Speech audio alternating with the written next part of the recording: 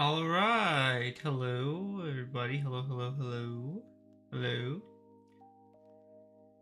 Today we are. I don't know anymore. Yeah, it's gonna be fun. I think. Probably not. But yeah, I'll see how it goes. I'll see how this goes because let's just say picking a fight with the sun is not a very smart idea. Who would have guessed? Who would have thought? But yeah. So that's that. I'm thinking of maybe just getting right into it. I don't know. Updates. I don't really have any updates. Next week is Ina, and then some other games depending on how long Ina is. I don't know how long it is. I think it's might be like one stream. If not, I could probably find a good like ending point and just continue it like the week after, maybe.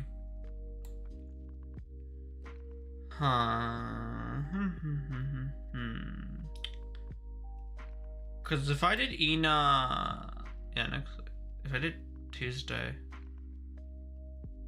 okay, that's doable. Yeah, that's doable. Okay, that's doable. Yeah.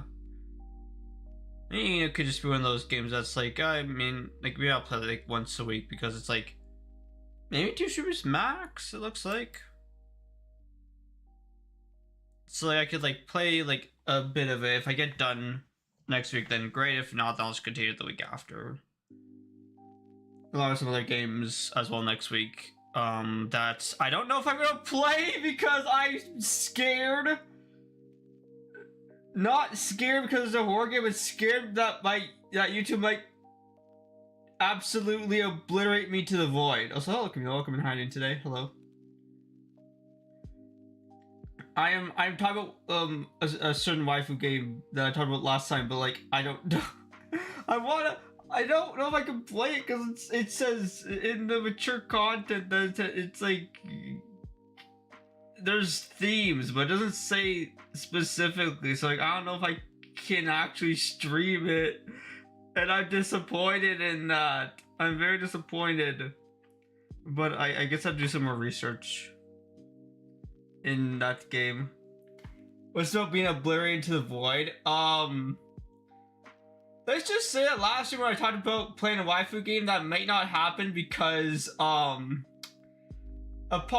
inspection on the Steam page, it says it includes S content, but I don't know if it like how bad it gets, if it's like if I can actually stream it on YouTube or not. I don't know if I can. I didn't think it would actually have that stuff. Is this the S game? Yes. It starts with an S. I won't say what it is. I might say it if it doesn't happen, but yeah, I will have to do more intensive research to find out if I can. Okay, here's the thing, okay? There are 3 games. There is like a prelude or like a prologue. Then there's the first game, and then the second game. The prelude, I think, is actually fine to play because it just says suggested themes and so like the prelude is fine. It doesn't say anything about. Oh no, it does in the tags. Those are like player defined tags, so like I don't know. That's the issue. It's like it says it under the player defined tag, so it's like I don't know if it's. I will have to see. But the prelude I think should be fine. Because I think I watched it like a long time ago. In terms of the first game and second game, I don't know. But the prelude should be fine though. I think, yeah. That heavily narrows it down? Is it actually being sarcastic? I can't tell. I swear. If you somehow, if someone in chat manages to figure it out, I'm gonna lose my mind. Anyways, I'm gonna get into the game. I'm gonna fight the sun, chat. We're gonna fight the sun. I'm going to get good, and I'm gonna beat the shit out of the sun, but it's gonna beat the shit out of me first, because I am bad at this game. Hollow Knight. Let's just go. Yeah. I'm just... Actually, no, let's do the plan that I had, because I think I'll just do Eno Tuesday, and then if I don't finish it, I'll just do the week after. And then Cooking Companions as well next week. Well, I don't think it would be a game that has that sort of content, so yeah. Do you know what game I'm talking about here? You say you don't think. I'm just worried I'm gonna play it on stream, and then out of nowhere I'm gonna see like, oh damn! YouTube just like barges in, and there's like, Horrorfy, what the fuck is wrong with you? Why are you showing this stuff on stream? I'm like, I'm sorry, please, I didn't know what would happen. Yeah, I don't want to be streaming it, then it just like suddenly stuff happens. You will figure it out. To be fair, there is no nudity. Oh gosh, 83 hours. I'm gonna lose my mind. To be fair, there's no nudity tag, so like, or it doesn't say that in the mature content warning. So if you think about, so it should be fine. It should be fine. I'm assuming when it says, you know, as themes, I'm assuming just like saying like in reference, they get references stuff. Ow. That's what I'm assuming. All right, I threw away my money. Forgot about that.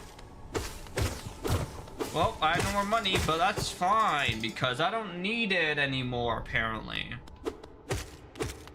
And I like to have it. Okay, we shall go.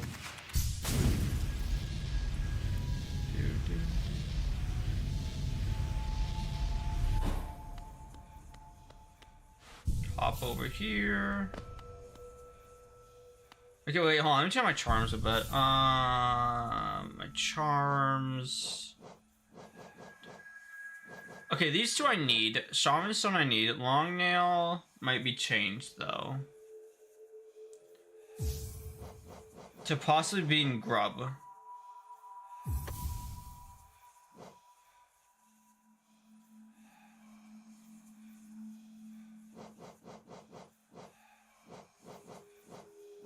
Honestly, you won't do shit for, maybe, no. I don't know if this does anything. I know it does damage, but I don't know if it does much to Radiance. Quick Focus, wouldn't have enough room for that. Damn. Grubby. You? Actually, I think I'll just do Long Nail. I think Long Nail's probably better. Or Quick Slash. Quick Slash? No, that's 3. Okay, Long Nail. That's fine. Okay. I'll figure it out. Especially because now I do more damage. Hollow Knight should be easier. And by Hollow Knight, I mean the boss Hollow Knight, not as in the game Hollow Knight. The Hollow Knight. No, no, no. Oh my god, wait, I forget controls. Shit.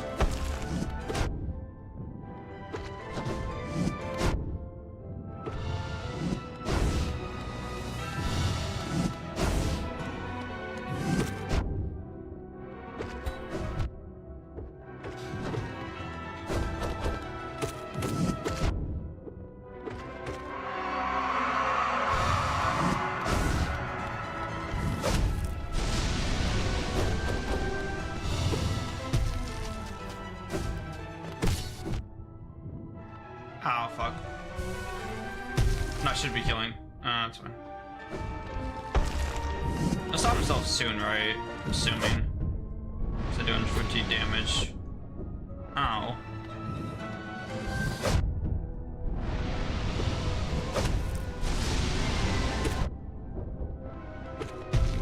I'm so bad at Holiday without the damn shade sharp shadow. No.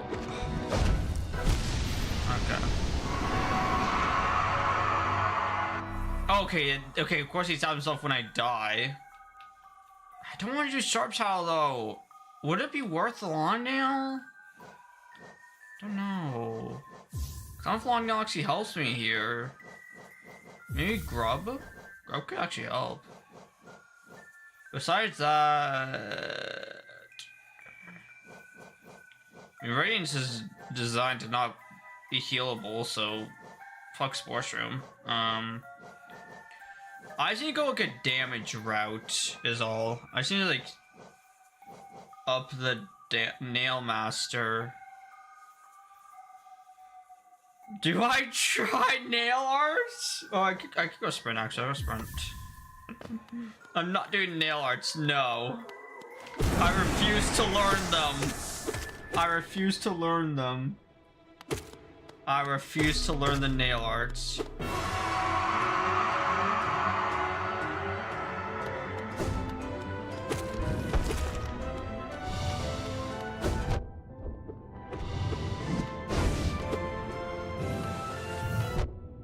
Yeah, no.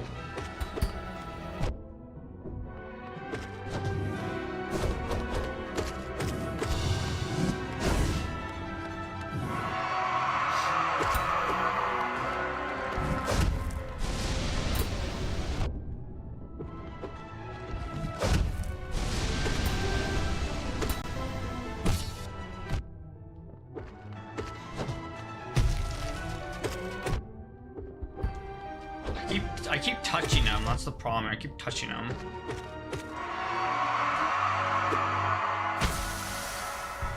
I'll just do like 2 and then I'll like beat you up. Ow. Here should be easy, just move back and forth. Ow.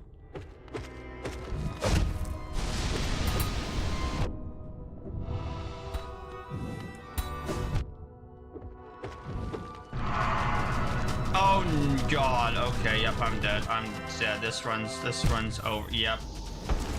Oh, that's so bad. Damn it. And I can't even get past Hollow Knight. It's not worth the... I think Grub Song's more worth it than the frickin' what's it called? Then try and get Shadow Dash in here. Sharp Shadow.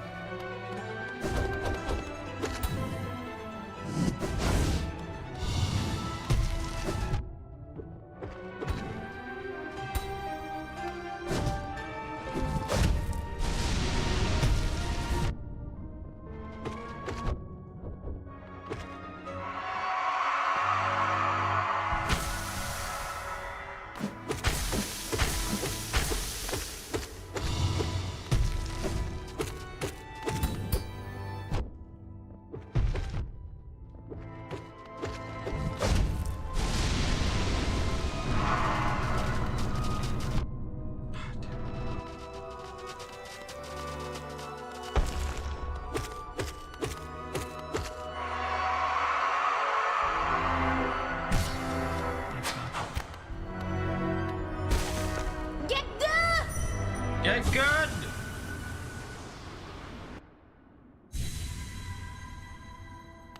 Okay. Chat, I don't want to do this. Okay. Okay.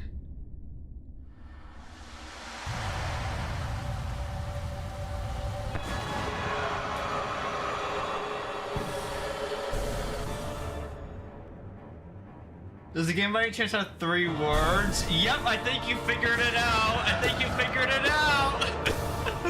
Gosh damn it. I tried to remain elusive.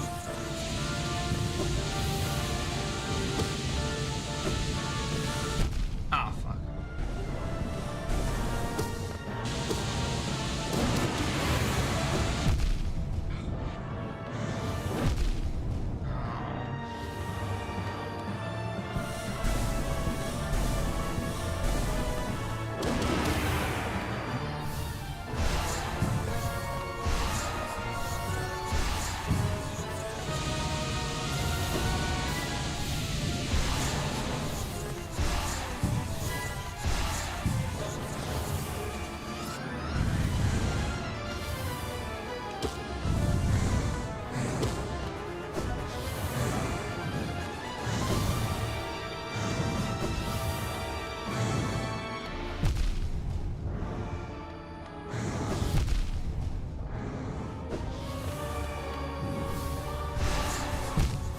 No, okay, well.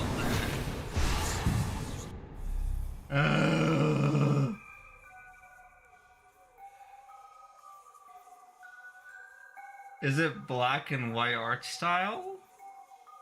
No? Wait, are you thinking of... Oh, no, wait, no, you're not. That's one of the words. No, not that one.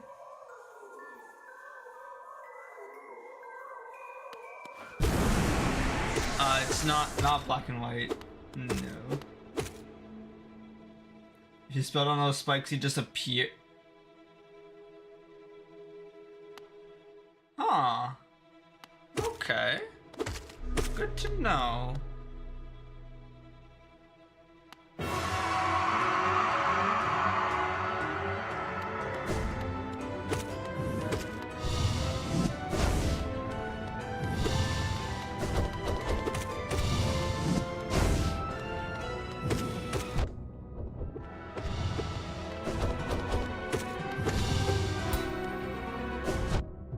Ah, damn you, why would you bounce back? Oh, damn you.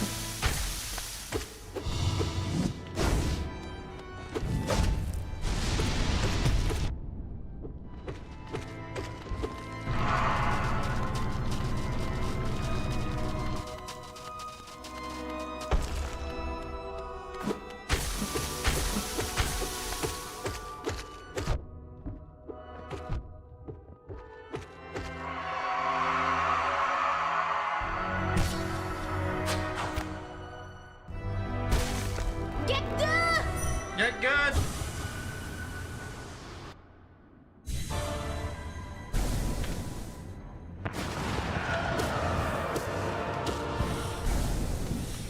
Ow.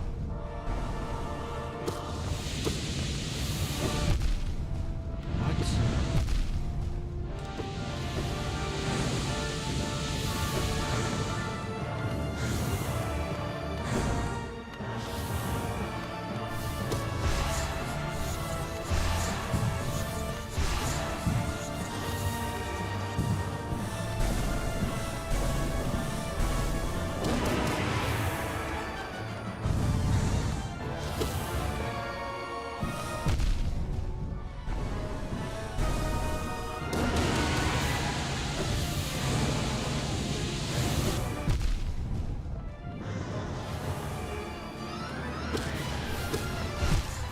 No, why would I spawn the beam right on me? Damn it.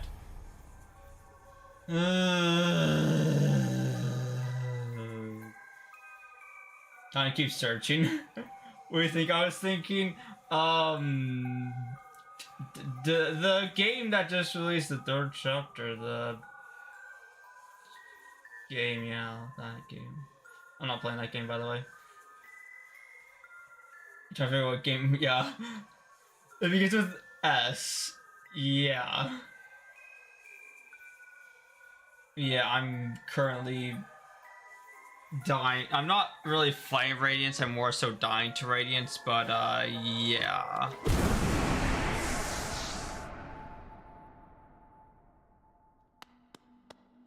Yes, it is Radiance time.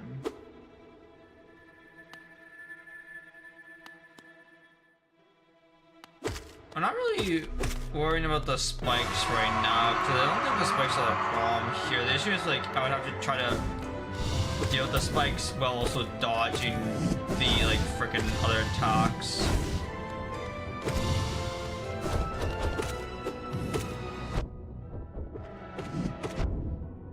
Also, I will ask for no backseating unless specifically asked for, please and thank you. Ow. Ow. That's fine.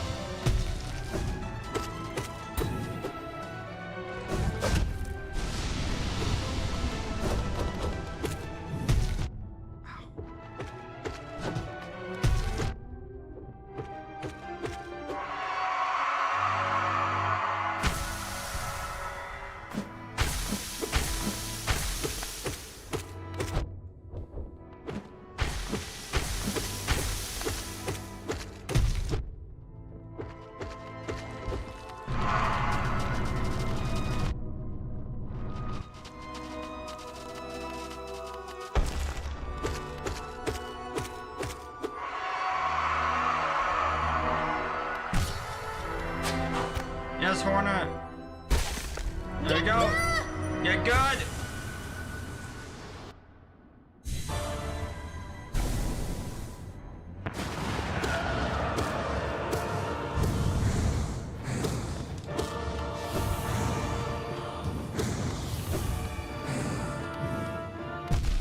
Damn it.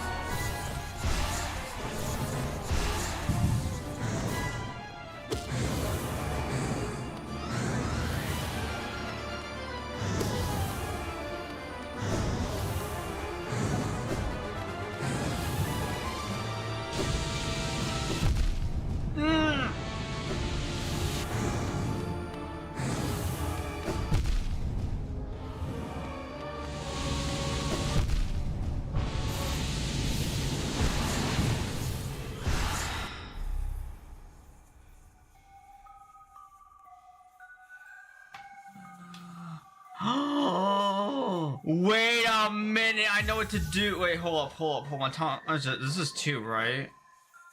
Bear like dash master. Bear will be able to dash more often as well as dash downwards. Perfect for those who want as quick as possible. So how does that work? I can't dash in here, that's great.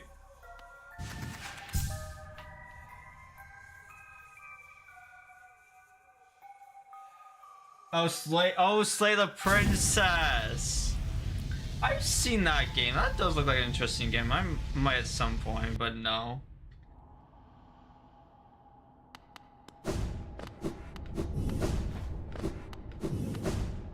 Oh no, but I tell my.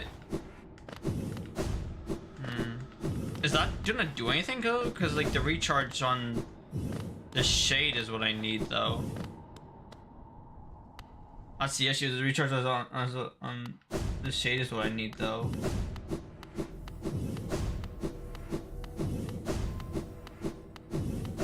Like I can just spam dash this, but the issue is that the shade recharge.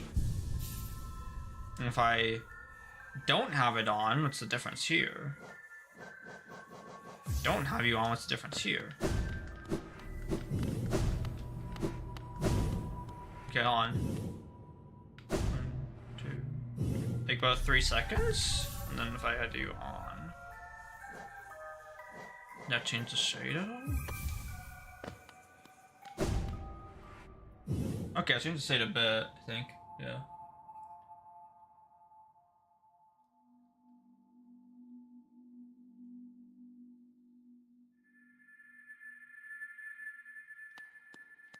Sharp shadow?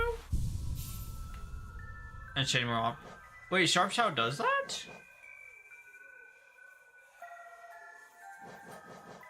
Sharp shadow give you. Well, I mean, I can't really combine because I do want. Because the charms that I have, I don't want to remove. I don't want to remove strength or heart. So how much do I want to keep? Definitely for the spells and. Because sharp shadow. Sharp shadow doesn't do anything much for radiance, though. That's the issue. You should combine the two, but the issue is combining the two would require me to like lose heart, which I kind of want. No, I could try Dash Master though.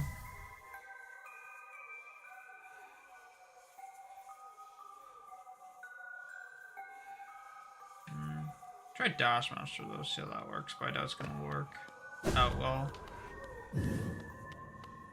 Granted, I could try, there was one that costed 2, that was like a strength thing, I think. Wait, Resilience would be good. Resilience would be great, though, I feel like, for this fight. Resilience would be good. Resilience helps me a lot, actually. Might as well try it. So I don't get hit as often, and I have some more buffer time.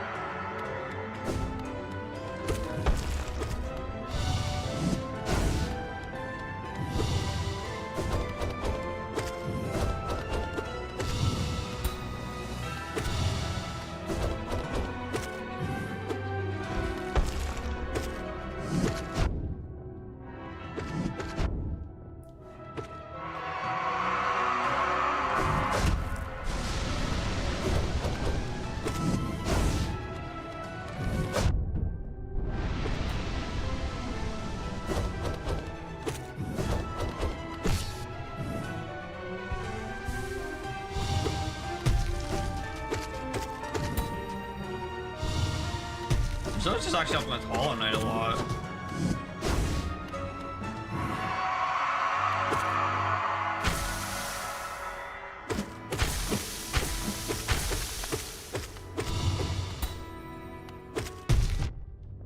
Ow.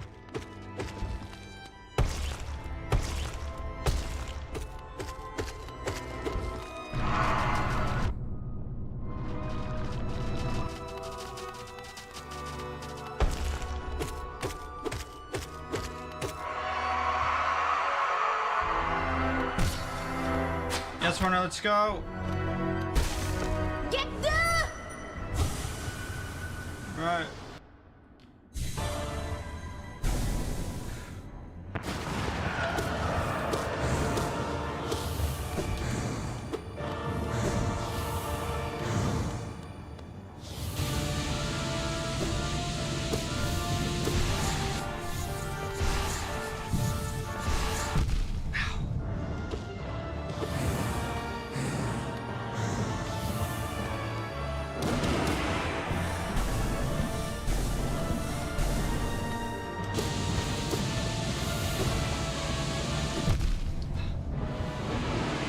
No.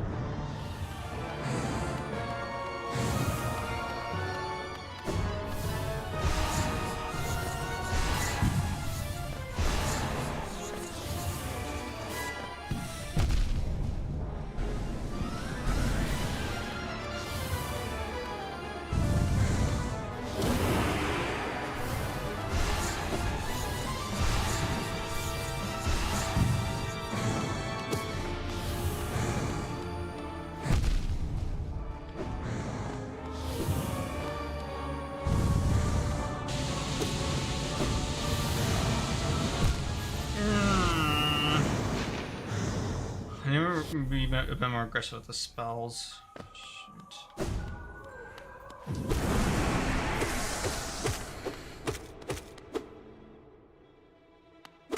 Resilience definitely like helped there, though. I could tell.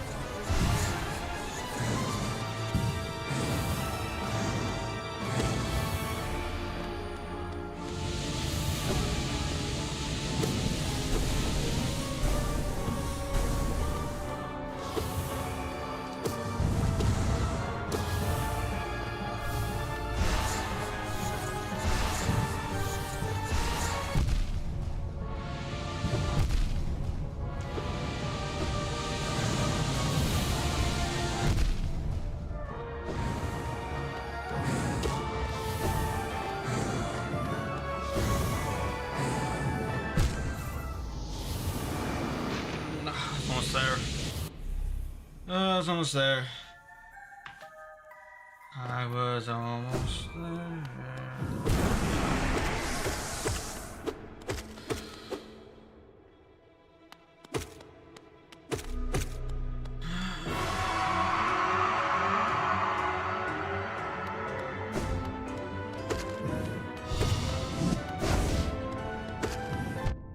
Ow.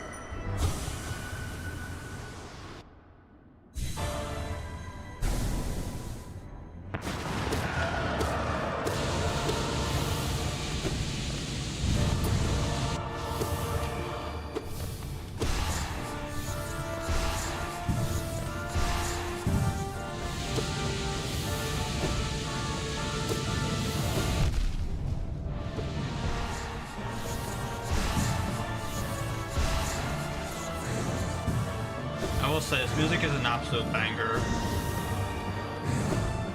What?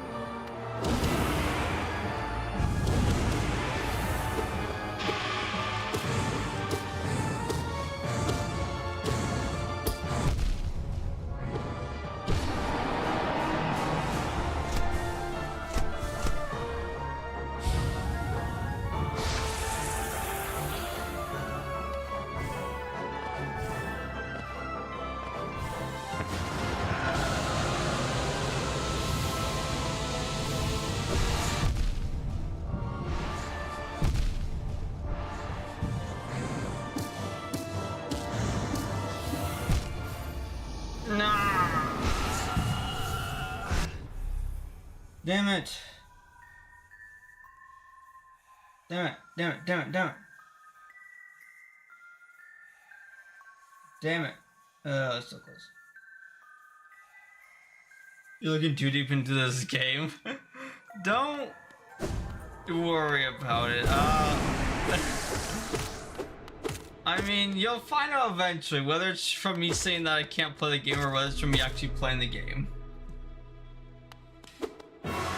You shall find out eventually, or do your own research if that's what you insist. Damn it.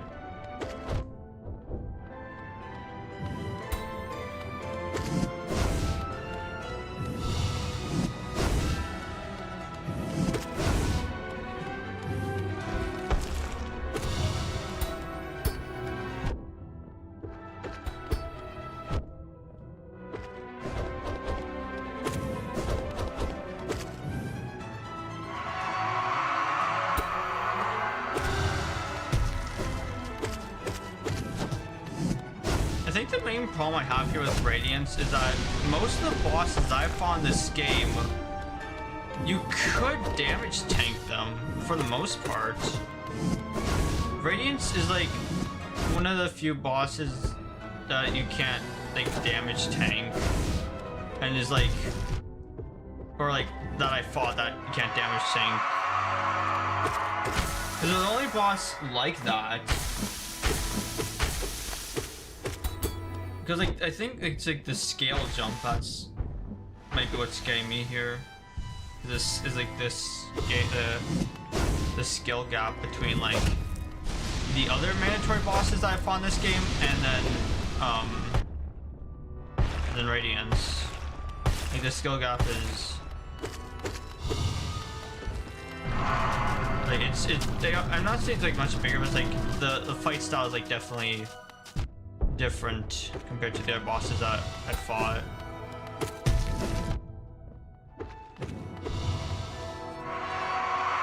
No, don't heal, heal. Okay. It's fine, one heart, but it's fine. When I got this, and then we get good.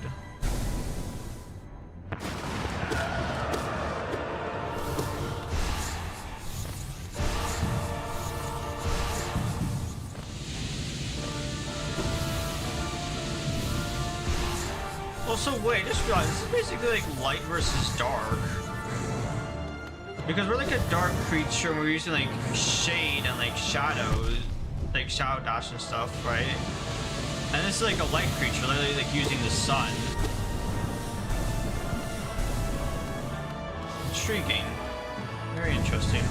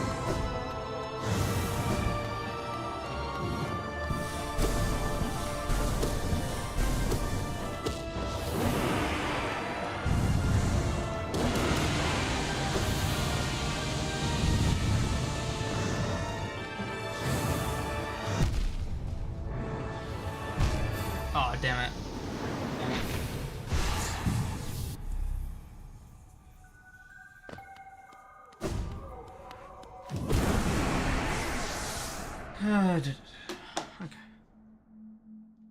Okay. Okay.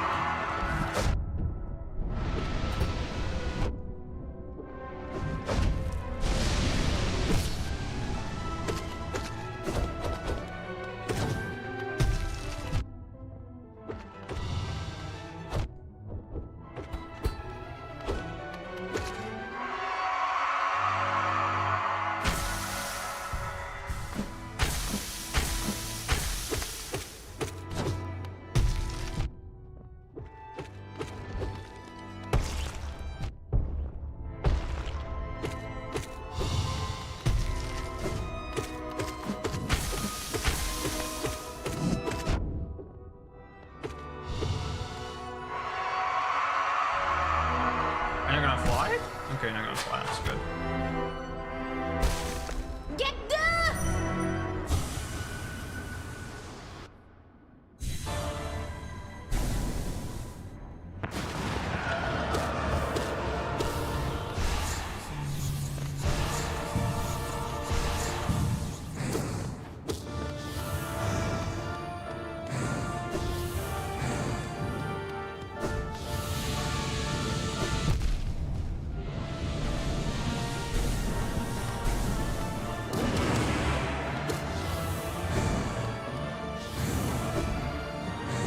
No.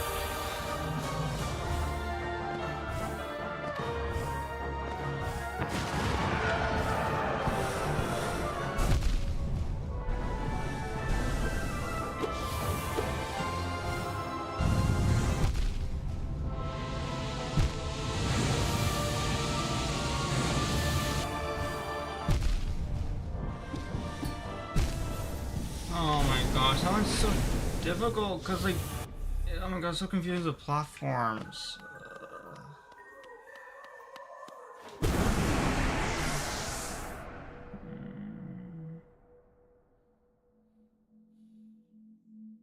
Hello, Crystal. Welcome and how are you doing today? Hello, hello, hello.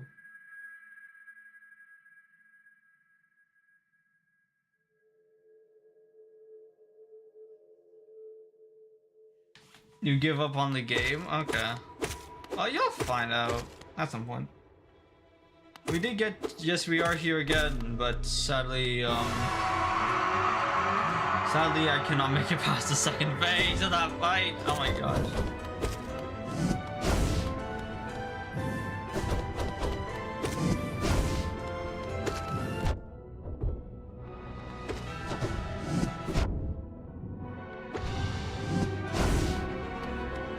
Bring more to this hunter. There we go.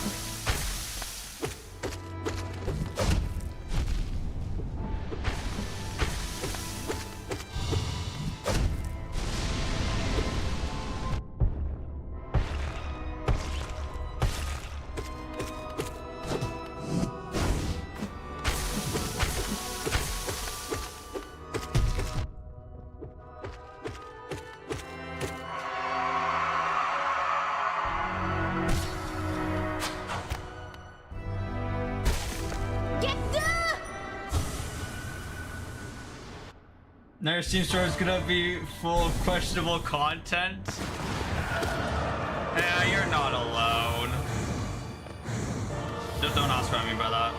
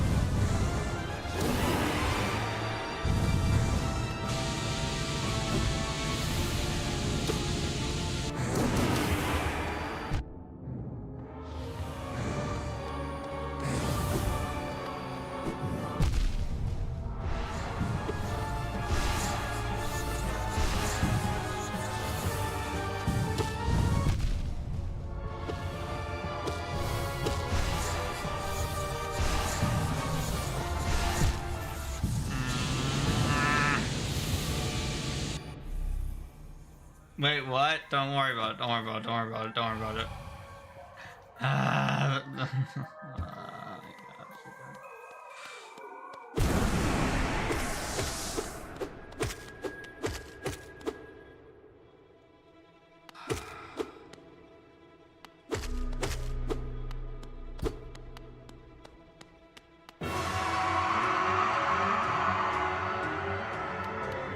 Come on, brother. Let's do this.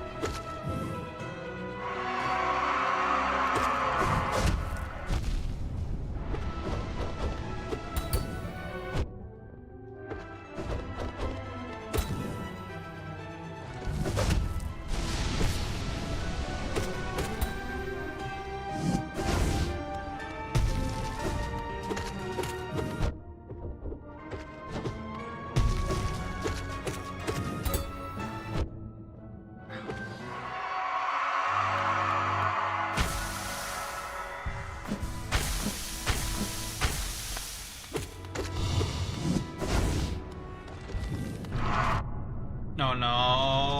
Oh, I messed that up. I messed up so bad. Fuck. Healed too much. Yeah, there's still a chance. Still a chance. Still a chance. There's still a chance. There's still a chance. My soul back. There we go. All right. All right. All right. All right. Yes. Get good! Get good.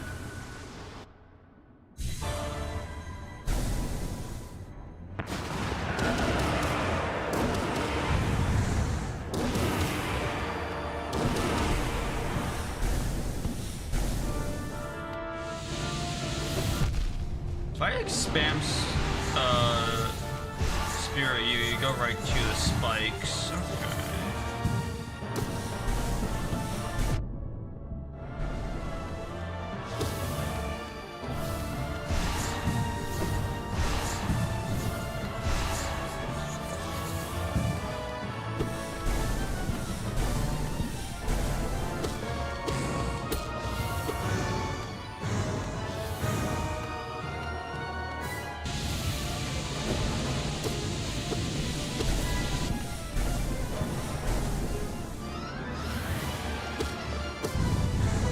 Okay, so just spam spirit you at the start. That seems to be very helpful. Okay. Okay, I'm learning. I think. No, I'm not learning, actually. No, I'm not. And heal the absolute fuck out of my character.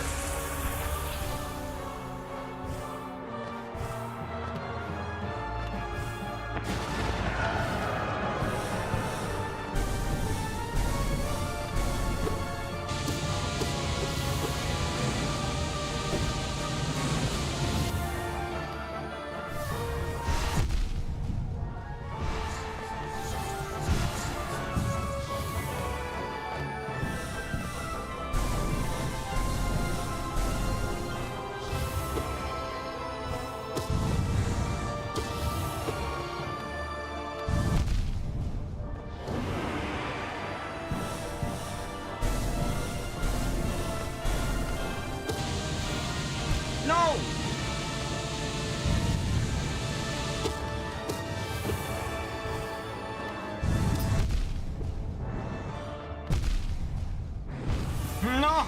Oh my god. I think I'm getting it.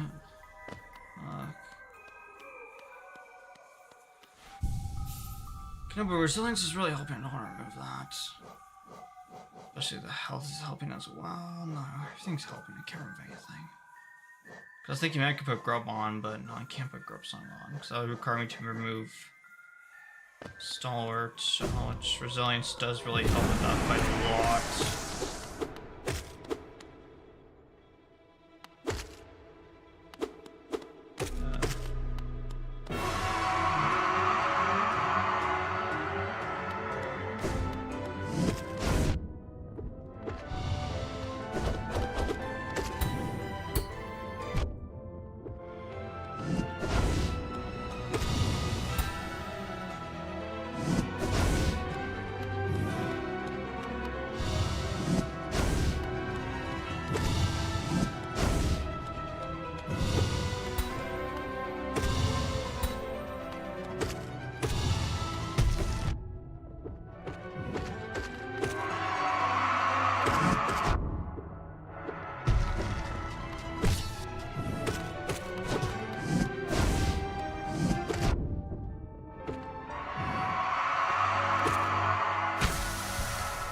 Only heal once.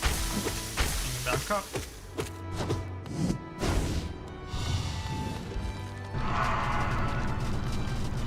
Should be enough time. That's fine.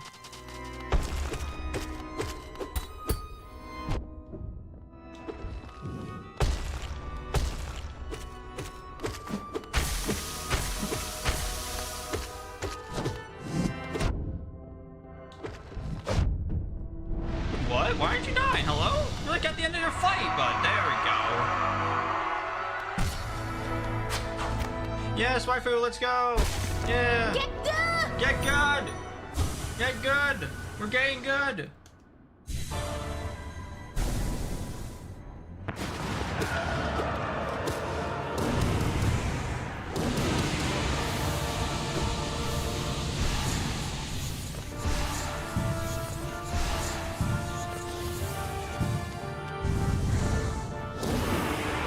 Nope, shit. 1, 2, 3. Wait for opportunity.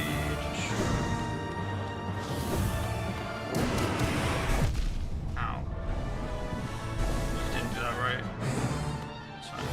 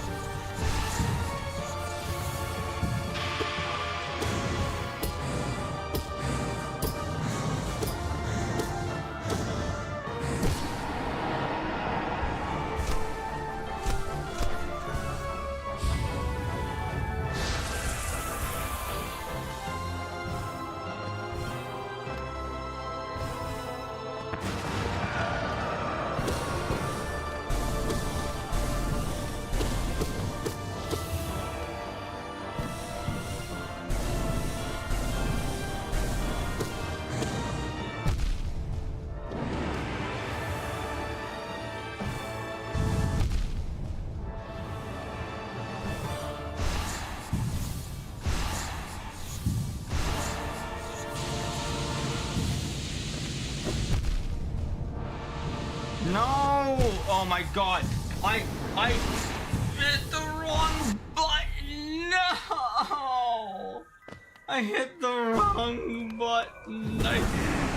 Instead of dashing through the laser beam, I used my like fireball shadow spell and I just Not only did I waste my soul, but I also wasted my health on that. Fuck. Damn it.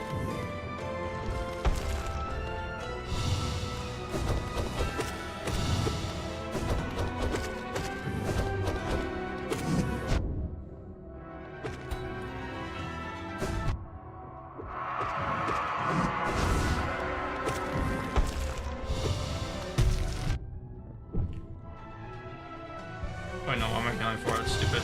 No, don't heal, don't heal, don't heal. Oh, damn it. I need to go more to the center here. Going too far off to the sides.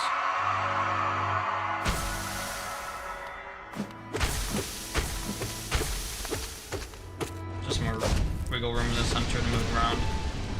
Nope. Bounce. Bouncy ball. Bouncy ball.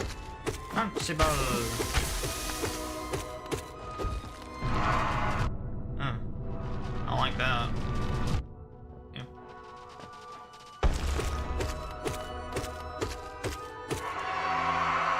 You're definitely starting to melt that first phase.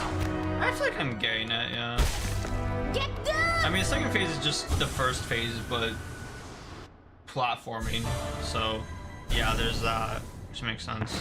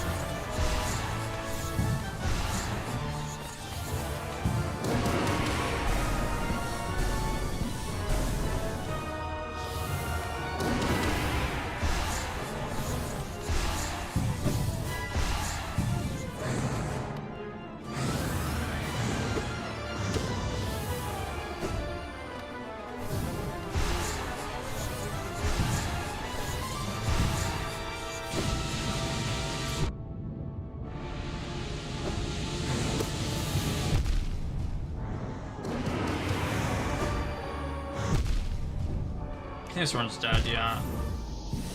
I said what's wrong there. Because I did try that a bit yesterday as well, because I tried that yesterday as well, where like I just tried spam spelling at the start. That did seem to work, so I think I could just do that. Because if you think about it, if I spam spell and just get them to a second phase quickly enough, it might be quick enough to the point where I don't lose much health. And the next phase I just keep attacking Radiance until the point where I have enough soul to do the homework ability on them.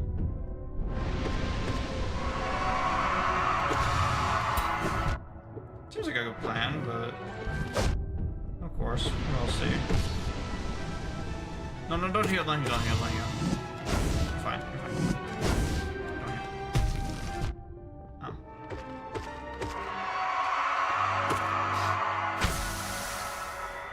If you find the laser attack a good time to heal, I find the laser attack a good time to heal if you get low. Oh yeah, that is, yeah, I did try healing with that a couple times yesterday, but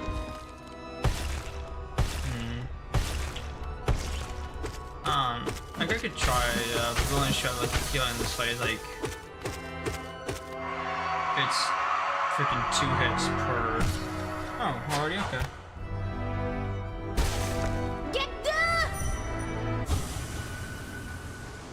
Of course, she started to fire 3 sets of lasers. Oh, it's a she. Okay, cool. Thanks for clarifying that. I honestly didn't know.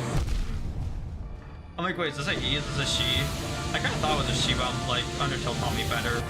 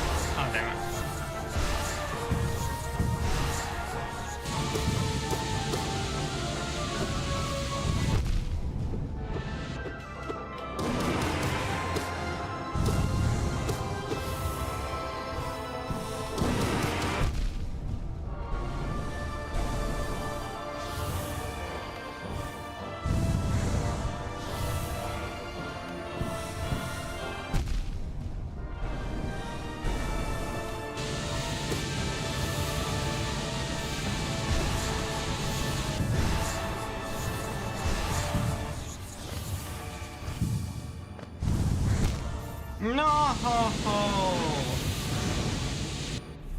You think this is she anyways? Fair enough. Fair enough. I mean, it looks okay. Never mind. I'm not gonna assume. Undertale taught me better than this. Undertale taught me a very important life lesson. Never assume genders. That was the important life lesson I got from Undertale. Never assume gender. It's not, you know, be pacifist and be kind to people even though they're mean to you because, you know, good karma and stuff. It's like, no. The true message in Undertale is to never assume genders. That's the true message Toby Fox was trying to tell all along. Ow! Stop hurting. Ow, damn you.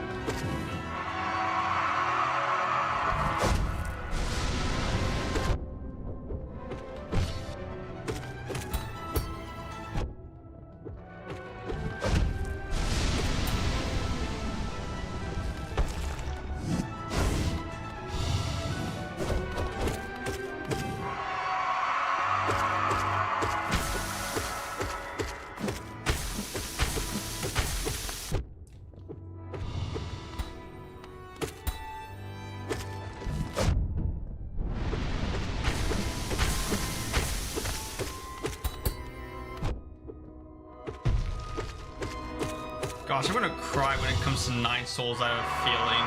Or I might actually be good with it, either or. Because I know 9 Souls has the like a blocking mechanic. Unlike Hollow Knight. Are we still here?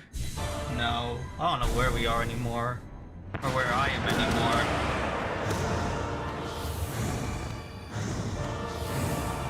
I don't know what anything is anymore. What is life? Why am I fighting the sun for? What did it ever do to me? What did I ever do to it? Why does Mother Nature want to do this to me?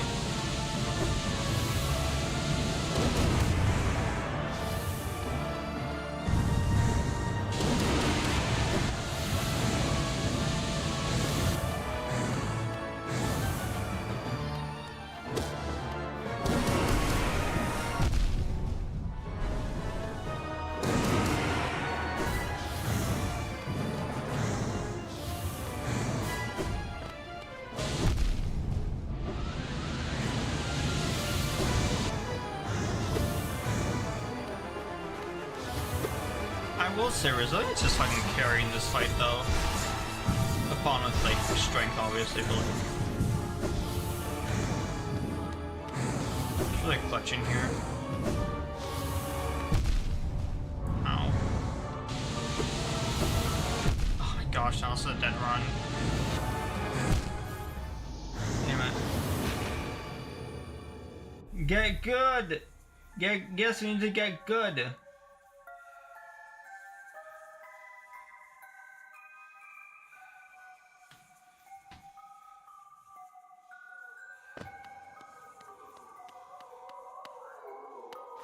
Yeah, just use OBS, that's what I use.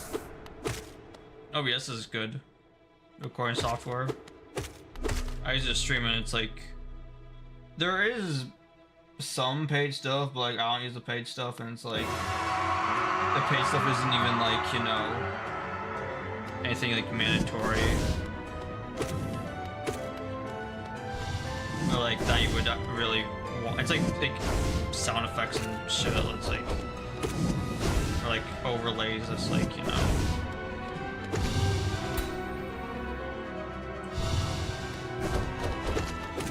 Not exactly super useful, or to me at least, since, you know, I use my own overlays and my own, like, stuff.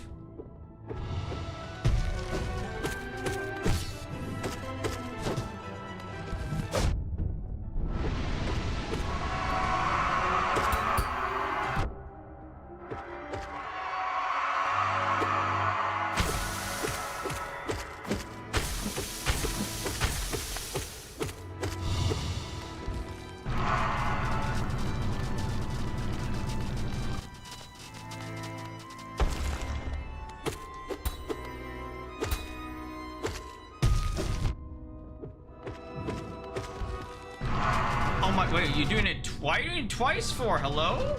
You never did twice before. What the rigged, man. This is rigged. You're rigged. Get out of here.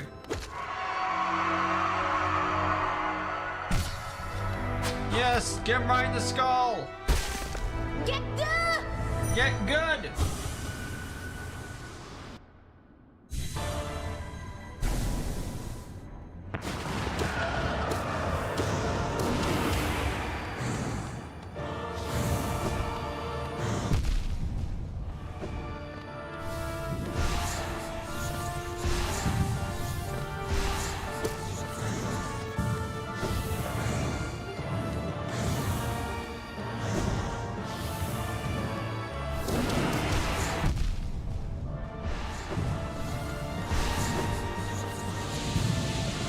Okay, but that was very hard to do though.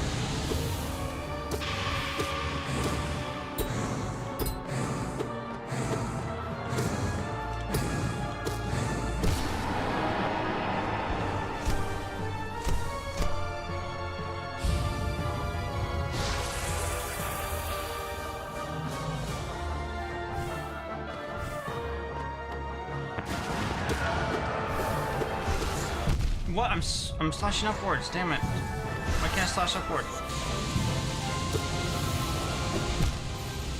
Oh, I doused it too early.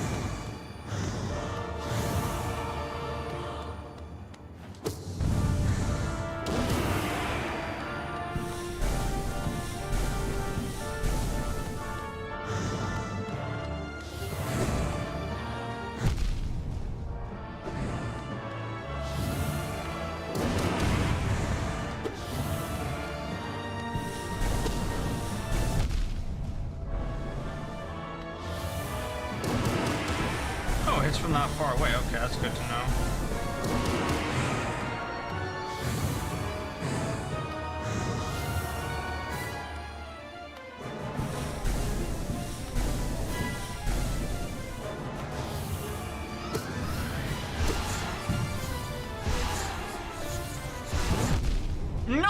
What the oh my gosh, I fat-fingered circle, no! Oh my gosh, it's my soul, damn it.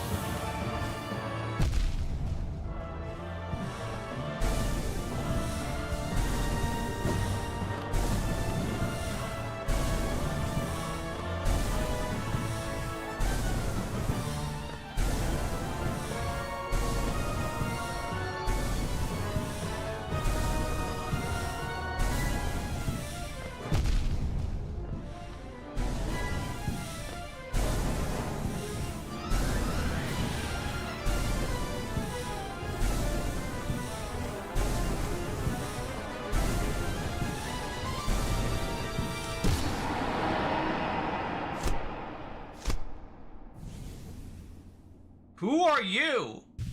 What? Huh?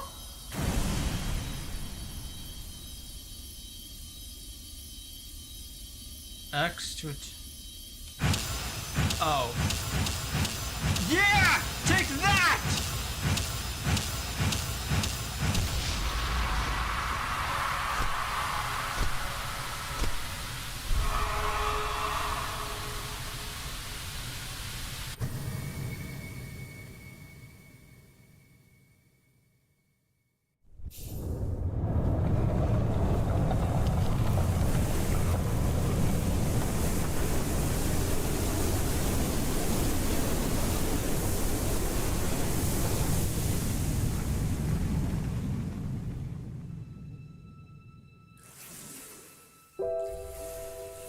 Oh?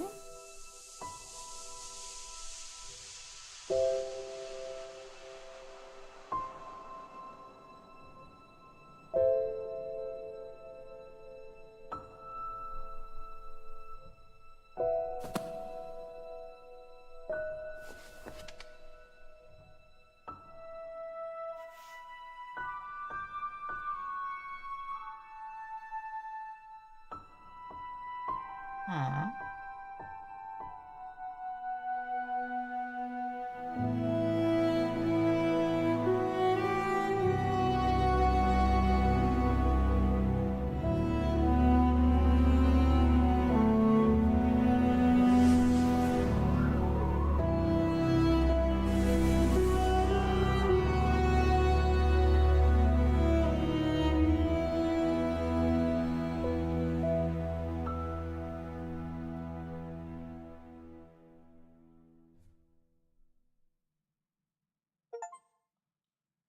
Dream no more, defeat radiance and consume the light. Yes! Let's fucking go! Yes! Yes! It's been like 5 years, holy... Oh my god, yeah! Holy shit, my heart is beating so fast right now. Well, I'm actually shaking, holy shit. Okay. I need a minute. Oh my gosh, that was beautiful! And leaves us on the cliffhanger for Silk Song that's not gonna come out for like another 50 years. Yeah, let's go. Holy. Oh my god. Oh my god. Okay. Okay, I'm still a little nervous though, cause remember that, you know, the game that was like, you know, the end credits kind of got corrupted or whatever. 1 HP has, I just had 1 HP at the end there? I did not even notice that. That is actually so close. I had 1 HP. That makes it even more satisfying. That I came in clutch there. That makes it even more satisfying that I came in clutch there. Oh my gosh. It is over. Finally, we did it.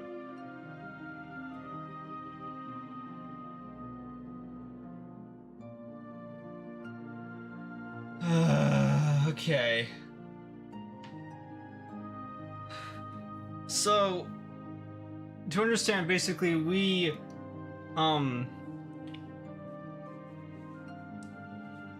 yeah, we ended up, like, consuming the light and... Yeah, I guess because, like, radiance was the thing I was making Hollowness eternal. I still don't know what that black shadow was at the very end there. The person you asked who is that is actually the Hollow Knight. Oh, really? I mean, I don't care for spoilers since it's, like, over and we watched the lore video, like, now anyway, so yeah. Let's go.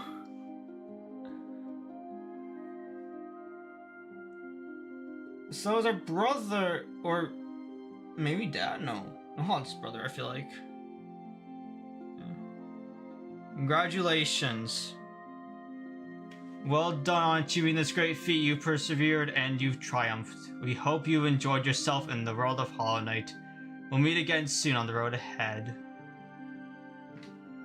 I don't think we will, if I'm being honest. Except for when Silk Song comes up, but in that case, yeah. 84 hours, let's go. Do you not notice that they had shape lol? It looked like a giant black blob, I don't know. Okay. Holy shit. Oh, that is interesting. Ooh, okay, cool, new screen. I'm gonna assume that's a true ending. It's my assumption, because that leads into Silk Song. It also ends with us defeating, like, Radiance. And the Hollow Knight helps us defeat Radiance. I love that at the end, though, that, like, you just become, like, very powerful and you're able to, like, beat the shit out of Radiance. However, though, I need to see something, though. No, it doesn't say it does it on a charm. Does it on a charm? You changed the menu screen. Oh, really? Interesting. Oh, right, you told me that before, but we were like, oh, might contain spoilers thing. This sound charm. An emptiness that was hidden within, now unconstrained, unifies the void under the bearer's will.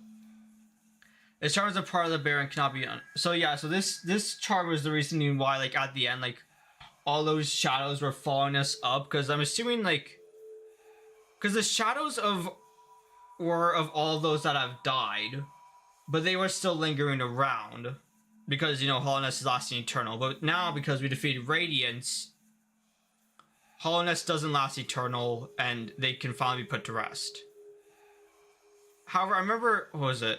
The poem that we get while going up after getting this. I forget exactly what it says, but it says something about, like, seal the light or something like that, like seal the light. It was something like that, which I'm assuming is, like, you know, sealing the light is, like, basically defeating Radiance, because, like I said before, it's basically like light versus dark, right? Because we are dark and then Radiance is obviously light. Especially at the end there, that's, like, so obvious. Radiance is, like, light and we are, like, darkness. Yeah. Oh, hello, can I... Oh fuck, I can't do. Can I leave game? Hello? Am I not tabbed in? Hello, game. Quit to main menu? Okay. Alright. This is a good day. Whoever found beat the boss. Yes, I did. After so many years. Oh my gosh, I can't. I actually want to see something here. Can I go on? Go PlayStation app? Or am I signed out? Please don't tell me I'm signed out. I'm not right. Okay. Search here. Hollow Knight. No. Hollow Knight. How long ago did I play this on PlayStation? Does it say? Fuck, it doesn't say. Hollow Knight, no. Shit, I don't know what it says. Don't know if it says. Yeah, it doesn't say. Shoot. That would have been. How long ago would that have been, though? No, it would have been 5 years ago, because that would be 2020. Fuck, time flies. 10 years ago? No. Was it? Hold on. It was just like maybe like 7 years ago. Maybe 7. I think 7. Like 7 or 6 years ago.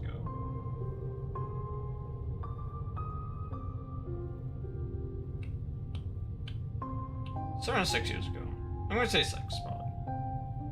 Was when I played this the first time, and I will just say like this. I feel this is actually a bit more satisfying than beating Liza P, because of all those years ago. All those years ago, it's finally over. Oh my gosh, that was so good. Holy shit. Overall, I'd say it's I would give it a 9 out of 10. I'd give it a 9 out of 10. Yeah. It was fun. It was fun. I enjoyed it. Despite the pain. Gameplay's fun. I do like the mechanics, and especially the shadow dash as a dodge.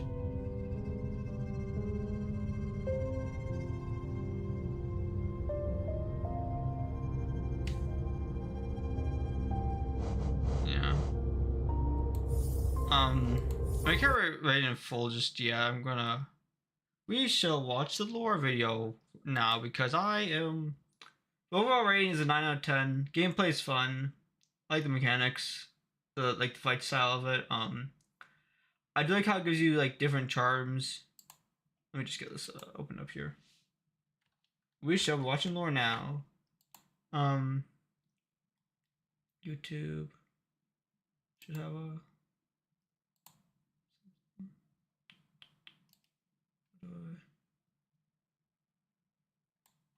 How do I do this?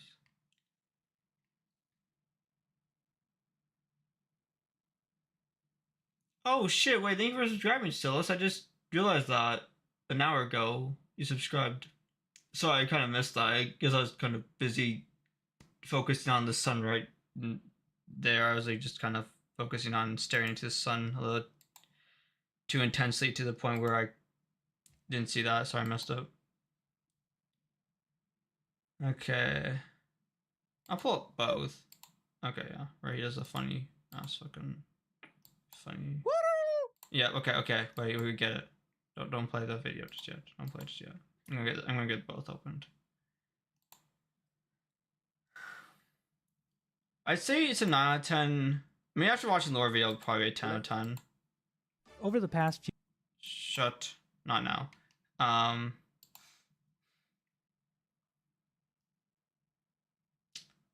Just do that. Full screen this. And spoiler warning, we don't care, yeah. But if you don't want spoilers for one of the DLCs, don't watch the last chapter.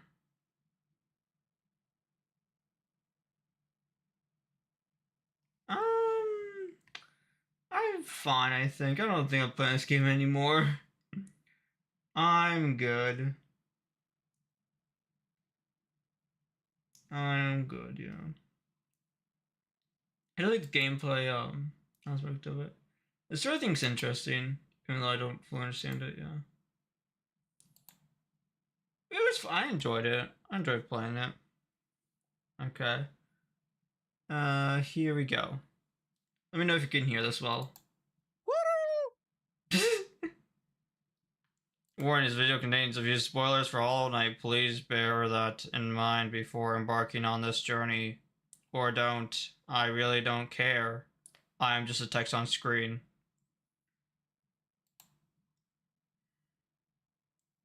Cool. If you were to ask me, what is your favorite video game ever made? I would have to say Cory in the House for the Nintendo DS. But Hollow Knight would be a close second. Hollow Knight was released on February 24th, 2017. Chat, should we play that next stream? Chat, next stream. We're playing this game. No, we're playing this game next stream. We're playing this game next stream. Definitely. We're playing Cory in the House. We're playing this next stream, chat. Next stream leaked. We're playing this next stream, yeah. Real. Hollow Knight was released on February 24th, 2017. 2017, wow. An indie game studio based in the mythical land of Adelaide, South Australia. Over the past 3 years, Hollow Knight has become an indie darling. The game has sold over 3.5 million. Also, before I continue with the video, is the audio good? Screw Hollow. Yeah, fuck all that. We don't want to play. We want to play Cory in the House. Yeah. Is the audio good before I continue? I just want to know.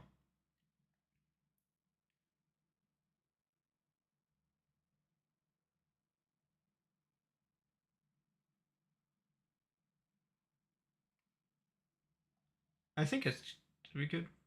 Copies. It was the opening game at ADGQ. The game has sold over 3.5 million copies. It was the opening game at ADGQ 2019. There's a Hollow Knight book, a line of plushies, t-shirts, nicotine patches, nuclear warheads, and even vinyl records for all you goddamn hipsters. Okay, vinyl records I understand. What the fuck was that nicotine patch? They wanted to create a world that allowed players to Team Cherry warheads and even vinyl records for all you goddamn hipsters. Okay. Team Cherry had one goal when making. Unironically, I might buy that if they still sell them. Not this. Not this. Not this. Not even this. Vinyl records. Oh, that's good. Okay. No, not the Warhead. I'm not gonna buy the Warhead. I'm gonna. For all you goddamn. I might unironically buy this if they still sell it. Damn hipsters. Team Cherry had one goal when making Hollow Knight. They wanted to create a world that allowed players to get completely lost in exploration. We can see this. Well, it worked well because I got completely lost in exploration. I got really lost. Design. The levels in Hollow Knight in exploration. We can see this desire in Hollow Knight's design. The levels in Hollow Knight are massive, with secrets and rewards hidden in every nook and cranny. Yeah, I remember that part. Charms, special abilities, or the game's navigation system requires the player to work for their map, forcing them to make a stronger mental image of the world in their head. Christopher Larkin's score or and just Ari Gibson's artwork grind some money so you don't have to memorize the map in your head. That the player won't want to leave. Artwork lend to this as well, creating an atmosphere that the player won't want to leave. But there's one aspect. Or maybe they want to leave it because they've been stuck in it so long that they just can't. You wouldn't mind Hollow Knight Nuclear Warhead? I'll buy it. I'll buy the Warhead and I'll show it off on stream. Launching a Warhead with Horfy on stream. Tune in now.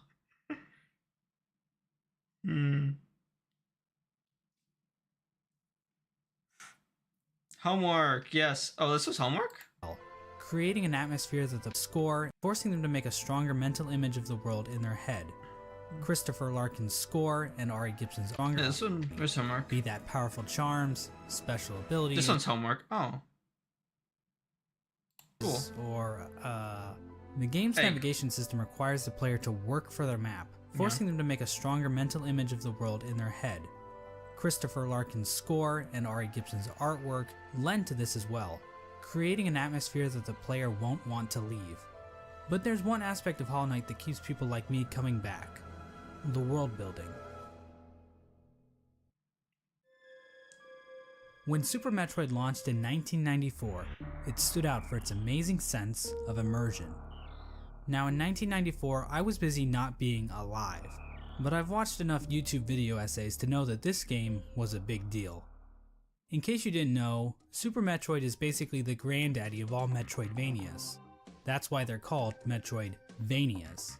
Now in Super Metroid, there are moments to give the player a sense of depth. Basically, the Metroidvania is basically like, requires a lot of backtracking. Interesting.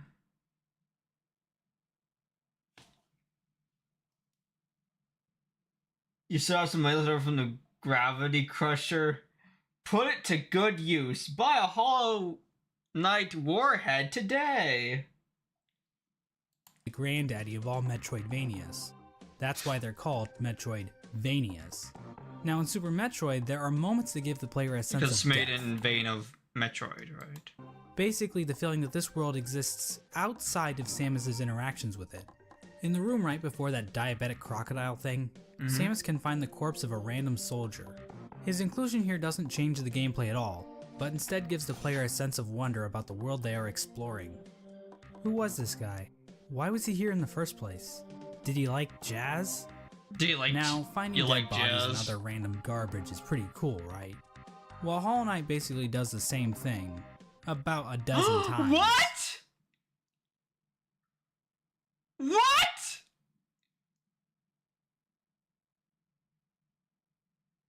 Okay, yeah, yeah. Yeah, that as well, yeah. That as well, yeah, I've seen that. I've seen that as well, yeah. That I've definitely seen, yeah. Well, Hollow Knight basically does this. Is that what happens if you... Is that what if you stab him? No, there's a bunch of chests there. The hell is this place? I've been here? This isn't the area where you get your nail upgraded, is it? No, because you cross the river, but you don't have these chests here.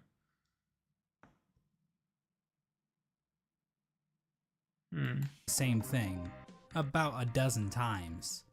Through its world building, Hollow Knight turns Hallownest into a living kingdom.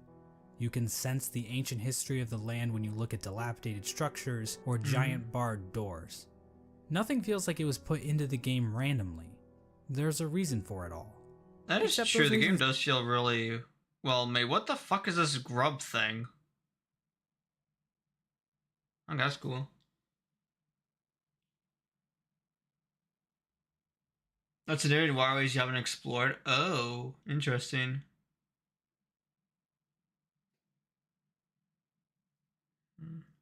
Aren't the easiest to uncover. Hollow Knight's narrative is buried under layers of NPC dialogue, except those reasons aren't the easy to game randomly. There's a reason for it all. Yeah, I will say Hollow Knight did that very well with the way they built the world and how they like the atmosphere and the world building was really well done. Except those reasons aren't the easiest to uncover.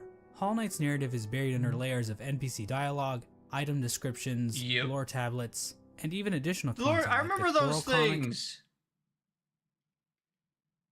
Also Curl. Rip Curl. 07's in the chat for Curl. Item description. But I remember lore tablets, yeah. These are I kind of forgot about them, honestly. And even additional content. Okay, introduction. Where's the lore star? Is it here? Worm Reborn. Before Hollow Nest. Oh, okay. So it's like it's after comic and fan gamers wander lore tablets, and even additional content like the Quarrel comic and fan gamers Wanderer's Journal. These past few years have seen an insane amount of research by the Hollow Knight community to make sense of Team Cherry's sprawling world. Gee. We've even made it to the point where people are looking at the in-game signs to try and decipher Hallownest's logographic language. In the in-game signs to try and decipher Hallownest. Thumbs up.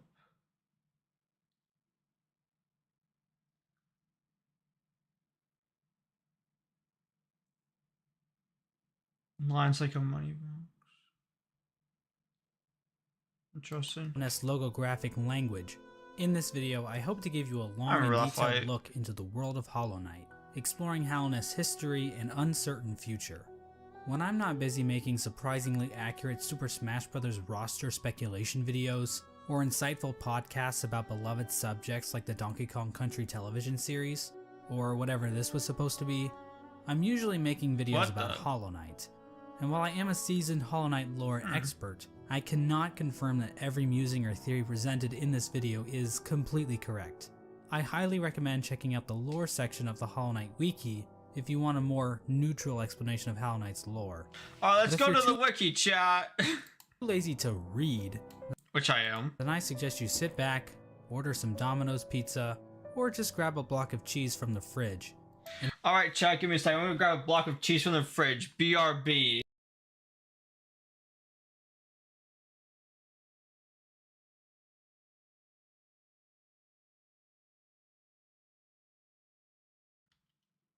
I have acquired block of cheese. And enjoy the mostly complete lore of Hollow Knight. It's a simple fact of life that every human worships a god, be that technology, ideology. Okay, so they all worship. Everyone in the Hollow Knight worships a god. Probably the Hollow Knight, or no. The god is probably Radiance.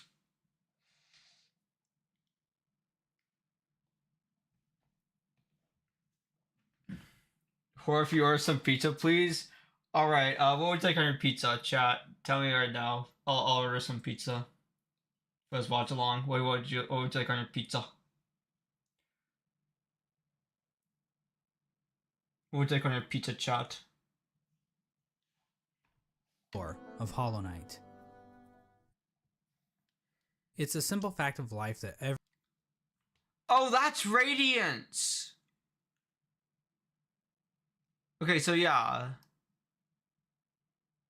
So Radiance is like the sort of like god of this place. Interesting. You'll take anything.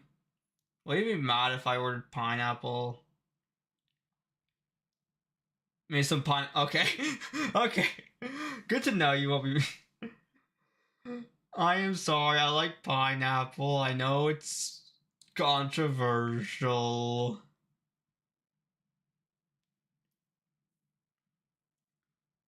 Every human worships a god, be that technology, ideologies, or in rare cases, God. As it turns out, the bugs in Hallownest pretty much operate in the same way. From the Mosskin born from the dream of a giant slug, to the emo kids of the ancient civilization who literally worship the darkness, there is no shortage of things to worship in the ancient civilization. What? Hold up. Worship the darkness. We're probably one of the emu kids then. Right? The player's probably an emu kid. Who literally worship the darkness. Yeah, so is there, I guess, there's like no shortage darkness of things to versus light. I still don't understand the cocoon factor. I guess I'll figure it out. Worship in the world of Hollow Knight. Our story begins with the creatures. There is no shortage of things to worship in the world of Hollow Knight. Our story begins with a creature very much worthy of worship. A creature born from the carcass of a worm. The carcass can still be found in the Kingdom's Edge, and it's our only good look at what worms actually looked like. At the time Hollow Knight occurs, it is suggested there are no worms left in the world. They were incredibly long creatures that featured little to no limbs. Another more mysterious... Oh, Latians have a worm. Interesting. Wait, wasn't that... That was the, white... That was the one where, like, we were climbing up and, like...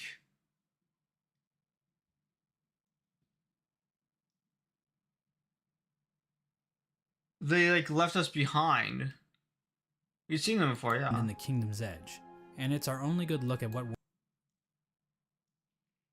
Oh, pizza ain't even that bad. I know, people hate it so much, and I don't know why.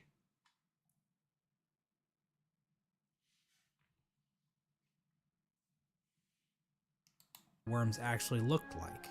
At the time Hollow Knight occurs, it is suggested there are no worms left in the world. They were incredibly long creatures that featured little to no limbs. Another more mysterious property of worms was that they had some kind of prescience or foresight.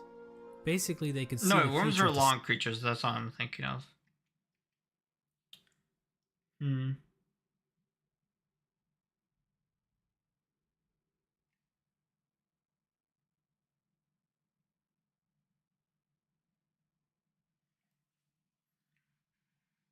That's the part after Miss Silk Song 2.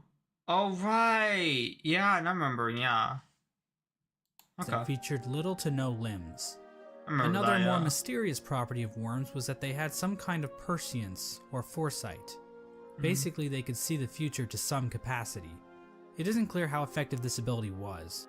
Considering how the entire race went extinct, this foresight ability must have been pretty shit.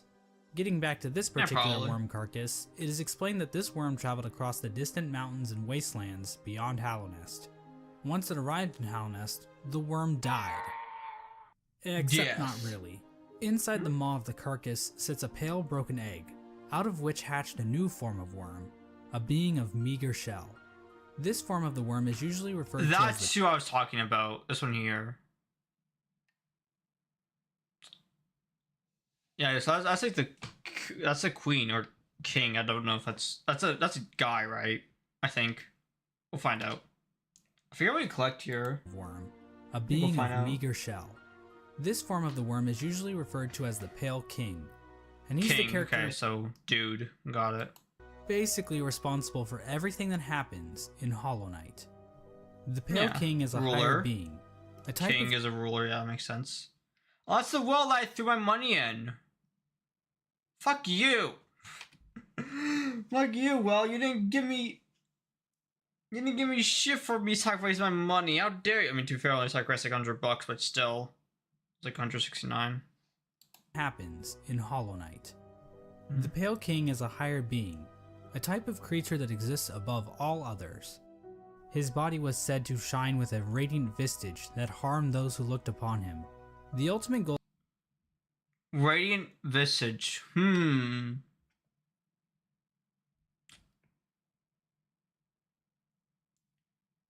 What if the king becomes Radiance? Being, a type of creature that exists above all others. His body was said to shine with a radiant visage that harmed those who looked upon him. It harmed those who looked upon him. Why would a king harm those who look up to, or I guess not upon? You want to look up to the king, not upon them. The goal of the Pale King seemed to be in line with that of other worms. A line from the cryptic Mr. Mushroom reads, "Worms pull bugs into their thrall, till ages pass and kingdoms fall." In other words, it's just in their nature. Dogs wag their tails, cats bury their shit, and worms bring massive amounts of bugs into their service in order to form long-standing kingdoms and civilizations. And here in the far corner of the... Oh, so like...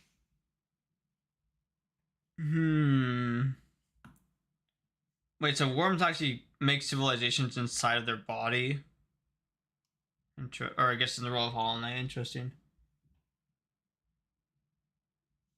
I didn't find Mr. Mushroom. Oh, that's sad. World, the Pale King emerged from the corpse of his former self. And the reason why I don't care much to like find everything of Hollow Knight is because it's just like...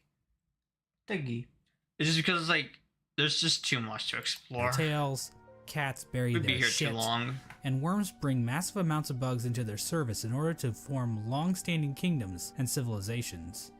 And here in a far corner of the world, the Pale King emerged from the corpse of his former self and began to build his eternal kingdom. Oh, from the corpse of his former self, so the Pale King is this worm here. It's just like, you know, the emerging from the shell. There's this one slight problem. There's like kingdom, Hallownest, corpse of his former self, and began to build his eternal kingdom, Hallownest. So he began to form in his kingdom, which is like, which is in Hallownest. So he rested here, emerged from the corpse, and then was like, I'm gonna build a kingdom here.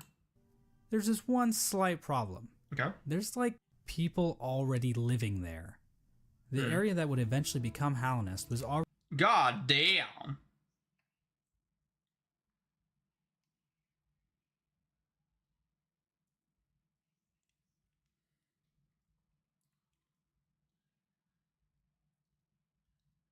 Every time I look at the map in full, I'm just like, damn. A lot of work went into this game, holy. The coloring on this is actually pretty nice, I will say. Already filled with mantises, bees, moths. The area that would eventually become Hallownest was already filled with mantises. Oh, so this is before Hallownest. Okay, yeah, makes sense. So this is like what happened beforehand. The area that would eventually become Hallownest was already filled with mantises, bees, moths, spiders, mushrooms, and bush cosplayers. Each of these groups were already operating with their own cultures and societies, and each group had a different interaction with the Pale King. Which we can see throughout the game, like almost every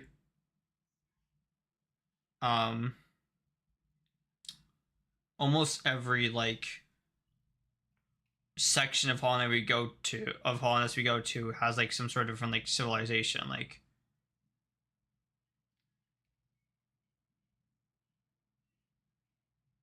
you need that Hallownest poster. That does look pretty nice, yeah. Hallownest was already filled with mantises, bees, moths. Yeah, because the mantises down in the Mantis Village. City of Tears had like all the guards. The bees were in the beehive, moths were in the resting ground, spiders were in Deep Nest. Yes, like every area had like their own like civilization. And bush cosplayers. Each of these groups were already operating with their own cultures and societies, and each group had a different interaction with the Pale King. One of the more receptive groups to the arrival of the Pale King were the mushrooms of the fungal wastes. These creatures were able to communicate with one another through one shared mind. The mushrooms viewed this shared mind as a strength. Interesting. They communicate with a shared mind. Okay. They share one singular brain. And they were kind of smug dickheads about it. The mushrooms viewed this shared mind as a strength, and they were kind of smug dickheads about it. Ultimately, the mushrooms wearily accepted the Pale King's rule, viewing his foresight as a shield to the dangers of the future. Another group living in the fungal wastes is the Mantis tribe. The Mantises have a rich cultural history reaching back to long before the birth of Hallownest. The Mantises are a proud tribe, believing in the importance of proving one's physical strength. The Mantises are fiercely territorial, but will show respect to those who display great power.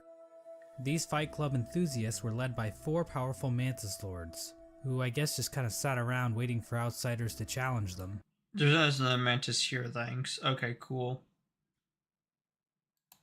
The Mantis tribe had no interest in the Pale King's kingdom, but the two communities did come to a truce.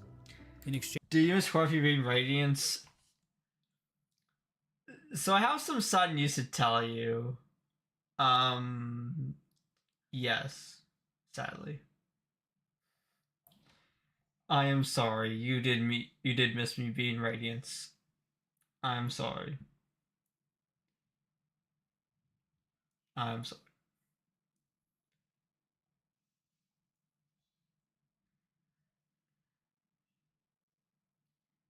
Stupid worker should just quit your job.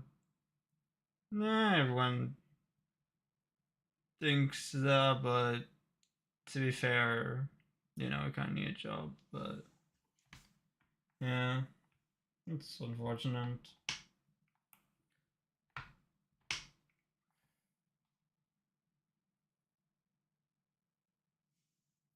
I mean, to be fair, you could watch the replay, but I guess it's not the same thing as watching it live, yeah.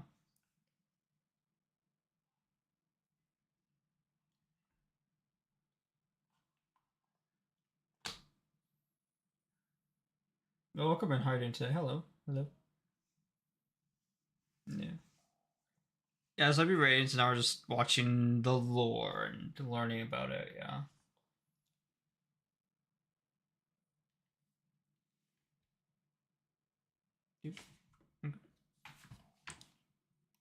Exchange for their independence from Hallownest, but the two communities. Okay, so what I'm understanding here is like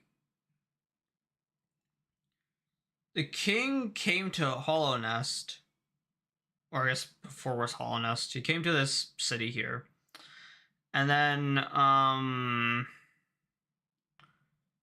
one by one he like tried to make the tribes like worship him. Like each civilization worship him, basically. A truce. In exchange for their independent kingdom, waiting for enthusiasts were led by, but will show respect to those who display great power.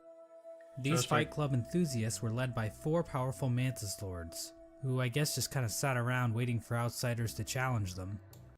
Yeah, that's what happened. That's why after you defeat them, you earn their respect because you were able to defeat them. Okay. The Mantis tribe had no interest in the Pale King's kingdom, but the two communities did come to a truce.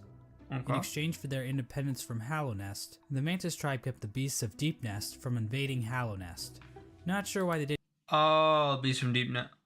Oh, so they were like, hey, if you keep us independent from Hallownest, we will keep the beasts from Deepnest away from you. So that's why it was sealed off. That's why over here it's sealed off, and after you defeat them, they're like, okay, we trust you now. You earned our trust. You are allowed into HollowNet. You are allowed to Deepnest. Yeah. It's been like for familiar faces later on. Okay, will do. Didn't just go out the other exits from Deepnest, but whatever. I'm not an expert on border, but go out the other exits from. Yeah, actually, the other exits from Deepnest, but whatever. I'm not an expert on border patrol. I don't work at ICE anymore. Let's move on to Deepnest. Now, many of the different tribes of Hallownest were kind enough to leave lore tablets by Deepnest. I'm an expert on border patrol. I don't work at ICE anymore. Let's move on to Deepnest. Now, many of the different tribes of Hallownest were kind enough to leave lore tablets behind, detailing pretty much everything we need to know about them. Unfortunately, the bugs of Deepnest didn't do that. We know that the spiders of Deepnest had a monarchy because why not? Those are always good, right? What's your typical? Deepnest had a monarchy because why not? Those are always. It's your typical topical reference to latest scandal involving the royal family here. Is good, right? Also, within Deepnest are a separate group of spiders that immigrated to Deepnest at some point in the past. This group was known as the Weavers, and they established their own culture and history within Deepnest. Interesting. They used looms of silk to weave stories, spells, and shields. One thing we know for sure about Deepnest is that they really didn't want anything to do with Hallownest. The struggles of Deepnest-Hallownest relations would become painfully clear as time goes on, but for right now, it seems like the two remained fairly isolated from one another. Another section of pre-Hallownest... As you can tell, because Deepnest is very, like, withered away and not much life is in there. Includes Green Path. Now, as far as we can tell, the mushrooms... Another section of pre-Hallownest includes Green Path. Now, as far as we can tell, the mushrooms, mantises, and spiders of Deepnest didn't worship any higher beings. There is this giant mushroom corpse in the fungal core, but I don't think this is a higher being. I mean, who the hell would want to worship a fat-ass mushroom? Fat-ass slugs? Now that's dope. What? You're kidding me, I missed that? That looks sick. The fuck?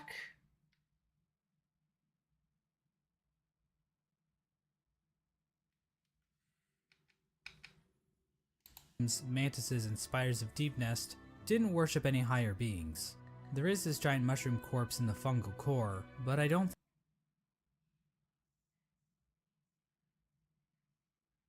think this is a higher being. I mean, who the hell would want to worship a fat-ass mushroom?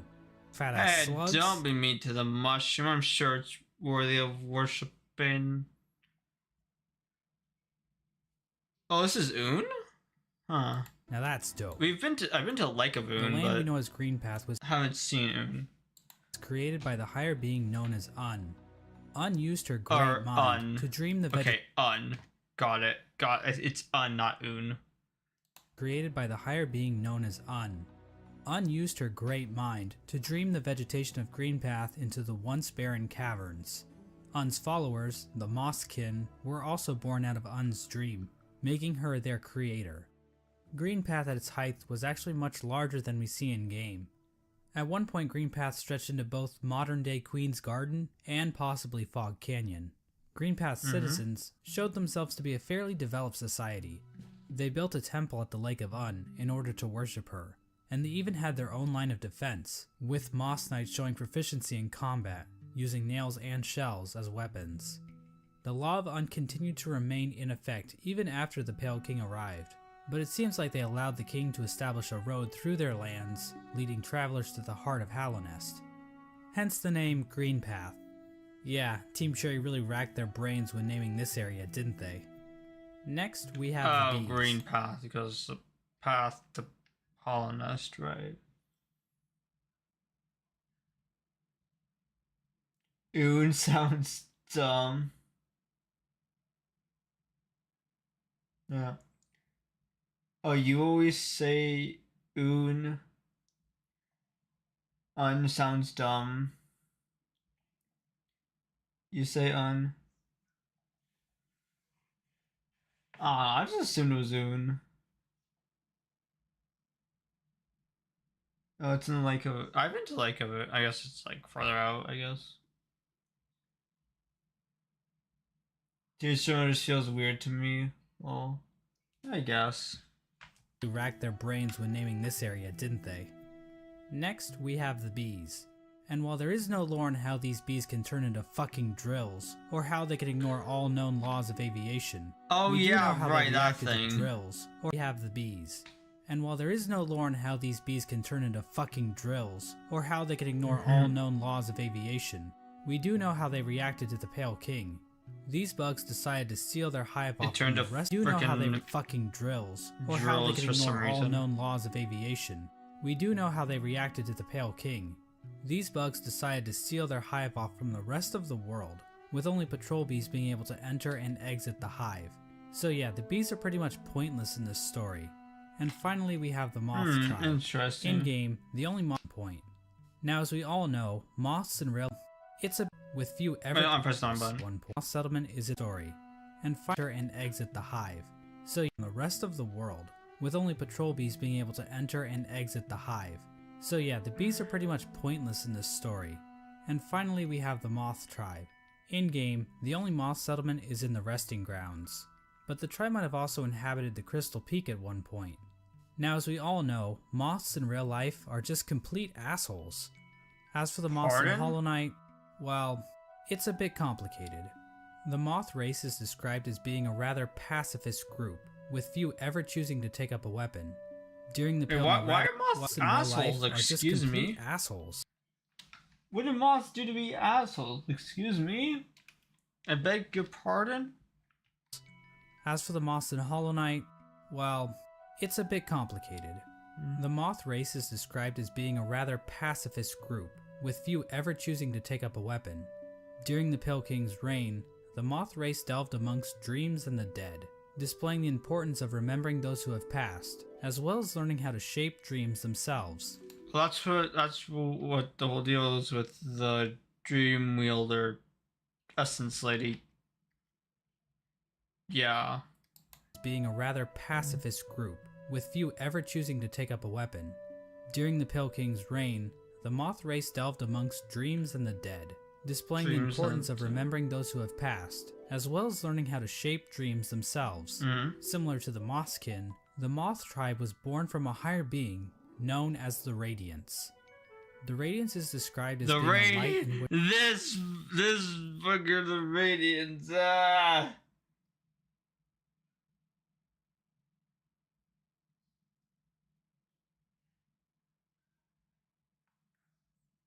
We just kind of murdered a moth that infected all of Hallownest.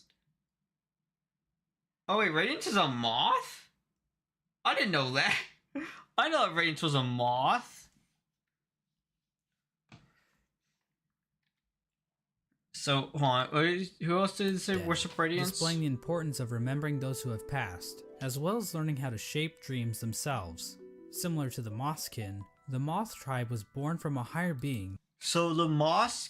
No. The Moth tribe was born from Radiance. Okay. Known as the Radiance. The Radiance is described as being a... Okay, yeah, see, I did say this before, and I'll say it again. That, it does look like a heart a bit. I said it looked like a heart. Like, kind of. See that? Like the eye hole kind of looks like a heart a bit. Was surprised moths were so moths. Okay, well, to be fair, at the time of fighting Radiance, I didn't remember the statue, and I didn't,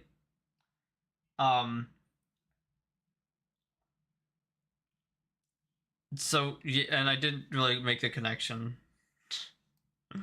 Being known as the Radiance. The Radiance is described as being a light in which the Moth tribe basked. So she was basically a giant lamp to them. Another important aspect about the Radiance is her ties to dreams and a substance known as essence. Essence are the remains of wishes and dreams, and are represented in-game by these... Essence are the remains of wishes and dreams, and are represented in-game by these dreamcatcher particle effects. Essence can take the form of whispering roots, as well as dream ghosts, both of which are memories taking root in the world. The Radiance appears to be a creature made of essence, but she isn't the only higher being to give off essence. Un has green particles, the Pale King has gray particles, and this sexy character named Grim gives off fiery red. Sexy? I mean, not wrong. Just didn't think you'd say it. Has gray particles, and this sexy character named Grim gives off fiery red particles. Cool. However, the Radiance appears to be the main god when it... Right, I forgot about that whole Grim thing. I did cook the flames. Remember the first time you saw a statue, how clueless you were? Yeah, you guys are like kind of hitting it at... You guys are kind of like hinting at it, being like, oh, that looks kind of familiar. I wonder who that is, or something like that. And I was like, who the fuck is... Who is this? Who is it? So confused, yeah. Yeah, I collected the... So I upgraded the Grim Child by like 1, and like... The attacks fucking suck. When it comes to dreams. Even the if, fireballs, however, and this sexy character named Grim gives off fiery red particles. Okay, Grim. However, the Radiance appears to be the main god when it comes to dreams. Yeah, and I mean the whole game was like fighting the dreamers, like killing them, whatever. So yeah.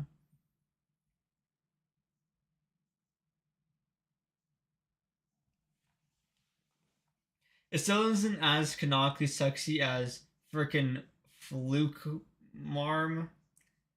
Who's Fluke Marm again? Pardon me. I don't think I know who that is. Fluke Marm, who that? I don't know who that is. Have I seen them, or is that someone that I haven't seen yet? Even if other gods also dabble in the dream realm. Other god, and again, I'm assuming that dreamers are technically gods, and then this is like the main god, the higher being. Getting back to the Moth tribe, it is their interaction with the Pale King that we need to discuss. Basically, the Moths turn their backs on the Radiance completely. Oh, I didn't find them? Okay. In order to worship the new light that... Basically, the Moths turn their backs on the Radiance completely, in order to worship the new light that had appeared. The Pale King's light. Oh my gosh, so we heard about that before. Something about like... Wait, I think she said that. She said like, we turn our back to follow something else. Like we did something bad. Like that was bad or something. She's like basically says like, oh, we regret turning our backs on the light to follow a different higher being that we need to discuss. Basically, the Moths turn their backs on the Radiance completely in order to worship the new light that had appeared, the Pale King's light. So yeah, Moths are assholes in this game too. With her tribe forsaking her, the Radiance became a forgotten memory, a remnant of the past, And a thing that's definitely not going to come up again later in this video. Definitely and so the not. Definitely not going to come again at all in the game or in the video. Thing that's definitely not going to come up again later in this video. Yeah, no, Radiance is gone, forgotten, never going to come up ever again. And this will come up again later in the video. And so the Pale King's new kingdom was established, Hallownest. But there is one aspect of Hallownest that we need to discuss. Unfortunately, to better understand this, we're going to have to read some poetry. In Wilds Beyond they speak your name with reverence and regret. For none could tame our savage souls, yet you the challenge met. Under palest watch you taught, we changed. Base instincts were redeemed. A world you gave to bug and beast as they had never dreamed. This is from a poem titled Elegy for Hallownest, written by Modemon the Teacher. The poem appears at the beginning of every playthrough, and hints at what the Pale King and his kingdom offered. The poem titled World You Gave to Bug and Beast. Oh, that was the one that was at the beginning of the game. Okay. So it's actually written by Monomon. Interesting.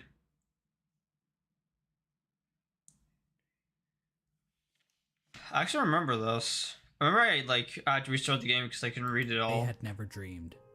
This is from a poem titled Elegy for Hallownest, written by Modemon the Teacher. The poem appears at the beginning of every playthrough, and hints at what the Pale King and his kingdom offered. Much of the land outside of Hallownest appears to be a wasteland, where bugs survive off of instinct, without the burden of mind. Hallownest somehow taught these bugs and tamed their savagery. Basically, the Pale King changed the instincts of his subjects, and granted them higher thought. To get a better picture of this, let's look at two different characters, Boone and Tuck. These adorable panda bug things, two different characters, Boone and Tuck. Who and who? These adorable panda bug things give us a clear display of Hallownest's effect. While both appear to be the same species of bug, Boone is dumb as a sack of rocks. Struggling to appear to be the same species of bug. Oh no, I've seen you! I've seen you before! You're like the one that's like in the caverns beneath and you go like it makes like growling noises. A sack of rocks, struggling to string together words, while Tuck speaks fairly clearly. The main difference between these two characters is that while Boone lives outside of Hallownest, Tuck lives beneath the city's capital. Basically, it appears as though Hallownest is a literal holy ground that raises the intelligence of those who dwell within. The Pale King established a path. Does that? I feel like that also ties into the whole like whoever goes down the well will get their like wishes granted or something like that. And that ties into the whole thing about making them smarter. Like as long as you follow the king, you'll get your wish granted. These two characters is that while Boone lives outside of Hallownest, Tuck lives beneath the city's capital. Basically, it appears as though Hallownest is a literal holy ground that raises the intelligence of those who dwell within. The Pale King established a path, starting from the kingdom's entrance in King's Pass, winding through Greenpath and the fungal wastes, and finally ending at the massive capital at Hallownest's heart. We now know the capital's and finally entrance in King's Pass. The Pale King established a path, starting from the kingdom's entrance in King's Pass, winding okay, so this is the path. So through King's Pass, Greenpath and the fungal wastes, and finally ending at the massive capital at Hallownest's heart. We now know the capital city as the City of Tears, but that was likely not its original name. The rain that falls down onto the city from the blue lake above didn't begin until after the kingdom collapsed.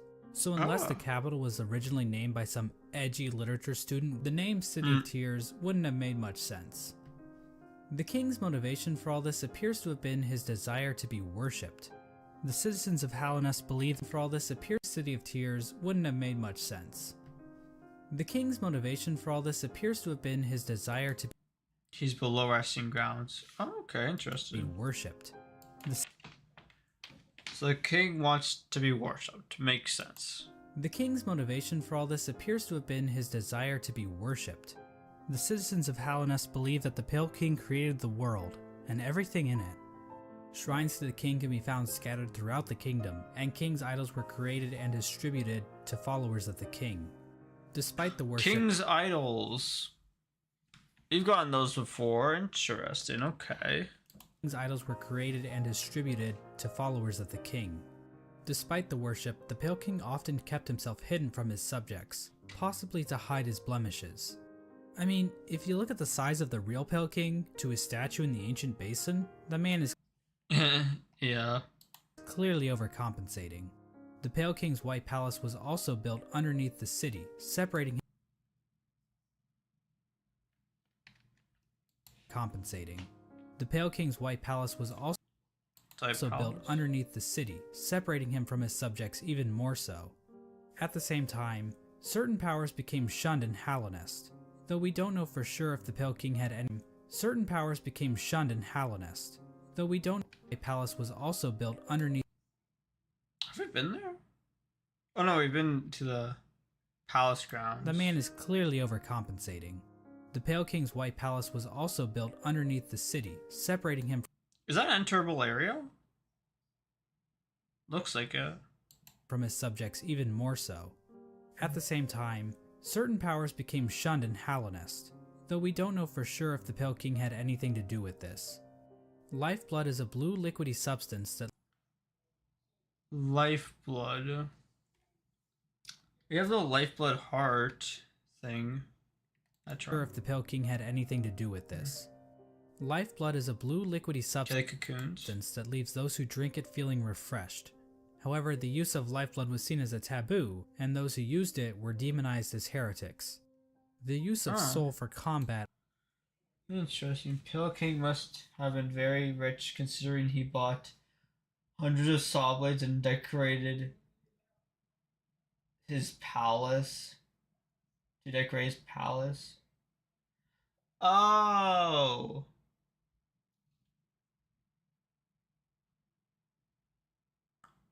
So the dream world inside that night was the palace.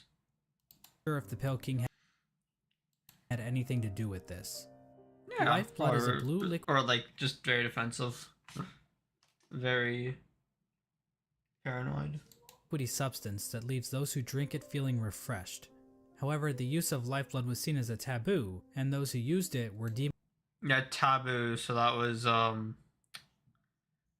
who said it started with an S. I forget her name. The hippie in the tent said like, "Oh, you tasted life splits, but it's a taboo, isn't it?" Yeah, that's Johnny.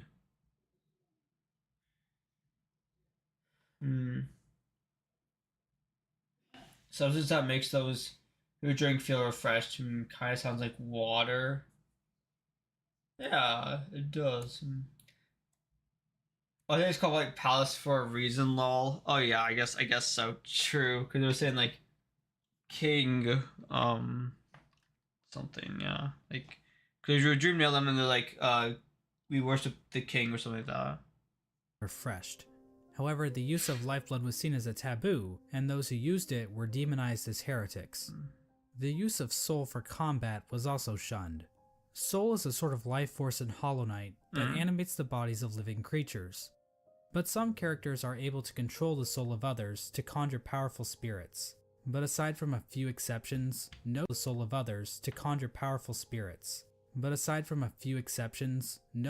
of Hallownest ever used this power. However, the Pale King didn't rule alone. There was another higher being in the mix, a being known as the White Lady. The White Lady is a weird brute-like being that can be found in the modern-day Queen's Gardens. She is encased in a strange cocoon, and we know very little about her. With as much exposition we get for the Pale King, there is next to nothing on the White Lady. But one thing we do know is that she likes to breed. Like, a lot. The White Lady would often... I beg your pardon? Why does this game constantly have to deal with breach? Why? Why? What? I what now? Gardens. Like, a lot. The White Lady would often retreat to the Queen's Gardens, an area of land once controlled by the Mosskin. How exactly she walked around and actually went places is a lore question too deep for even my expertise. The White Lady is also known as a pale being, along with the Pale King. What exactly are pale beings? Well, we don't know for sure, but they seem to stand out even amongst higher beings, as being even more powerful. I know that's a little confusing, so let's try using an example. I'd say that regular higher beings are like a TP-Link Archer C7 AC1750 wireless dual-band gigabit router, while pale beings are like the Asus RT-AX88U AX6000 dual-band 8X gigabit Wi-Fi router. Under the Pale King, Hal Nest Okay, got it. So basically, Pale Kings are higher than the higher beings. So it goes higher beings then the pale. No, it goes higher beings then the pale beings. Got it. Just wait, there's more. Dear God. You love music for White Lady? Is this music for White Lady you're talking about? Like this music here? Pale beings are like the Asus RT-AX88U AX6000 dual-band 8X gigabit Wi-Fi router. Under the Pale King, Hal Nest underwent a bit of an industrial revolution. Under the Pale King, Hal Nest underwent a bit of an industrial revolution. He ordered the construction of the stagways, which were used to transport passengers and goods. The Forgotten Crossroads stagways underwent a bit of an industrial revolution. He ordered the construction of the stagways, which were used to transport passengers and goods. The Forgotten Crossroads and the storerooms above the City of Tears were used to store goods that traveled along these stagways. The king also ordered the construction of the tramways, because literally no one is safe from the threat of automation. A tram was built between the Forgotten Crossroads and the resting. Just because let's add tramways because of automation. Grounds. Why not? Threat of automation. A tram was built between the Forgotten Crossroads and the resting grounds. A second tram was built from the Kingdom's Edge across the ancient basin over to Deep Nest. And then a third tram was started in Deep Nest and attempted to go further into Deep Nest. Not sure how useful that would have been to the bugs of Hollow Nest, but whatever. The Pale King's a smart guy. I'm not gonna question him. But anyway, the Pale King's super smart. Pale King's a smart guy. I'm not gonna question him. But anyway, the Pale King's super smart plan to build a tram in Deep Nest ended up getting a few of his tram workers killed. The bugs of Deep Nest rejected the Pale King's attempt to build a tram in their territory, further cementing the poor relations shared between the two groups. Aside from convenient fast travel, regular pathways were also used to cart goods around the kingdom. From this was born probably one of the most important groups in Hollow Nest, and perhaps even all of fiction. An elusive guild of bugs, simply known as the Mender Bugs, took to maintain the very— Oh, I don't want to watch this. Can we just skip this part, chat? Can we skip this part? Can we skip this part? Can we skip it? I don't want.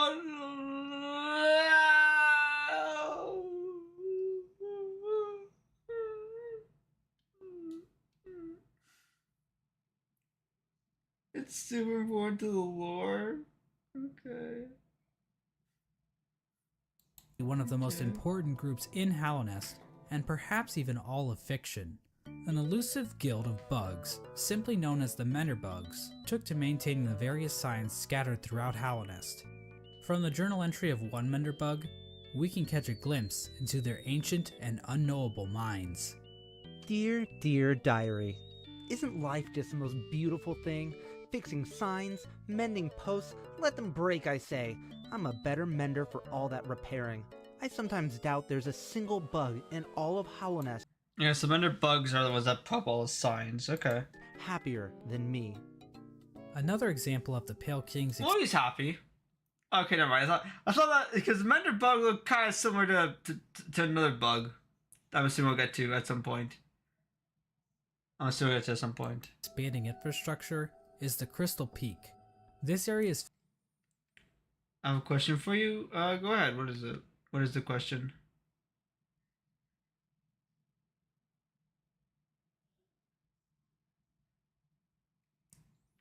I do not watch Star Wars, so I cannot say.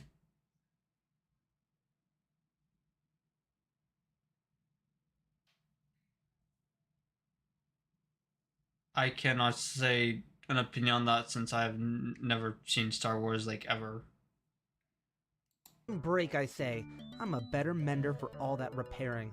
I sometimes doubt there's a single bug in all of Hallownest happier than me. Another example of the Pale King's expanding infrastructure is the Crystal Peak. Okay, so we're gonna get to it, isn't it? This area is filled with crystals that grow rapidly along walls, ceilings, and even the shells of certain bugs. Okay. These crystals were considered valuable to the Oh wait, no. bugs of Hallownest, Not this one. Not this resulting one. in large-scale mining efforts. It's fine. We don't actually see the crystals used anywhere else in Hallownest, but they are Yeah, crystals are confusing to me. Still don't fully understand their point. I mean, yes, these they're crystals were just considered valuable to the bugs of Hallownest. dyeable. This area is filled with crystals that grow rapidly along walls, ceilings, and even the shells of certain bugs. These crystals were considered valuable to the bugs of Hallownest. Valuable. So, switch on subtitles. Resulting in large-scale mining effort. Should I have subtitles on? I have them on. We don't actually see the crystals used anywhere else in Oh, you Hallownest, can. but they are said to contain a sort of energy. The crystals are also said to sing, if you listen very carefully. Of an industrial revolution. Okay, hold on. The first travel to literally no one is safe from the threat of automation. I'm not sure how I'm not attempts around the kingdom, perhaps even all of fiction. An elusive gathered throughout into the Isn't life, say, all of Hallownest structure is the Crystal Peak. This This area is filled with crystals that grow rapidly along walls, ceilings, and even the shells of certain bugs. These crystals were considered valuable to the bugs of Hallownest, resulting in large-scale mining efforts. We don't actually see the crystals used anywhere else in Hallownest, but they are said to contain a sort of crystals. energy. Energy. The crystals are also said to sing, if you listen very carefully. Strangers to love. Know the rules, so do In terms of I. military,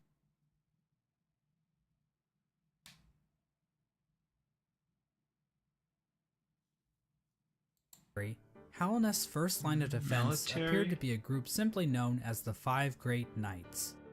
The members of this esteemed coalition were Ogrim, Hagamol, Oh, you! Zamir, You! Dryya. I remember you, that was sad. Coalition were Ogrim, Have I seen this part before? Maybe. Great Knights. The members of this esteemed coalition were Ogrim, Great Stink. Hagamol, Statue. Zamir, Sadness. Dryya, Dead. and Isma. And acid bathing. For being so important, most of the information about these knights has been lost to time. Ogrim is the knight we know the most about, It's down here. since he is one of the few knights Fuck you, YouTube. Why can't I move this down here? still alive during the events of the game. Ogrim expressed a great amount of one of the few knights still alive. Ogrim is the knight we know the most about, since he is one of the few knights still alive during the events of the game. Ogrim expressed a great amount This the only knight alive during the game. of loyalty towards the king, and he maybe had something going on with Isma, but we really don't know. Okay. Hagamol was known for his sense of Oh wait, so that's his face on it. Interesting, okay. It's under the Doma area? Okay. had something going on with Isma, but we really don't know. Hagamol was known for his sense of humor and his soft-spoken voice. But at the same time, Hagamol was known for his sense of humor and his soft-spoken voice. Okay. But at the same time, he was also dummy thick. Mysterious I beg your pardon. Okay, I'm sorry. I'm gonna need. I just hold on. Can you repeat that again? voice. But at the same time, he was also dummy thick. Okay, yeah. No, I heard that right. Okay, cool. Mysterious Samir arrived in Hallownest from a serene land, bringing with her a collection of delicate flowers. Her. At some point, she also got into a relationship with a mantis, but not A Oh, that's what it was. It's a mantis. just any mantis, a daughter of one of the mantis lords. Oh, so that's what it was. She was in love with a daughter of a mantis lord. Or no, he was in love with. So yeah, it's any mantis. At some a serene land, bringing with her a collection of delicate flowers. At some point, she also got into a relationship with a mantis, but not just any mantis, a daughter of one of the mantis lords. So yeah, it seems like these great knights were slaying in more ways than one. All we really know about Dry seems like these a daughter of one of the mantis lords. So yeah, it seems like these great knights were slaying in more ways than one. All we really know about Drya is that she was fierce, caring, and wise.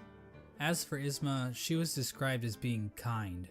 She also appears to be some sort of weird plant life form, but there's no information on where she's from or what her powers were. Okay. The 5 Great Knights play an important role in the Her champions. powers are probably acid bending, since from there you get Isma's tear, which allows you to swim in acid.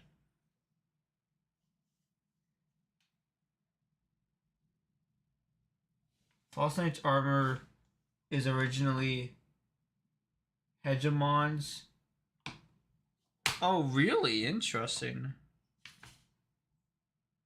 Oh, that's Call, cool. the Knotted Grove, and the Battle of the Blackworm. We have no idea what these events were or how they affected Hallownest, but they sound cool nonetheless. During Hallownest's reign, there was another strange area that seemed to exist separate from the Pale King's rule. Carved out of the corpse of an ancient bug, an area— Ooh! This fun area, I remember this. Yeah, this fun area. I love this area. called the Colosseum of Fools was constructed. Yep. And it was a destination for warriors from outside Hallownest. The sole purpose for fighting in the Colosseum appeared to be simply for glory, with a mysterious figure known as the Lord Fool overseeing the combat. We don't know when Isn't he dead? the Colosseum was constructed or if the Pale King was involved, but one of his servants, the Pale Lurker, Who are you? became a champion in the Colosseum, perhaps indicating the Pale King's approval. And finally, there was the Royal Waterways. Pale Lurker. I'm Perhaps assuming one of his servants, that I might fight you later on in the third trial. the Fight Pale out there. Lurker, became a champion in the Colosseum, perhaps indicating the Pale King's approval. And finally, there was the Royal Waterways, where the fecal excrement of the kingdom was washed out into the fungal wastes. This area saw the rise Sorry, where what? and the Pale King's approval. And finally, there was the Royal Waterways, where the fecal excrement of the kingdom was washed out into the Excrement of the waterways, okay. fungal wastes. This Got area it. saw the rise of a species of parasite-like creatures called the flukes. The flukes spawned from the fluke marm, a giant monster with cavities in which tinier flukes live. There really isn't too much lore involved with the flukes, but That looks sort of, I'm gonna see that in my sleep, holy shit.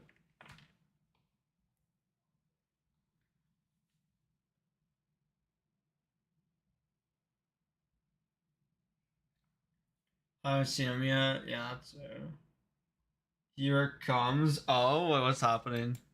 the flukes spawned from the fluke marm, a giant monster with cavities in which tinier flukes Oh, live. Fluke Marm. Most is Fluke Marm. Okay. Wait, you said this thing is sexy? Kind of sexy.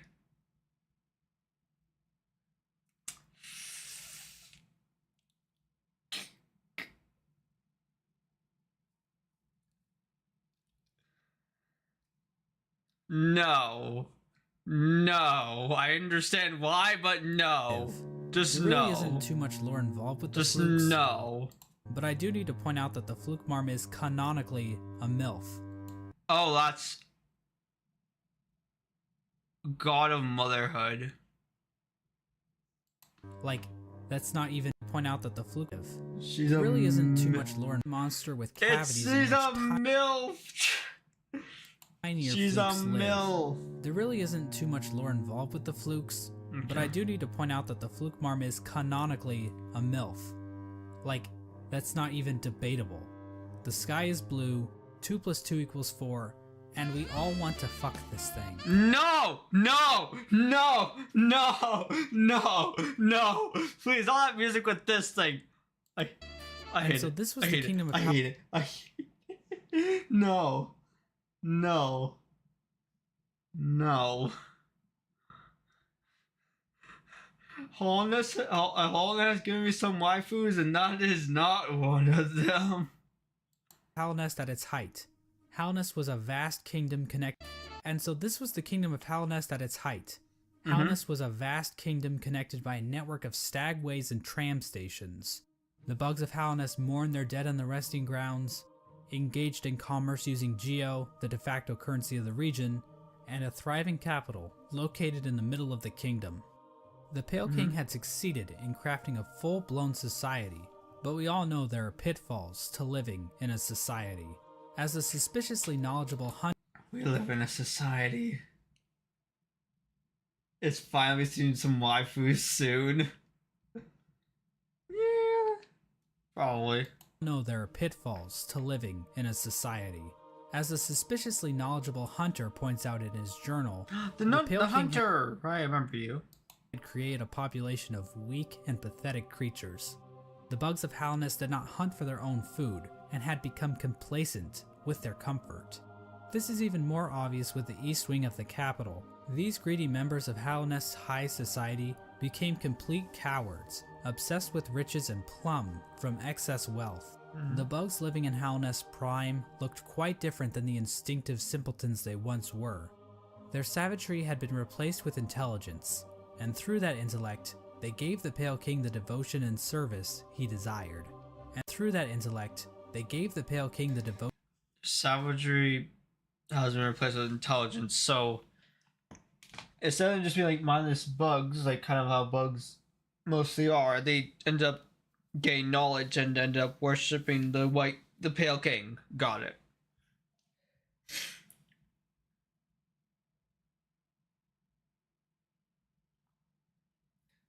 You try to give the hunter a flower and he just ignored it. How dare he? That is actually on spot for him, I feel like. Ocean and but how service, dare he? Intelligence, instinctive simpletons they once were. Sad. Their savagery had been replaced with intelligence, and through that intellect, they gave the Pale King the devotion and service he desired. And while there were a few snags along the way, they were shining times for the king and his subjects. Resting at the threshold of Halnest is a strange lore tablet, proclaiming Halnest to be the last and only civilization. It calls Halnest an eternal kingdom. Last the threshold, they were in service he desired. And while there were a few snags along the way, they were shining times for the king and his subjects. Resting at the threshold of Halnest Higher beings is what's for your long. Is a strange lore tablet. Beyond this point, enter the land of kings and creator. Step across this threshold and obey our laws. Proclaiming Halnest to be the last and only civilization. It calls Halnest an eternal kingdom. This appears to have been the Pale King's goal, for Halnest to stand against a wasted world as a final beacon for civilization. And that was the Pale King's ultimate folly. To think that he could succeed where so many others had failed before. Long before the Pale Kings or the Barry Bensons of the world, the land of Halnest was controlled by an ancient caste, or the Barry Bensons of the world. The land of Halnest was controlled by an ancient caste, where so many others had failed before. The bees. Long before the Pale Kings or the Barry Bensons. You like jazz. The rolling. Of the world. The land of Halnest was controlled by an ancient caste.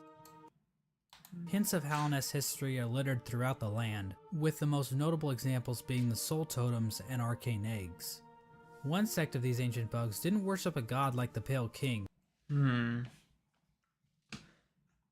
arcane eggs, we got some of those, and also I guess or any lord, but instead a dark and mysterious substance known as not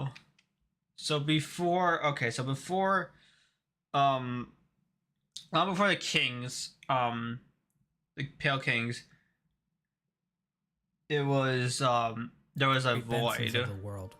The land of Halnest was controlled by an ancient caste.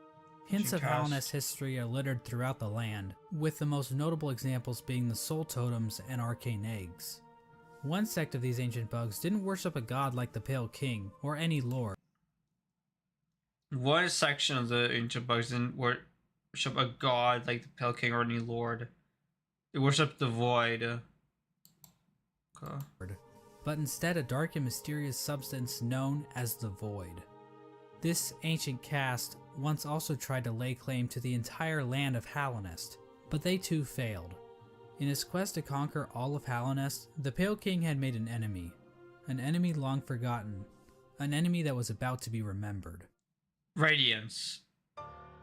I mentioned earlier that the Moth tribe entirely forgot about the Radiance in order to worship the Pale King, but that isn't quite true. Memories of her still lingered, and hushed whispers of faith kept the Radiance alive. At the summit of the Crystal Peak, a location known as Halonest's Crown, a strange collection of glyphs can be found. I remember that part, Joining yeah. these glyphs is a statue of the Radiance, presiding over the kingdom below. This old summit is the sole standing shrine left to the Radiance. This was built in order to keep the memory of the Radiance alive. The Radiance's light began to appear in the dreams of Halonest's citizens. This light manifested The light began to appear in the dreams of Halonest's citizens. The light began to appear in the dreams of Halonest's citizens. This light manifested itself in an infection that ravaged through the kingdom's. Oh. But the infection doesn't start until after we defeat one of the Dreamers, though. I didn't get to the Dreamer yet. Entirely forgot about the Radiance in order to worship the Pale King, but that isn't quite true. Memories of her still lingered, and hushed whispers of faith kept the Radiance alive. At the summit of the Crystal Peak, a location known as Halonest's Crown, a strange collection of glyphs can be found. Joining these glyphs is a statue of the Radiance, presiding over the kingdom below. Yeah, did everything bugs attacked you? Oh, the infection gets worse after one of the seals breaks because it starts to leak out of the Black Egg Temple. Oh, I see. So they're already infected. It's just like it's worse. It's just not visual. I see. Okay. Okay. This old summit is the sole standing shrine left to the Radiance. This was built in order to keep the memory of the Radiance alive. The Radiance's light began to appear in the dreams of Halonest's citizens.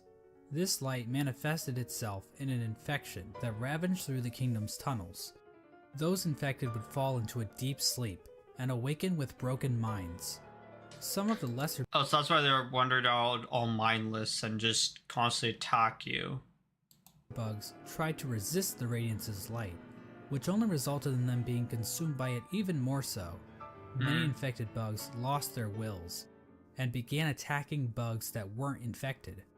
The infection also twisted the bodies of its hosts, causing them to bloat and occasionally develop orange cysts on their bodies. For many victims, they were reverted back to their basic instincts, carrying out the duties they once fulfilled in life, but now as mindless slaves. Because they're infected by the infection.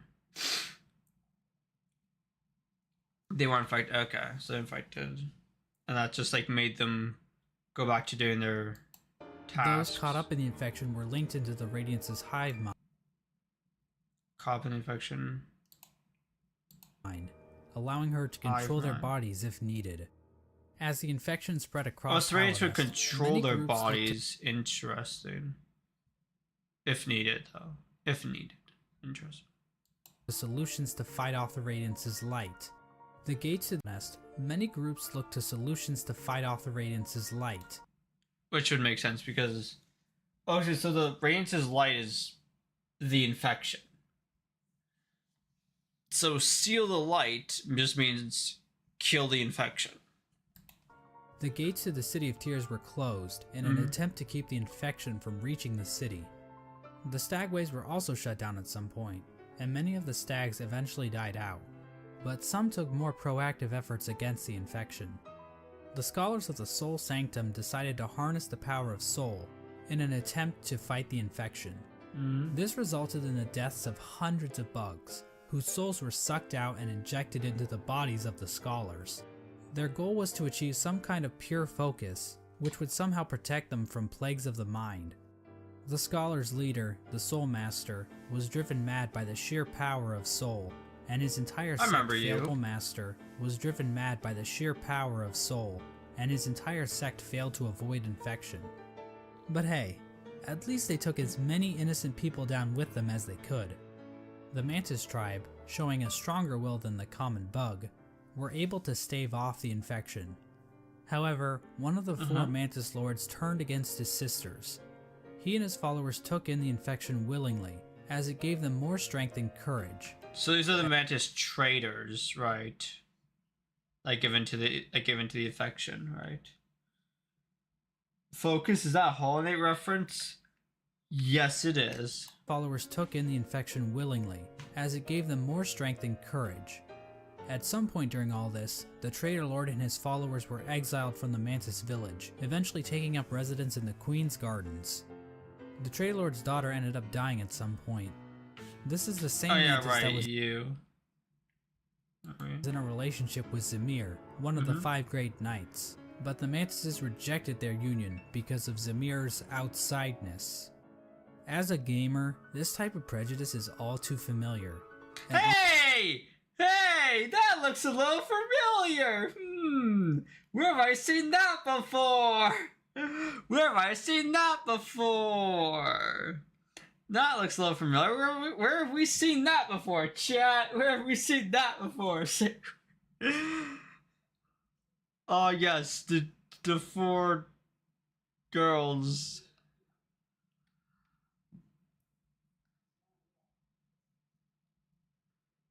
Remember I mentioned 4 waifus? Oh, you did. Yeah, you said what was it? You'll be seeing some waifus soon. Well, mainly one of them, that is. Anyways. As a gamer, this type of prejudice is all too familiar. Waifus! And honestly, it makes me sick. With the 5 great it's also on the Steam page! It's also on the Steam page, bro! He also has a Steam page open up. Familiar. And honestly, it makes me sick. With the 5 Great Knights completely useless to fight He's literally me, though. Against the infection, the Pale King devised with the 5 Great Knights completely useless to fight against the infection. The Pale King devised his own scheme. Oh. So the Pale King devised a scheme to fight the infection. Okay. Scheme involving a strange substance known as Void. As I mentioned earlier, interesting. The Pale King's White Palace was built in an area called the Ancient Basin. Yeah. But his castle wasn't the only noteworthy thing down there. At the bottom of the Ancient Basin was the entrance to a pit, known as the Abyss. Within the Abyss was a lake composed of void. The Pale King realized that this void could be given form, as evidenced by an imprint of such, deep within the Abyss, possibly left there by the ancient civilization that predated Hallownest. The Pale King devised a workshop in his palace, where he placed void in armor shells imbued with soul, creating servants known as King's Molds and Wing Molds. These void creatures were somehow imprinted with the desired molds placed void in armor shells. The Pale King devised a workshop in his palace, where he placed void in armor shells imbued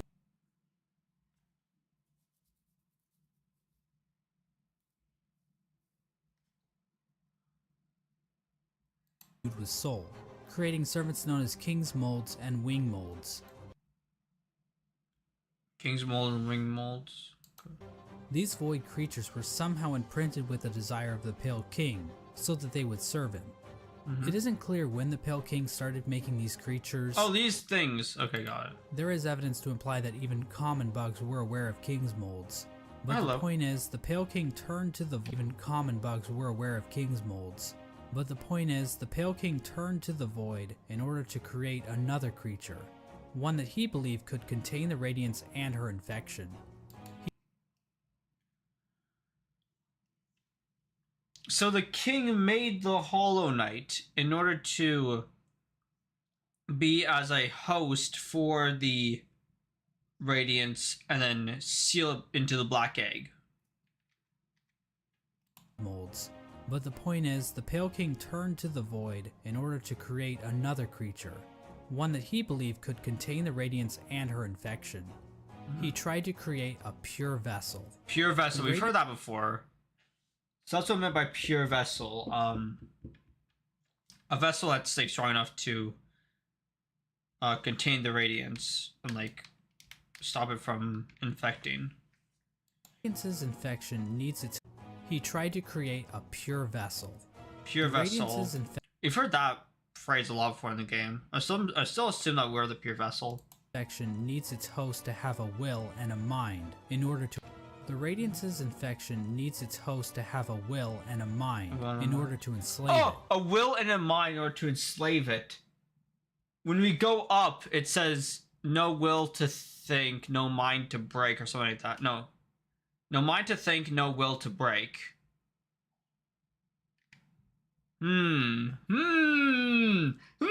It's starting to come together. Radiance's infection needs its host to have a will and a mind in order to enslave it. A pure vessel would be a creature made of void, designed to lack those features. The Pale King believed that by harnessing the void inside a pure vessel, he would be able to stop the infection and keep Hallownest lasting eternal. But his method for creating this so-called pure vessel was incredibly cruel. This is where the White Lady and her King Kong-sized libido come into play. Okay. We're gonna get into they're gonna do the stuff. This is where the White Lady and her King Kong-sized libido come into play. These two higher beings engaged in a union. It actually goes no cost to great, no mind to think, no will to break. Yeah, that part. Yeah. No will to break. Yeah, so because it needs a will to. Because it needs a will and a mind. Radiance's infection needs its host to have a will and a mind. It needs to have a will. It needs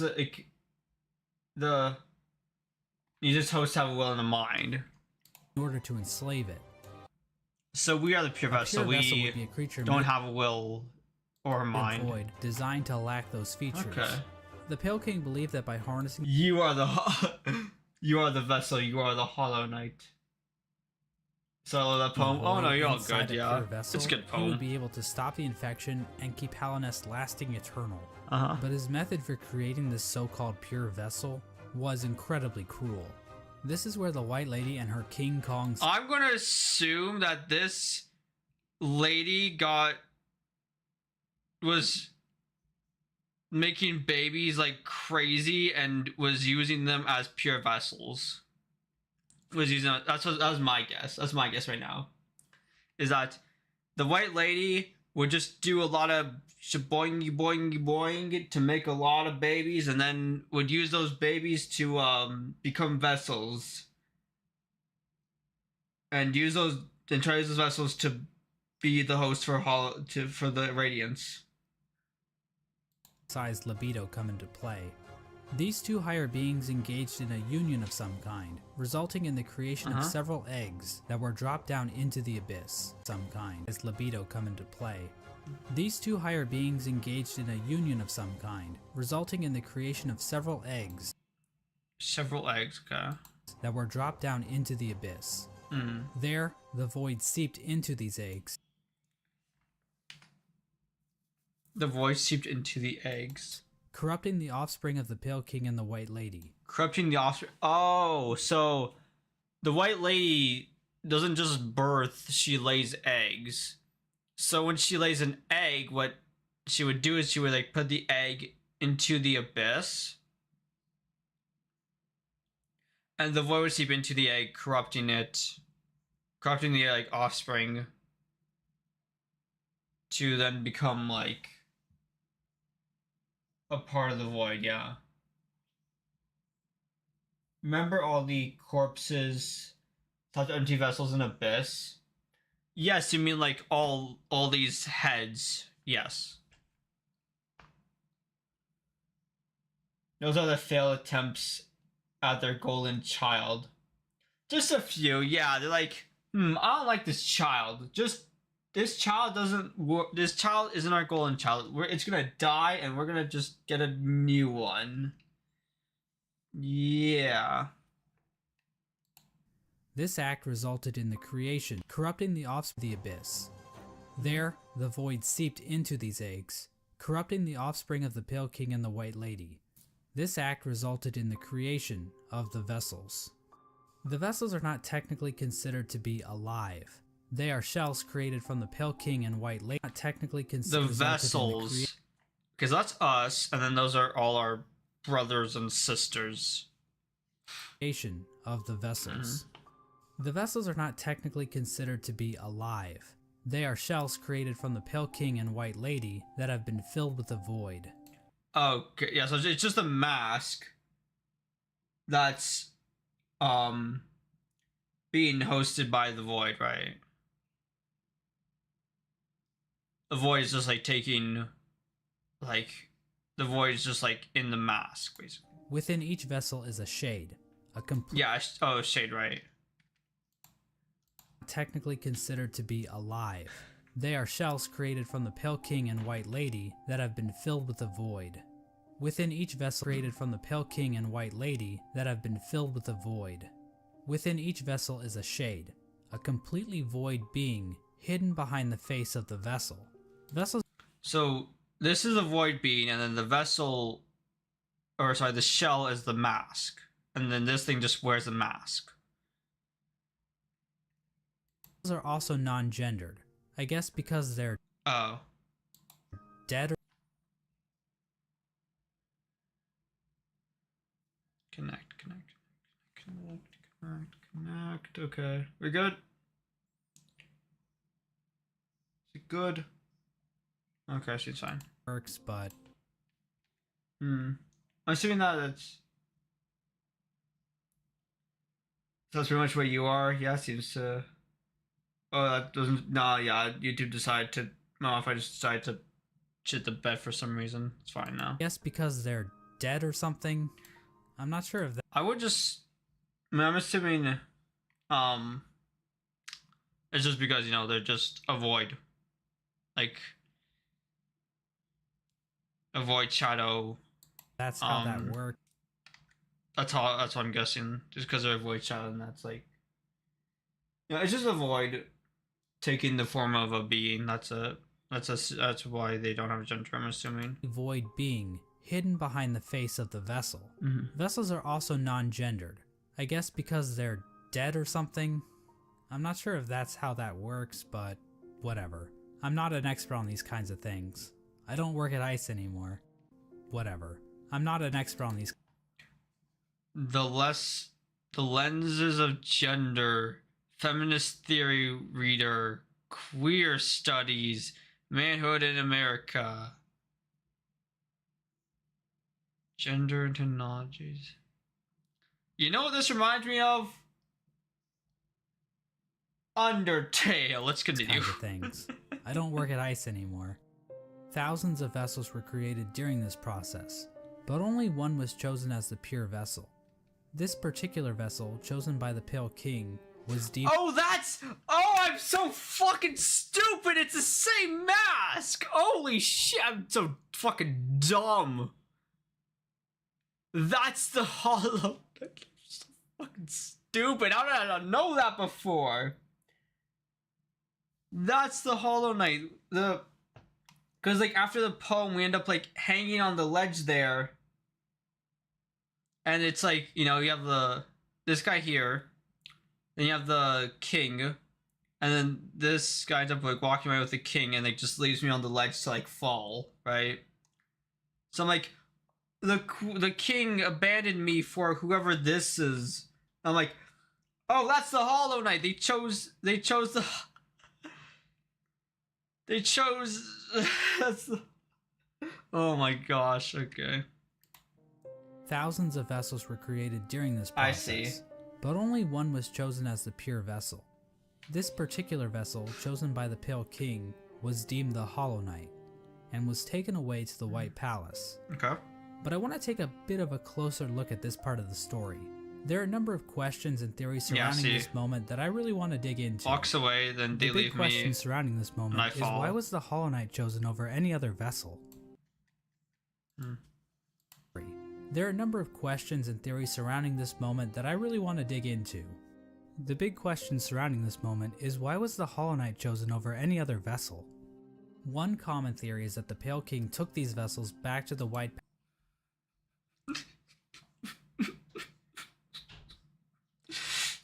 Not the PTSD, no. Palace and evaluated them using his giant All right, child, let's go do pop right now. Right now, we're gonna do pop right now. Right now, we're gonna pop. King. Why was the Hollow Knight chosen over any other vessel?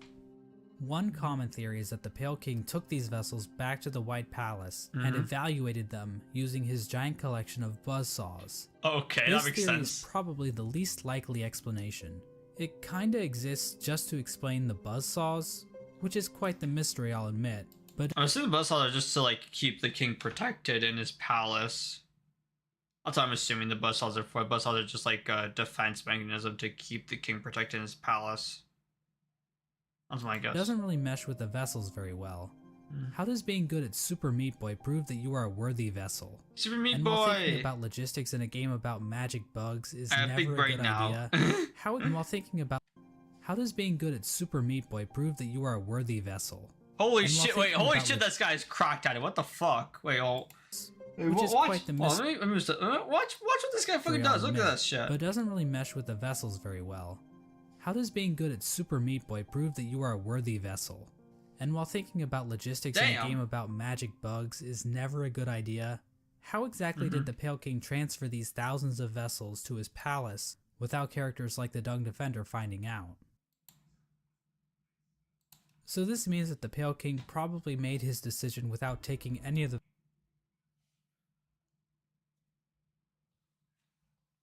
the buzzsaws are just decorations because the Pale King got bored. Yeah, that's fair. That part is pop.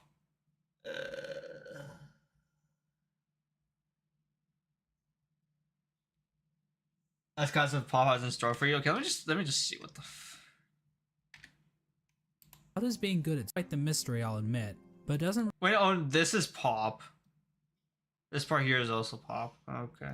Really mess just to explain. I thought this was a normal part. The buzzsaws, which is quite the. So this part here is pop. Mystery, I'll admit, but it doesn't really mesh with the vessels very well. How does being good at Super Meat Boy prove that you are a worthy vessel? And while thinking about logistics in a game about magic bugs is never a good idea, how exactly did the Pale King... Oh, just the last part is pop? How does being good at Super... Dude, what? You can't even take a minute breather, like a second breather. What the fuck is this? And while thinking about logistics in a game about magic bugs is never a good idea, how exactly did the Pale King transfer these thousands of vessels to his palace without characters like the Dung Defender finding out? So this means that the Pale King probably made his decision without taking any of the vessels out of the abyss. So how did the Pale King make his evaluation? Also because you see all the vessel corpses in all the corpses in the abyss, so that would make sense that there's only one taken out of the abyss and all the other corpses are left there. I think the best explanation comes from a theory I originally heard from a user named Golden Flower Fan. Basically, the vessels were hatched down at the bottom of the abyss, and the first one to make it to the top was chosen by the Pale King. In a memory of that actually makes a lot of sense because the first one to make during the poem the whole goal is get to the top, and we see a bunch of other vessels like falling down, showing that they didn't make it. So I actually think this theory holds up because like we see a bunch of other vessels like falling down, showing that they didn't make it. Make it to the top was chosen by, and then we just made it to the top, but the Hollow Knight was already there. And the king was standing there, and they were like, "Congratulations, you are now the Hollow Knight. Come with me." And then they walk away, and then they follow along. And then you are left to fall, yeah. The next most Hollow Knight, yeah.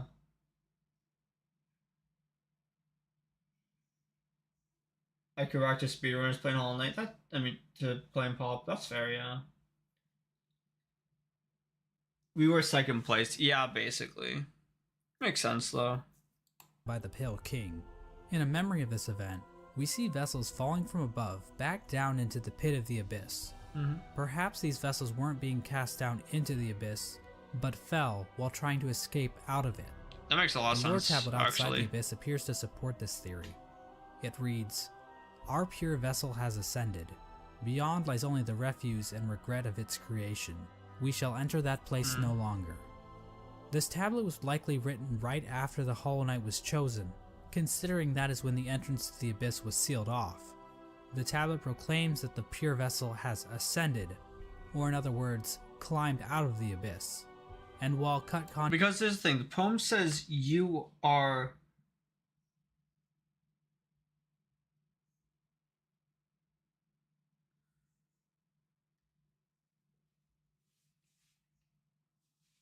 It says you are the Hollow Knight, so maybe it's like I was destined to be the Hollow Knight, but he ended up getting there first. ascended, or in other words, climbed out of the abyss. The pure, considering that is when the entrance to the abyss was sealed off. The tablet proclaims that the pure vessel has ascended, or in other words, climbed out of the abyss. And while cut content should never be considered canon, I would just like to point out that an earlier version of this tablet, found in the game's code, was even more explicit about this. It read, "From below, our pure vessel has ascended." But how does making it to the top of the abyss first prove that the Hollow Knight is somehow a perfectly hollow vessel? Well, I think this whole concept might just be a misconception. What if the Hollow Knight wasn't any different from the other vessels?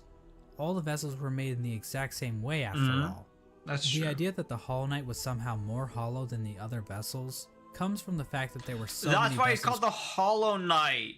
I'm kind of fucking stupid. I just realized that's why it's called the Hollow Knight, because he's hollow. He doesn't have a mind to think or a will to break or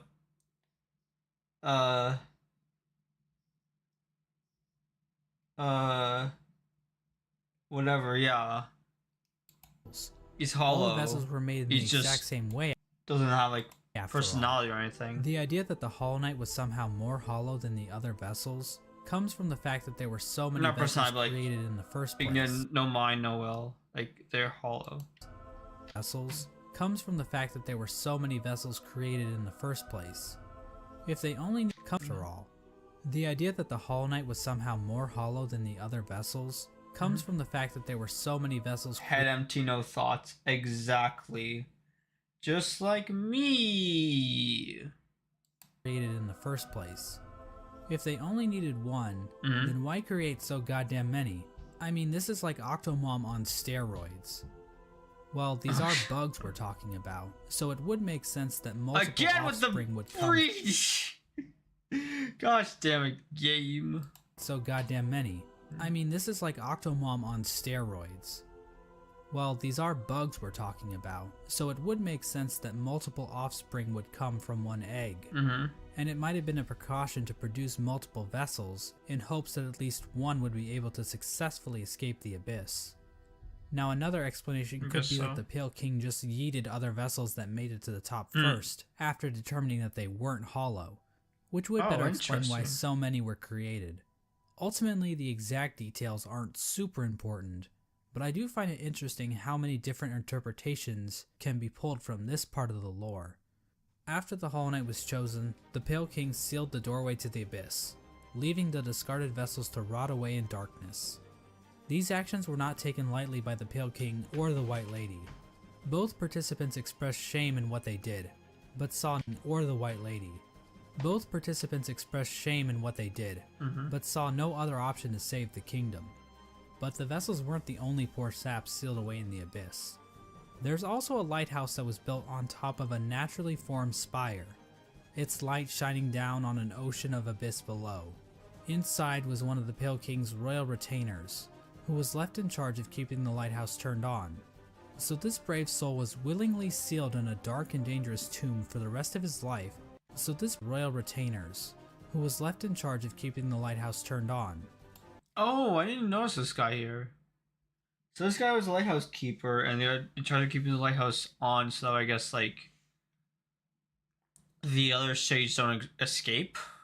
So this brave soul was willingly sealed in a dark and dangerous tomb for the rest of his life, just so he could not pull a lever. Well, at least he was living with purpose. Or not, With the Abyss sealed and the Hollow Knight chosen, the Pale King's plan was beginning to come together. The Hollow Knight was raised and trained to prime form, causing it to grow several times its original size. Which is why it's so big when you fight him. Exactly why this happened, but I guess the Hollow Knight is just a grower and not a shower.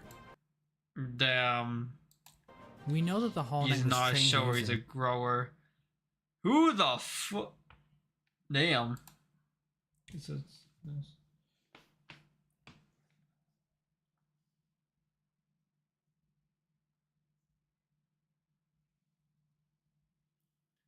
I think it's probably because escaping the abyss is harder than we think. There was thousands of vessels, yet only 4 are seen to have escaped.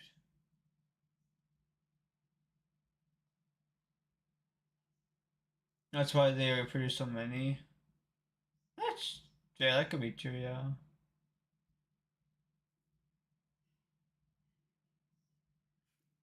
Do I hear the invincible, fearless, sensual, mysterious, enchanting, vigorous, diligent, overwhelming, gorgeous, passionate, terrifying, beautiful, powerful, great Prince Zote theme? Possibly. I guess the Hollow Knight is just a grower and not a shower. We know that the Hollow Knight was trained to use a nail, but why was this even necessary? One possible explanation is that the Hollow Knight but why was this even— No, this is beforehand. This Hollow Knight this is beforehand because its skull's not cracked yet. Necessary. One possible explanation is that the Hollow Knight needed to protect itself. Necessary. We know that the Hollow Knight was trained to use a nail. Yeah. But why was this even necessary? One possible explanation is that the Hollow Knight needed to protect itself in case an intruder tried to kill it. You know, like the player. Or perhaps this— Yes, just like the player. To kill the Hollow Knight and get to Radiance. was important in the process of containing the Radiance, like the player. Or perhaps this was important in the process of containing the Radiance. Unfortunately, the details of that are never fully explained. The Hollow Knight might have somehow focused the Radiance inside itself, but Team Cherry gives us no explanation of how that might have worked. But that still wasn't enough for the Pale King. Additional seals were needed in order to protect the Hollow Knight's physical body. God, every time I see it, every time I see it, gives me pain. How that might have worked. But that still wasn't enough for the Pale King. Additional seals were needed in order to protect the Hollow Knight's physical body while the Radiance was trapped inside of it. To achieve— Yeah, okay, so basically you have the Hollow Knight, and the Hollow Knight is an empty vessel that was used to trap the Radiance inside of, to try to stop the spread of the virus, or the infection. So they chain him up inside the black egg, but they're like, no, we need more protection. So it's like, chain you up, but we also need to seal the black egg with the 3 dreamers. To achieve this, the Pale King sought the help of 3 particular bugs, who would later be known as the Dreamers. Lurien the Watcher, Motomon the Teacher, and Hera the Beast. Lurien is definitely the most mysterious of the 3 Dreamers. He lived in the Watcher's Spire in the City of Tears. From there, Lurien watched over the city with his telescope. Lurien was a pretty big fan of the king, so it probably took little convincing for him to lie down for him. Lurien might also be tied to another strange incident that occurred in the City of Tears. Hidden on some of Lurien's lore tablets— Because, yeah, so all the dreamers had to, like, willingly be like, okay, I will sleep for all of eternities. That way the Hollow Knight can stay sealed in the black egg. Alright. Incident that occurred in the City of Tears. Hidden on some of Lurien's lore tablets are images of jars, the same jars that can be found stockpiled in the Tower of Love. This building sits on the outskirts of the city, and is the setting of one of the most bizarre bosses in the game, the Collector. and is this piled in the Tower of Love. This building sits on the outskirts of the city, and is the setting of one of the most bizarre bosses in the game, the Collector. Because the Hollow Knight took on the infection, Radiance could control their body instead of to lock them up to be safe. That's honestly that's true.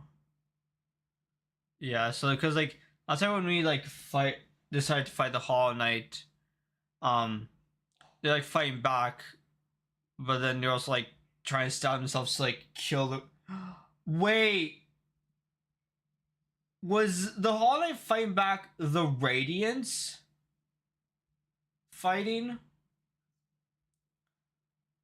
Was the Hollow Knight fighting back just like the Radiance fighting back? But then, because then the Hollow Knight tried to stab himself in order to like kill the Radiance, and it was like taking over.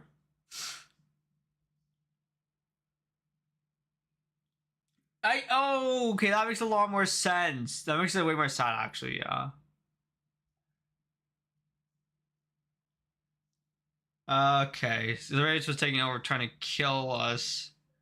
But then that's why the Hollow Knight kept like stabbing himself in order to like try to kill the Radiance. And that's why at the very end, the Hollow Knight helps us defeat the Radiance. Let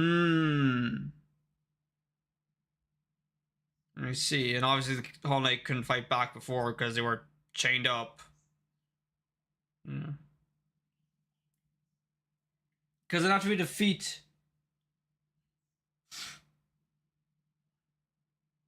Because then after we defeat the Hollow Knight, just like normally, we end up becoming the like host for the Radiance, and then we get chained up. So it's just like kind of like a loop. It's kind of like loops because like, or does it? I don't know how that works. It's like because then we end up getting the infection or like Radiance inside. Like we end up becoming the host for Radiance, and then we get chained up and sealed away.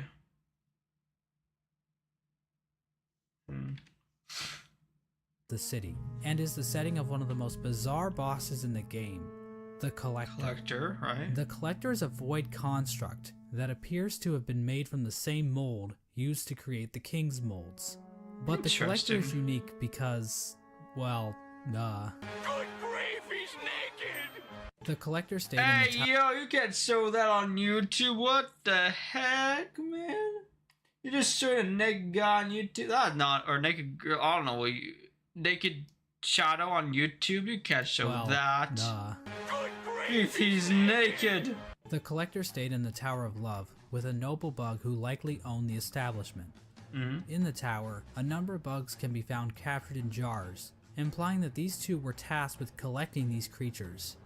However, the Collector somehow became obsessed with grubs, creating a map to keep track of grubs it captured in jars, as well as keeping a strange shrine displaying a grub in the style of the Vitruvian. I didn't see this part. Shut up, Discord.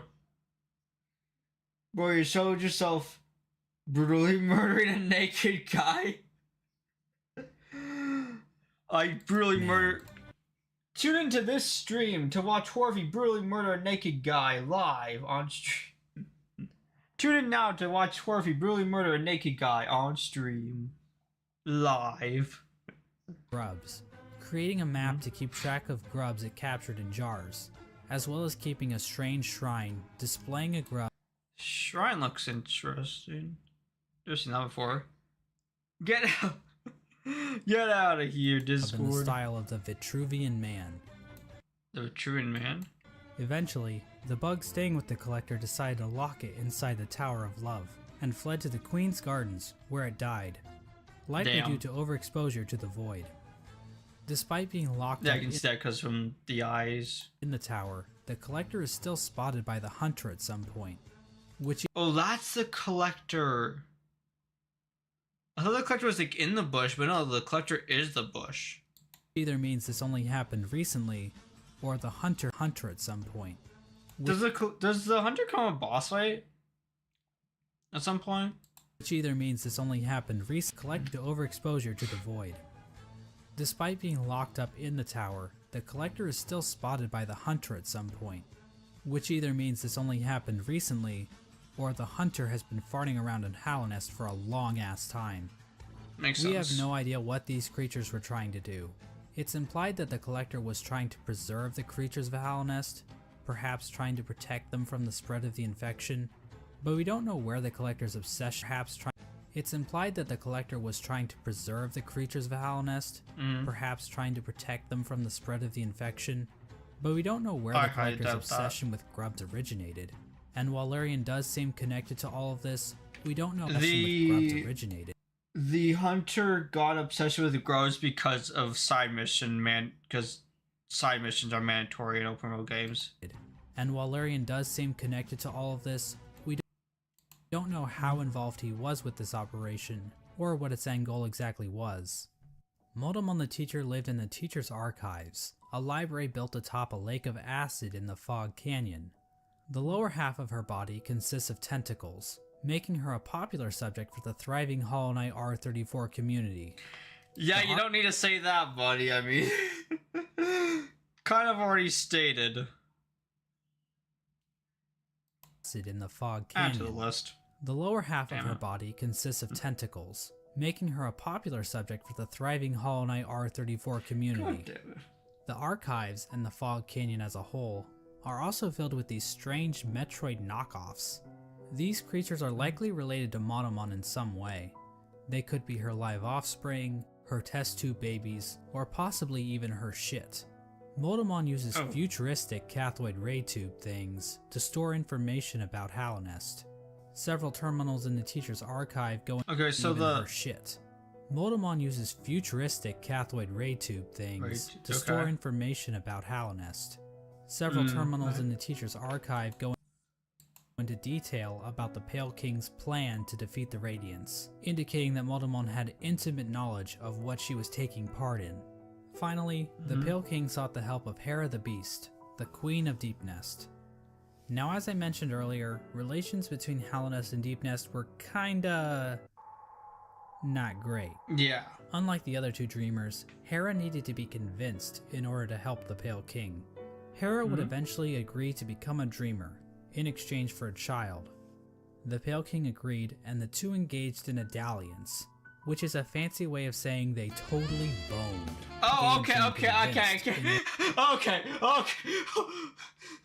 Dear God, I'm gonna see that in my nightmares. What the fuck? Pale King getting busy. Okay, so Pale King and Hara decided to... Well, let's just say they tested the durability of this rock bed. In order to help the Pale King. Hera would eventually agree to become a dreamer, in exchange for a child. I'll be a dreamer. Only if you give me a child. And he was like, okay, fine, the Pale whatever. King agreed. Fine, whatever. And the two engaged in a Wait, does that mean that means he's a cheater? God damn, why is everyone the player in this fucking game? Bro, that means he's a player. First he did it with the tree lady, the pale lady, and then he did it with Hara. He was like, hey, spider lady, let's test the durability of that bed. And then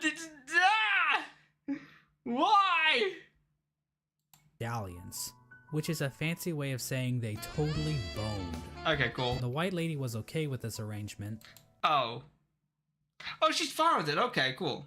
In fact, she might have been watching from the closet. What now? What? I want to make a joke, but I don't think I can.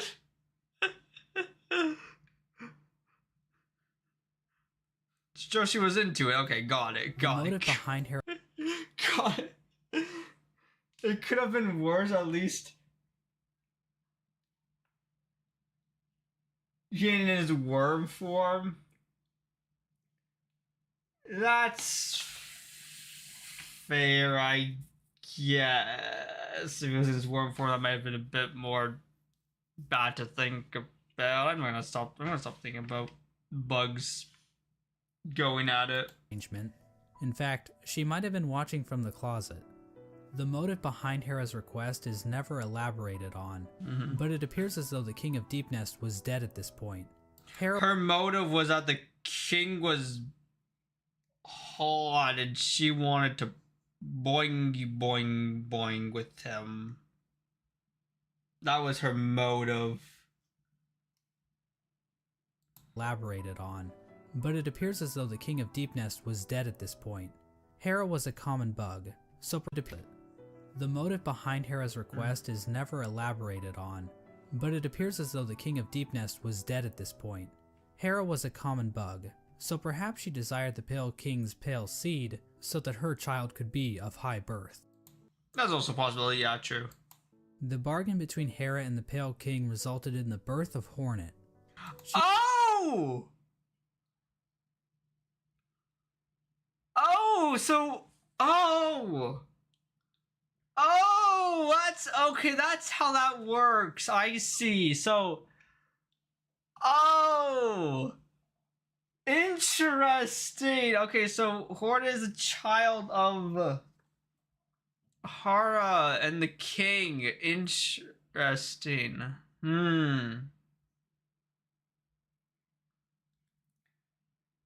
So yeah, they're all siblings. So stepsister, cool. She became known as the gendered child because unlike the Pale King's other children, gendered child. The bargain between Hera and the Pale King resulted in the birth of Hornet. She became known as the gendered child because unlike the Pale King's other children, Hornet was not hollowed out by the abyss. Hera and Hornet spent little time together. Half sister Hornet. This also means Hornet is half spider, by the way. All the more reason to make her waifu.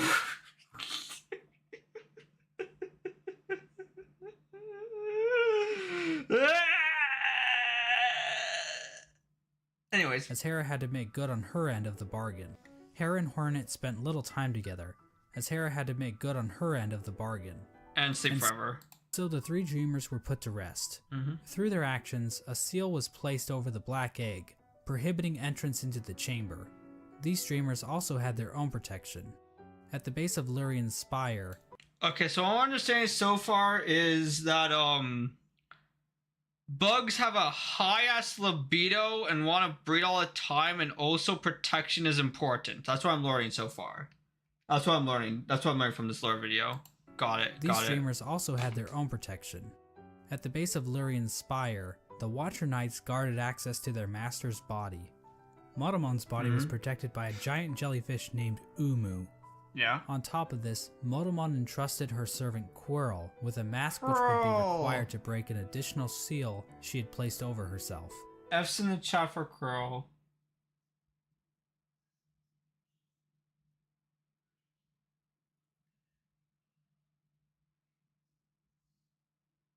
Can we go back to the... But no, we shall not go back that far. You can watch this video on your own if you would like to. Clear the Pale King taking away protection. Yeah, obviously. Oh my gosh. Curl your husband, why? F's in the chat for Curl. Or Curl. The masked Moo. On top of this, Motomon entrusted her servant Quirrell with a mask which would be required to break an additional seal she had placed over herself. So she basically is double wrapping herself. As for Hera, we're not really sure what protected her, since it is never actually seen in-game. We don't know where this creature is hiding, but whoever it is, they really suck at their job. Now there appears to be one more element to the Pale King's plan, involving the Weavers. Hidden away in the Weaver's den is an incomplete seal of binding, woven from silk. This design prominently features the Hollow Knight's head, and can be found in the White Palace, as well as blocking the exit during the Hollow Knight fight. Interesting, okay. Silk spools created by the Weavers can be found in the Stag Station in Deep Nest, as well as the Stag Station next to the White Palace. These spools can also be found in the Pale King's workshop. Okay. We know that the Weavers were closely tied to Hera and Hornet. so their actions might have been a part of the deal between the Pale King and Hera. Probably. Once the Hollow Knight was ready, the Radiance was... The Hollow Knight. I think Deepnest was protecting her. Honestly, yeah, Deepnest was the whole protection against Hera. Somehow channeled into the instead of like a boss fight. Vessel. Once the Hollow Knight was ready, the Radiance was somehow channeled into the vessel, which was then placed inside of a giant black egg located in the Forgotten Crossroads. Which was then placed inside it was ready, the Radiance was somehow channeled into the vessel, which was then placed inside of a giant black egg located in the Forgotten Crossroads. This egg was built to sustain the Hollow Knight, and itself appears to be fashioned from void. The Hollow Knight was chained up, and the entrance to the black egg was locked behind a powerful... Ayo? Why chained up like that, though? Void. The Hollow Knight was chained up, and the entrance to the black egg was locked behind a powerful seal created by the three dreamers. Initially, this convoluted plan actually worked, and the infection was successfully contained. I'm sorry. This convoluted plan actually worked, and the infection was... Initially, this convoluted plan actually worked, and the infection was successfully contained. Memorials to the Hollow Knight and the Dreamers were erected in the City of Tears and the Resting Grounds. But this is the part of the story where things get a little bit hazy. By the time these statues were constructed... So it worked. It managed to seal away Radiance, but the infection was still lingering, right? Citizens had taken to writing hazy. By the time these statues were constructed, citizens had taken to writing on parchment woven from spider silk, which constructed. Citizens had taken to writing on parchment. By the time these statues were constructed, citizens had taken to writing on parchment woven from spider silk, which was all destroyed when water started pouring down onto the city. We don't know how long the Hollow Knight was able to completely contain the infection. Bugs from Dirtmouth used to go to the Temple of the Black Egg to pray, saying they felt at peace with... Bugs from Dirtmouth used to go to the Temple of... Wait, wait.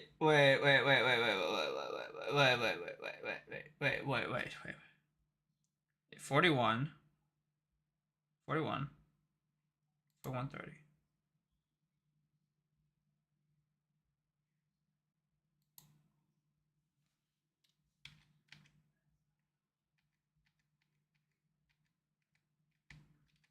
Now hold up.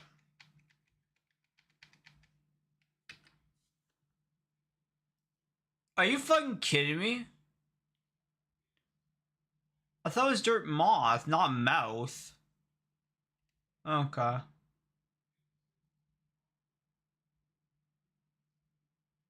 $41. There we go. But this is the part of the story where things get a little bit hazy. By the time these statues were constructed, citizens had taken to write... I thought it was Dirt Moth. writing on parchment woven from spider silk, which was all destroyed when water started pouring down onto the city. We don't know how long the Hollow Knight was able to completely contain the infection.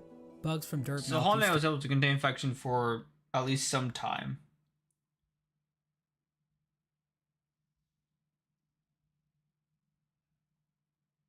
Go to the Temple of the Black Egg to pray, saying they felt at peace within the walls. But so we went to the temple to pray to it. Okay. After a while, they stopped going, perhaps indicating that the infection was beginning to leak out again. The infectious air continued to seep through Halnest for years, eventually even reaching the deepest parts of the kingdom. Yeah. As it turns out, the Pale King's pure vessel wasn't quite so pure after all. The Hollow Knight had been tarnished by an idea instilled. While the game never explicitly tells us what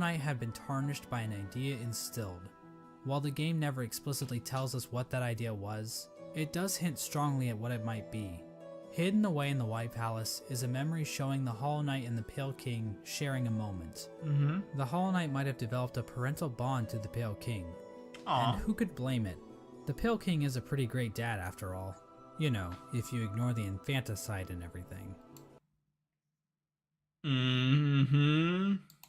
Remember those smug mushroom dickheads? Yeah. Well, it turns out their trust in the Pale King was a complete mistake. That shared mind isn't looking too good now, is it? In the fungal core, the corpse of a giant that shared mind is... Well, it turns out their trust everything. Remember those smug mushroom dickheads? Well, it turns out their trust in the Pale King was a complete mistake. That shared mind isn't looking too good now, is it? Oh, because once one got infected, then they all got infected because they all share the same mind, right? In the fungal core, the corpse of a giant mushroom lies dormant. Its final thoughts were, "Pale worm, what good to see a demise unavoidable?" This could imply that the Pale King always knew that his kingdom was doomed. All he could do was delay the inevitable. This is likely the moment when Hallownest, as it once was, entirely collapsed. The Hollow Knight had not completely stopped the infection, and while it may have taken a while, Hallownest was eventually brought low. It's at this point that characters and areas begin to resemble as we know them in-game. Yeah. When it became clear that the Hollow Knight was not able to contain the Radiance, the Pale King resorted to his final plan. He fucked off, hiding himself, his White Palace, and his Pale... Okay, that's cool. Yeah, he's like, damn, I'm a failure. What should I do? Fix my mistakes? Nah, I'm gonna fuck off and just die. You've always pronounced it dirt myth. You just thought at the time pronounced... You generally just thought I pronounced mouth like that. No, I generally thought it was like just dirt moth. Clear that the Hollow Knight was not able to contain the Radiance, the Pale King resorted to his final plan. He fucked off, hiding himself, his White Palace, and his Pale Court in the dream world. At this point, all of the furniture in the palace was covered under white sheets, similar to how people in the real world cover their furniture while away on long trips. Okay. The palace was also completely covered with thorns and buzzsaws, similar to how people in the real world cover their houses with thorns and buzzsaws. Yeah, very similar. I do that all the time in my house. I do that all the time. I can confirm. I cover my house in thorns and buzzsaws. Just for the fun of it, you know. So was this decoration? I guess so. The Pale King would eventually pass away while sitting on his throne in the White Palace. There's no confirmation on what killed him, but there are a few things to consider. The throne room is incredibly dark compared to the rest of the palace, and the particle effects and ambient track in this room are identical to that of the Abyss. All of the king's molds surrounding the Pale King are dead. The ancient basin itself also has become stained with the presence of void, as it can be seen as high as the rundown elevator shaft leading back to the city. Remember that bug that was sealed away in the Abyss to make sure the lighthouse wasn't turned off? Yeah. Well, the lighthouse was turned off. Oh. I guess that whole living with purpose thing is a crock of shit after all. It seems as though the Sea of Void itself actually convinced this bug to betray his king and turn off the lighthouse. Interesting. So the void ended up like persuading that bug, being like, "Hey, turn off the lighthouse," and I was like, "Okay," and then he died, and then, or maybe the void just killed him, and then the void turned on the lighthouse turned off the lighthouse by its no, because I want to be able to go there. Now I know what you're thinking. Exactly how conscious is the void? Is the void able to think for itself? Can it form strategies? Does it host a podcast? Well, according to this Chozo statue ripoff, the void is powerful, but not unified. So while it can thrash around at things that come near it, or call out in unison to turn off a light, it's not a single conscious being. Getting back to the Pale King, one could argue that the void might have played a role in his ultimate demise, and I've argued that viewpoint in the past, but we have to remember that there isn't enough evidence to know for sure. As an expert lawyer and a good friend of mine, Johnny Cochran, once said, "Any evidence that the void was involved in the Pale King's death is circumstantial. My name is Johnny Cochran." Just above the White Palace, the bugs in the City of Tears weren't faring much better. Even if we ignore the fact that the infection was still around, there were other issues that helped lead to the city's downfall. Due to the gates being sealed, some bugs resorted to cannibalism in order to avoid The fuck? Where was that?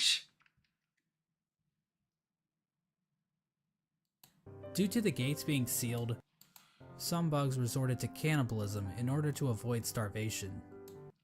I guess not a choice, yeah. And there's also that metric fuckton of corpses lining the walls of the Soul Sanctum. Mm-hmm. When all was said and done, the only citizen left Remember you? standing is Eternal Emelita, who just laughs her ass off about it like she's a fucking Dark Souls character. The White Lady ends up in a cocoon. I mean, this is a Souls game. The only citizen left standing is Eternal Emelita, who just laughs her ass off about it like she's a fucking Dark Souls character. The White Lady ends up in a cocoon deep within the Queen's gardens. Mm-hmm. She decided to place bindings on herself in order to keep her from spreading her seed. She claims that this is because of the shame she feels in helping the Pale King create the vessels. But honestly, it's probably just her kink. The White Lady claims that decided to place bindings on herself in order to keep her from spreading her seed. Ah, so she likes to be binded up. I see now. She claims that this is because of the shame she feels in helping the Pale King create the vessels.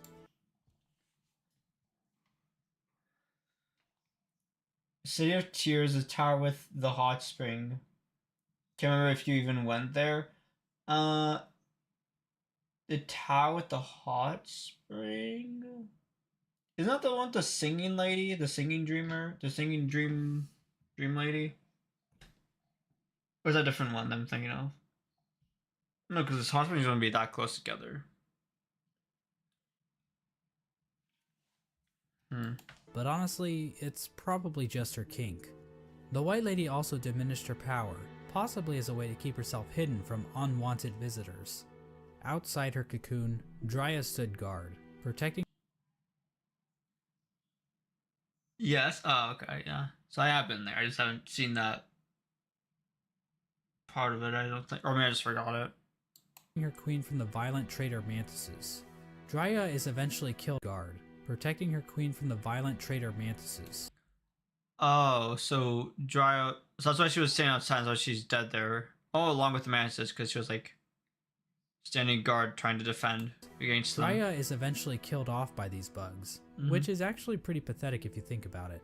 I mean, we're talking like the Netgear WPN824N N150 wireless router pathetic. Speaking of great knights dying pathetically, let's move on to Hagamol. Hagamol held the city crest, a key used to open one of the gates to the City of Tears. At some point, Hagamol's armor shell was stolen by a maggot. Now, maggots were generally looked down upon and forced to— Oh yeah, these little guys. I still feel bad for them. A key used to open one of the gates to the City of Tears. At some point, Hagamol's armor shell was stolen by a maggot. It's hidden in the theater. Now, oh, okay. maggots were generally looked down upon and forced to do menial labor. They were incredibly weak, and basically deserved all of the discrimination they got. But this one maggot... Oh, so that's why he decided to rebel against... He decided to rebel because he was looked down upon. Had to turn the tide, so he stole Hagamol's shell so that he could defend his downtrodden brothers. His actions weren't motivated by the infection, but instead was the result of how hierarchical caste systems will always lead to revolution from the working class, and that true freedom can only be achieved, blah blah blah, capitalism is bad, subscribe to my Patreon. Ogre moved to the Royal Waterways and started living in shit, changing his name Capitalism is bad. Ogre moved blah blah blah, capitalism is bad, subscribe to my Patreon. Ogre moved to the Royal Waterways and started living in shit, changing his name to Dung Defender. Now I love wallowing in shit as much as the next guy, but you'd have to really love shit to put up with living with the flukes. The Dung Defender kept an unwavering sense of duty and loyalty to the king, and love for his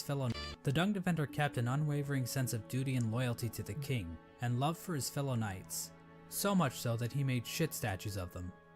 How nice. Oh, so I think I've seen that. So much so that he made shit statues of them. How nice. Ogrim acted as the defender of the pipeways, as well as Isma's Grove. A section of the Royal Waterways became filled with acid, and in the middle of it all rests Isma's corpse, which has been overcome by plant life.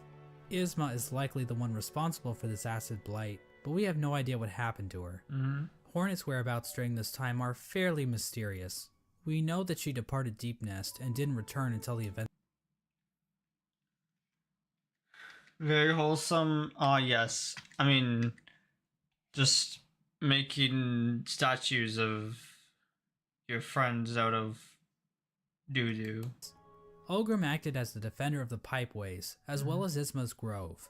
A section of the royal waterways became filled with acid, and in the middle of it all rests Isma's corpse, which has been overcome by plant life.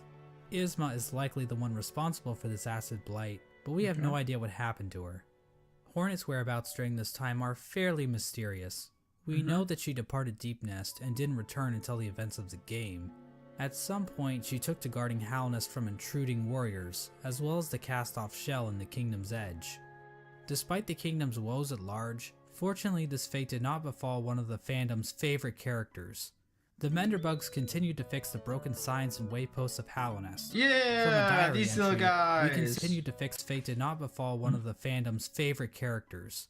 The Menderbugs continued to fix the broken signs and wayposts of Halnest.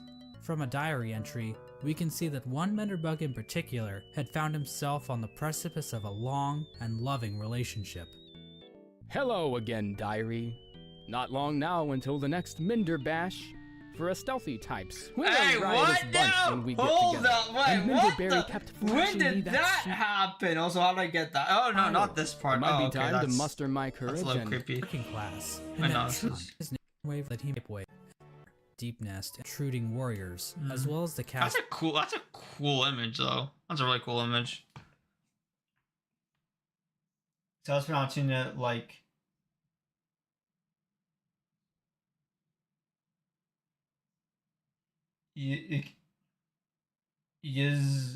Yzma from Emperor's New Groove. Really? The Menderbugs, yeah! Off shell in the Kingdom's Edge. Despite the Kingdom's woes at large, fortunately this fate did not befall one of the fandom's favorite characters. The Menderbugs continued to fix the broken signs and wayposts of Halnest. From a diary entry, we can see that one Menderbug in particular had found himself on the precipice of a long and loving relationship. hello again, diary. Not long now until the next Minder Bash. For a stealthy types, we're a riotous bunch when we get together. And Minderberry kept flashing me that smile. It might be time to muster my courage and act on it.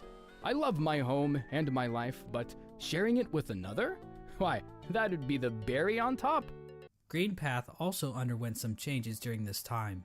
The Mosskin were waiting for Un's call, which would bring them back into the dream they were originally born from. But for some reason, Un's strength deteriorated. We don't know why this happened exactly. So the Mosskin was waiting for some reason, Un's call, which would bring them back into the dream during this time. The Mosskin were waiting for Un's call, which would bring them back into the dream they were originally born from. But for some reason, Un's strength deteriorated. We don't know why this happened exactly. Was it due to the White Lady claiming part of her kingdom? Was it somehow due to the infection? Some Mosskin believe that Un went into hiding, but it appears as though Un is, in fact, calling to her children. But many of the Mosskin are unable to hear her call. Instead, many Mosskin seem to have taken the Radiance's infection into their leaves, which might explain why Greenpath became overgrown with vegetation despite Un's deteriorating powers. Mossy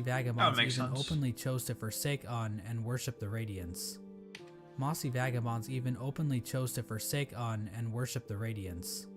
Another tribe to be screwed over by the Radiance is the Hive, which fell to the infection after the death of their leader, Hive Queen Vespa.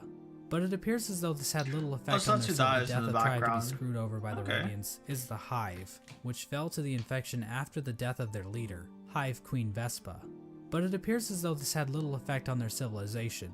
The Radiance's hive mind was already familiar to the bees, since the Hive probably operated under something similar already. So in other words, the Hive probably made out the best in this whole situation. Let's turn our attention back to the moths. After all, it's their god that keeps killing everybody. Visitors to Holonest. So this is where the game actually starts, okay. Base game endings. And whatever that is. Okay. Maybe we could at least skip this part since I haven't seen what Godmaster is. Well, the attention back to the moths. After all, it's their god that keeps killing. Let's turn our attention. Yeah, so much for being a god when you just kill people and turn them into mindless slaves. Back to the moths. After all, it's their god that keeps killing everybody. Hmm. Well, the moth tribe didn't fare too well, actually, as pretty much the entire Shield. tribe died out. The only known survivor right. is the seer. Despite the loss of her tribe, the seer continued to tend to the graves in the resting grounds, while also waiting the arrival of the wielder, a mysterious being that her tribe has dreamt of for a while. In the Kingdom's Edge, So we end up becoming the wielder, right? Okay, yeah. You can skip God Master and the visitors if you want, because you haven't seen them. Visitors? Oh. What do you mean I haven't seen them? Hello? I've seen this guy! It's alright, guys, but you probably won't understand. I'll watch it. I'll probably skip God Masters, though. Even though it's like this worm guy who I'm assuming is the king. It sounds what the orange guy is, the king. Came to being that lives in the resting grounds, while also waiting the arrival of the wielder, a mysterious being that her tribe has dreamt of for a while. In the Kingdom's Edge, the land became covered in ash molting off of the worm's decomposing corpse. The Colosseum of Fools continued to thrive. The Lord Fool passed away at some point, He dead. but nobody really seems to notice or even care. The fools inside They probably the know he's dead, they just don't give a shit because they're like, we want to fight. were infected, but still seem to have maintained control over themselves. So in chat. Okay. The fools inside the Colosseum were infected, but still seem to have maintained control over themselves. It seems possible that these bugs took in the infection willingly, similar to the Traitor Lord and his followers. This would have given them an edge in combat, similar to using steroids, but without the whole shrinking testicles thing. However, even the Traitor Lord and his that's the followers thing went mad. where, you know, the balls get smaller for testicles from steroids, right? Followers. This would have given them an edge in combat, similar to using steroids, but without the whole shrinking testicles thing. However, even the Traitor Lord and his followers went mad, so what makes these fools any more special? As for the Pale King's champion, the Pale Lurker, well, she just went the normal kind of insane. There appears to have been another unforeseen event with the Pale King's plan. When the Does that have to do with Colosseum by chance? Or is this something else? Does that have to do with like the Colosseum, or is it something else that she's tied to? Went mad. Assuming it's Colosseum. So what makes these fools any more special? As for the Pale King's champion, the Pale Lurker, well, she just went the normal kind of insane. There appears to have been another. It's near. Oh, she's near Kala. Okay. So what makes these fools any more special? As for the Pale King's champion, the Pale Lurker, well, she just went the normal kind of insane. There appears to have been another unforeseen event with the Pale King's plan. When the Hollow Knight was originally chosen, the door to the Abyss was sealed, trapping the discarded vessels within. But apparently, some vessels didn't get the memo. Vessel corpses can be found littered throughout the kingdom. There's one in the Ancient Basin, one in Green Path, and several trapped in Nosk's Lair in Deep. You were the one. Basin, one in Green Path. You're the one that Hornet's next to. And several trapped in. Oh, I remember Nosk, right? With all the hanging bugs, right? Nosk's Lair in Deep Nest. I remember Nosk. That was fun. Another vessel that escaped from the Abyss is the player character, the Knight. The exact No, really? I honestly thought that we didn't manage to escape the Abyss and we died in it. One in Green Path, and several trapped in Nosk's Lair in Deep Nest. Another vessel. Okay, give me 2 seconds. I'll be right back.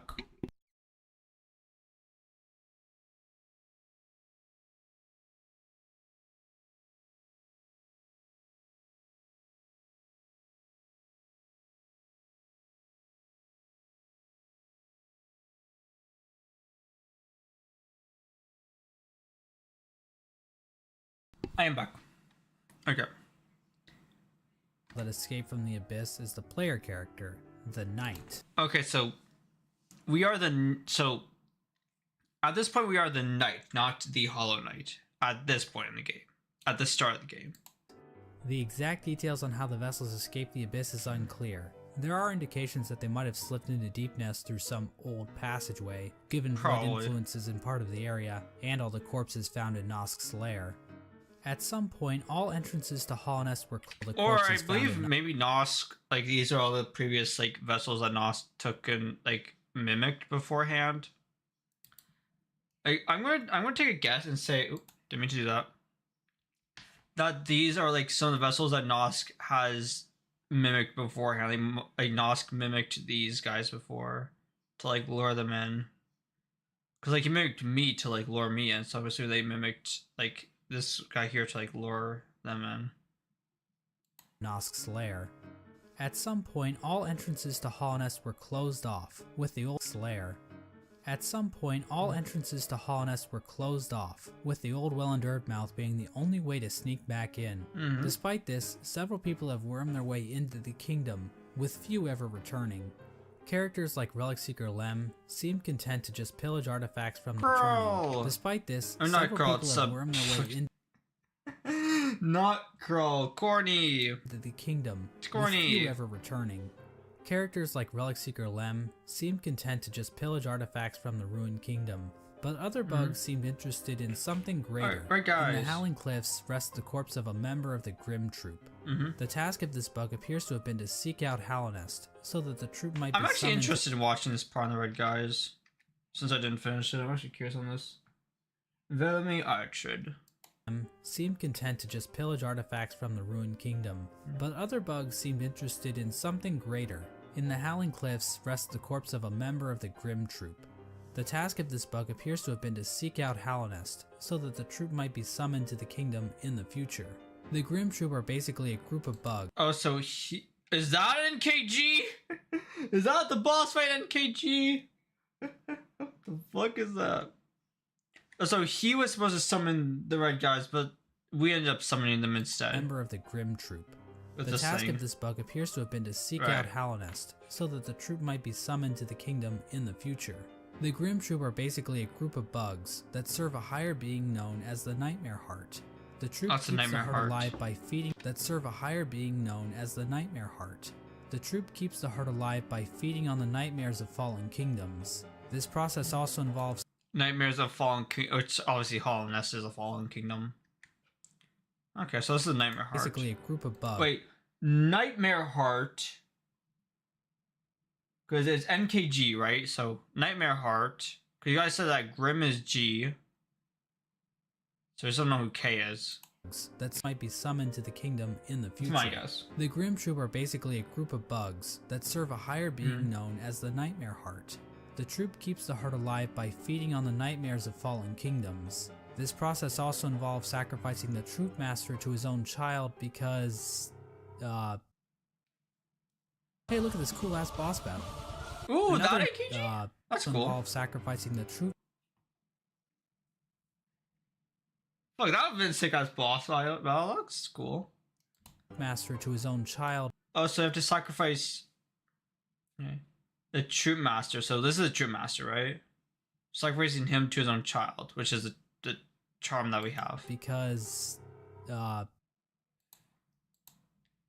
look at this cool Look at that. That looks actually sick. Look at that shit. Wait, bro, look at that. Look at that.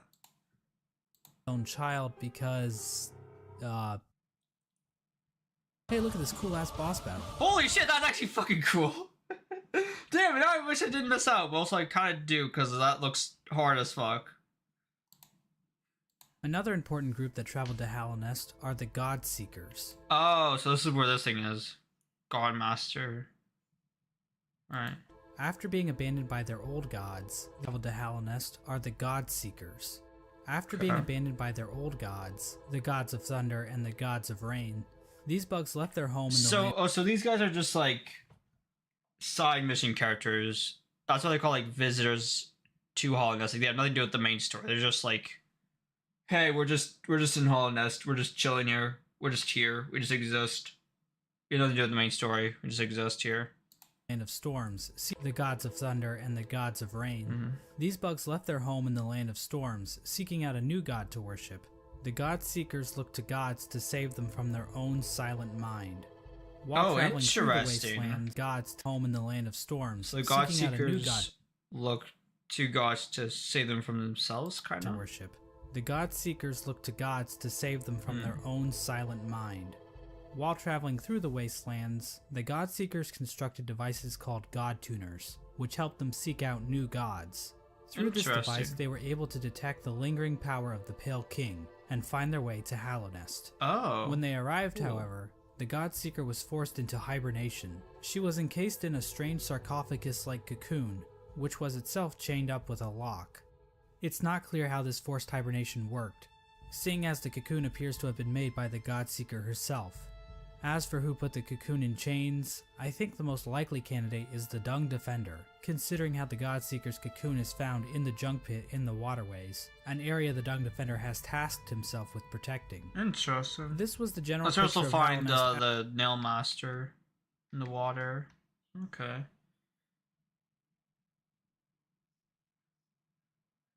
Hardest place to get in all of Hallownest.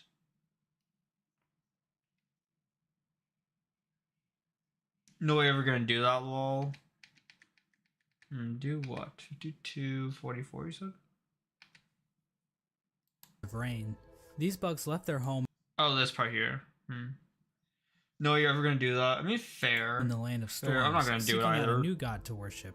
The God Seekers look to gods to save them from their own silent mind. While traveling through the wastelands, the God Seekers constructed devices called God Tuners, which helped them seek out new gods. Through this device, they were able to detect the lingering power of the Pale King and find their way to Hallownest. When they arrived, however, the God Seeker was forced into hibernation. She was encased in a strange sarcophagus-like cocoon, which was itself chained up with a lock. It's not clear how this forced hibernation worked, seeing as the cocoon appears to have been made by the God Seeker herself. As for who put the cocoon in chains, I think the most likely candidate is the Dung Defender, considering how the God Seeker's cocoon is found in the junk pit in the waterways, an area the Dung Defender has tasked himself with protecting. This was the general picture of Hallownest after the Hollow Knight was sealed inside the Temple of the Black Egg. The kingdom was stuck in a kind of stasis, with the Pale King civilization destroyed and the Radiance unable to break free from her chains. The Pale King was rebelling against nature, trying to keep his work standing indefinitely. The stasis over Hallownest Okay, so my held theory was sort of correct.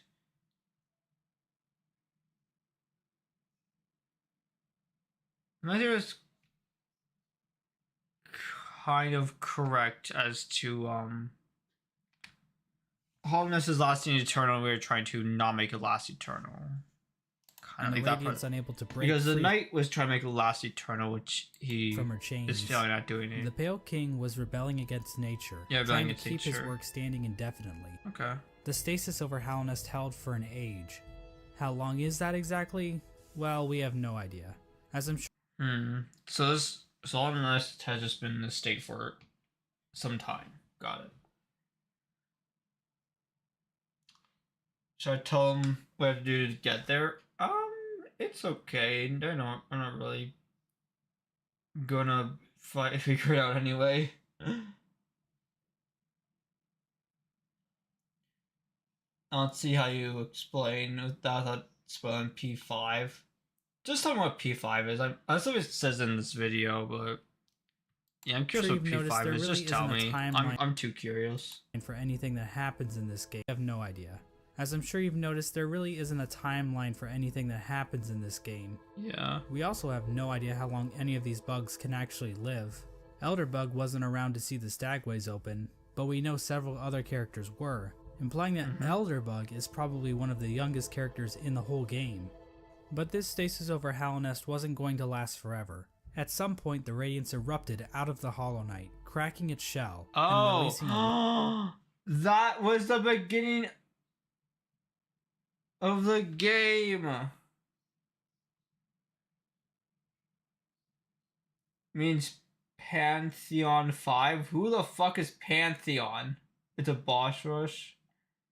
Well, that sounds fun. Powerful roars erupted, but this stasis over Hallownest wasn't going to last forever. At some point, the Because hold on, this is what the title screen becomes if you defeat. Radiance erupted out of the Hollow Knight.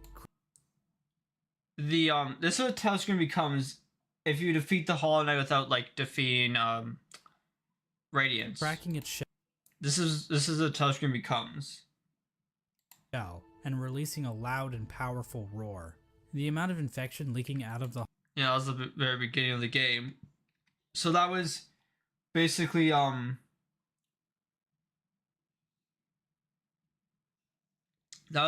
so Radiance just managed to like break free a bit and like leak an infection throughout all of Hollow Nest.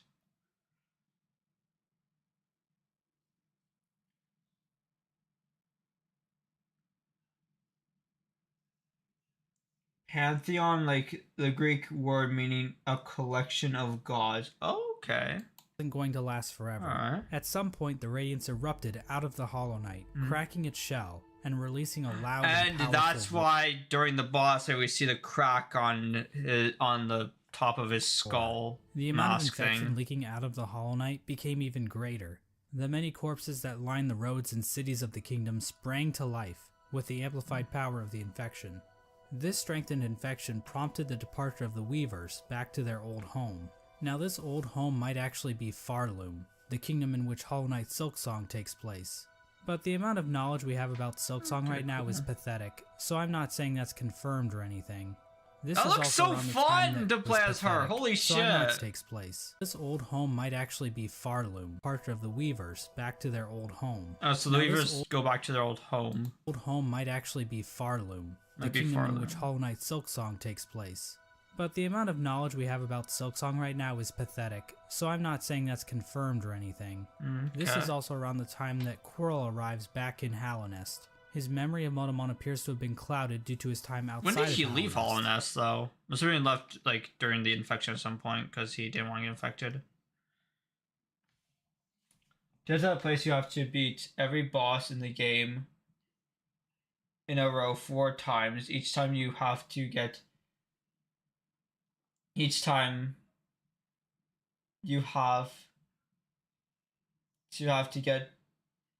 have to get a restriction in some parts of your abilities. Oh, that was really fun. Not saying that's confirmed or anything. This is also around the time that Quirrell arrives back in Hallownest. His memory of Motomon appears to have been clouded due to his time outside of Hallownest. These events are depicted in the Quirrell prequel comic, which also shows an image of the Hollow Knight with a pre-cracked shell.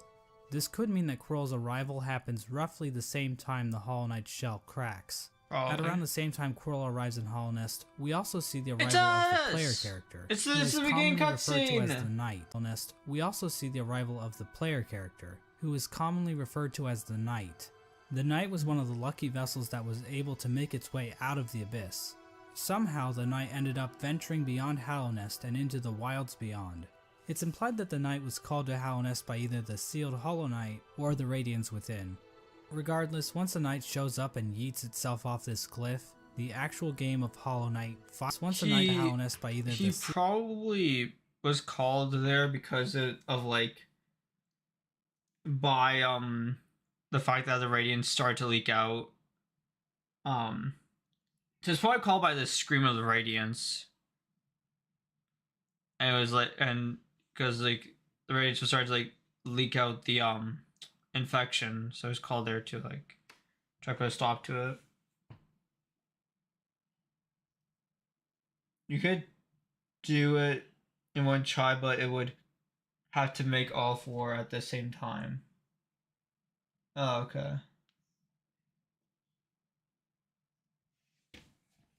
sealed Hollow Knight or the Radiance within. Regardless, once the Knight shows up and yeets itself off this cliff, the actual game of Hollow Knight finally begins. Now, there's a lot of details we could get into. Hallownest is full of NPCs and bosses, each with their own stories to tell. But to be honest, I don't think we need to go through all of them, since their stories are relatively straightforward. To be honest, Hallownest is full of Now, there's a lot of details we could get into. Hallownest is full of NPCs and bosses, each with their own stories to tell. But to be honest, I don't think we need to go through all of them, since their stories are relatively straightforward. For example, let's look at the Brooding Moloch. So why is the Brooding Moloch brooding? Because all its friends are dead. Oh, makes sense. And there you go. That's the lore for the Brooding Moloch. Also, it's the only character in the game with a visible asshole. Why the Now, fuck would you zoom into that? You Probably not. So instead, I'm just... Now, did you really need me to explain that to you? Probably not. No, that's So literally me I'm right just now. going to talk- That is literally me right now. Like, it's just why? Why? Now, did you really need me to explain that to you? Probably not. So instead, I'm just going to talk about the interactions relating to Hollow Knight's Oh, this main guy. story. What was your name again? Something Kin? Fallen Kin, I think was your name. They're fun. The knight is eventually noticed by Hornet, who lured him to hello, Hollow Knight's Hornet. main story. Remember you? The knight is eventually noticed by Hornet, who lures it I deep remember that into part in Green Path. I was like, how do I get up there? How do I get up there? Though I didn't have to double jump by the time. I'm like, how? How do I get up there? How? Get back here. The knight is eventually noticed by Hornet, who lures it deep into Green Path. There, Hornet attempts to kill the knight, claiming that she knows what it would try to do. At this point, Hornet views the knight as being too weak. After the fight, Hornet can be found in the City of Tears, next to the statue of the Hollow Knight. Hornet mentions that the knight has gained a resilience. Right, I forgot it's an actual Midnight as cutscene being in the too video weak. game. Broken Vessel, right. After the fight, If that's an actual cutscene in the video game, that's actually really cool. Hornet can be found in the City of Tears, next to the statue of the Hollow Knight. Hornet mentions that the knight has gained a resilience, due to the time it spent in the void beyond Hallownest. This could be referring to the fact that some of those who leave Hallownest lose their memories, meaning the knight would have no memories of its own tragic conception. Hornet tells the knight that if it seeks to continue the stasis that keeps Hallownest standing, Despite everything, it's still you.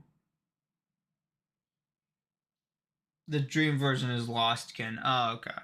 Got it. Hornet tells the knight that if it seeks to continue the stasis that keeps Hallownest standing, it must seek the Graven Ash, which is referring to the Kingdom's Edge. At this Oh, moment, so that's why that's... Oh, so that is ash. The stuff that's like, looks like snow. Okay. Hornet sees the knight as a That's what it's called. That's why she says an ash, yeah. Ash, which is referring to the Kingdom's Edge. Okay. At this moment, Hornet sees the knight as a possible replacement for the Hollow Knight. At this moment, Hornet sees the knight as a possible replacement for the Hollow Knight. Which is what happens if you get the default ending by just being up Hollow Knight. You become the replacement for Hollow Knight because Radiance is cracking through its shell and Hollow Knight can't contain it any longer. So you have to become the new vessel and become the replacement for Hollow Knight, so it can still stay contained. Basically, the knight could break the seals that keep the Hollow Knight locked away. Replacement for the Hollow Knight. Basically, the knight could break the seals that keep the Hollow Knight locked away, defeat the Hollow Knight, and contain the infection itself. It's at this point that I should mention that Hollow Knight actually has 5 different endings. Because of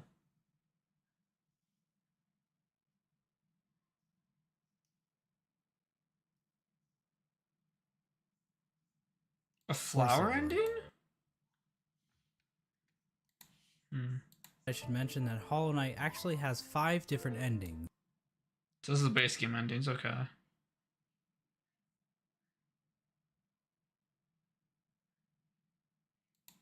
Because of course it would. That ending actually looks pretty nice. The flower ending. Godmaster ending, then the Hornet ending. That's, I'm assuming, the one that we got after defeating or no, that's the one you get after defeating the Hollow Knight with Hornet. I'm going to be explaining each of these endings in this video, as they each give us a different glimpse into the mechanics of Hollow Knight's world. Now, to get the easiest ending to Hollow Knight, Hornet's 3 base games, 2 DLC endings, okay. instructions to go to the Kingdom's That makes sense, yeah. Which one ending is obviously Godmasters, and the other ending is something. The flower. Edge can be ignored. To get the easiest ending to Hollow Knight, Hornet's instructions to go to the Kingdom's Edge can be ignored completely. If the knight stumbles upon the resting grounds, the 3 dreamers will appear and cast the knight into the dream realm. There, Seer will come to the knight's rescue and grant it the Dream Nail, a special blade that can tear the veil between the real world and the dream world.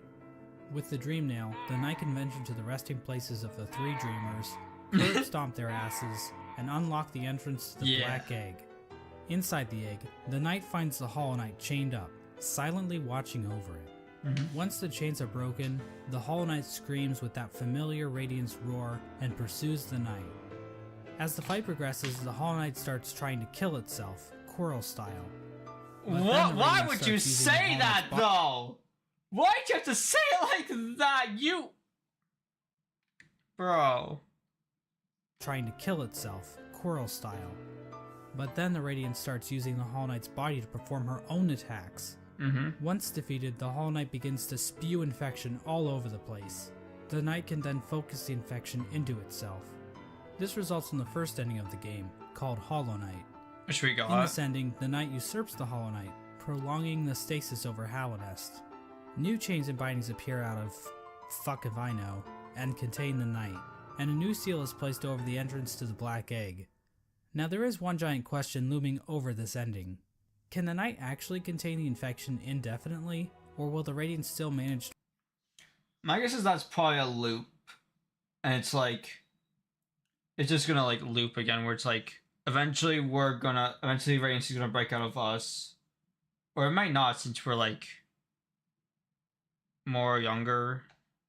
I guess, I don't know. ...to break free one day. Before we answer this question, let's look at some of the other events that can transpire while playing the game. If the player chooses to go to Kingdom's Edge, Hornet will challenge the knight one last time as a final test of strength. After her defeat, Hornet allows the knight to access the cast-off shell, where the Pale King was originally hatched. By interacting with this egg, the knight's shell is marked with the king's brand, technically making the knight the new ruler of Hallownest. With the king's brand, technically making the knight the new ruler of Hallownest. So technically making us the king, okay. With the king's brand, the knight can now open the entrance to the abyss. Because the charm says, Hallownest. Hallownest shall recognize a new ruler, yeah. With the king's brand, the knight can now open the entrance to the abyss and discover the place of its birth. When leaving the abyss, the knight can encounter Hornet again. Where for the first time... I don't think we've encountered that. When leaving the abyss, the knight can encounter Hornet again, where for the first time, Hornet suggests that there are actually two outcomes the knight can enact. She tells the knight that it can either prolong Hallownest stasis, or face the heart of the kingdom's infection. Within the knight, Hornet sees a chance for change. Face the heart of the kingdom's infection, that's obviously defeating Radiance, and then... enact. She tells the knight that it can either prolong the stasis by just becoming a new host. Stasis, or face the heart of the kingdom's infection. Within the knight, Hornet sees a chance for change. Instead of just replacing the Hollow Knight, Hornet believes that it may be possible to get rid of the infection completely by using the void inside of the knight. After visiting the abyss and obtaining the Shade Cloak, the knight is capable of reaching the White Lady, hidden away in the Queen's Gardens. The White Lady tells the knight that she has been awaiting a vessel to accept a gift, that gift being one half of a charm called the King's Soul, which she claims will give the knight more power. The White Lady goes on to explain that she can feel the weakening of the Hollow Knight within her roots. She tells the knight that it is free of the blemishes that made the Hollow Knight a flawed vessel. From this dialogue, it is implied that the knight truly is a pure vessel, flawed vessel. She tells the knight that it is free of the blemishes that made the Hollow Knight a flawed... Free of the blemishes that made the Hollow Knight a flawed vessel. Because the Hollow Knight ended up growing an attachment to the king, or to her. Like an attachment to the parents, so like, it wasn't pure, but like, since we didn't have an attachment, we still like have no will or no mind. Vessel. From this dialogue, it is implied that the knight truly is a pure vessel, capable of containing the Radiance successfully. But it's not quite that simple, so we're gonna have to dig a bit deeper into this. Basically, we're gonna need to answer a simple question. What exactly does it mean to be a Hollow Knight? Despite the to be hollow, have no will to break, have no mind to think, have no... I don't know. You are the Hollow Knight. Something like that. Steel Soul Jin? What? Oh, that's if you play Steel Soul mode. Okay, that makes sense. I was like, wait, what? Where would I see her? And I'm like, oh wait, that's Jin if you play Steel Soul mode. That makes sense.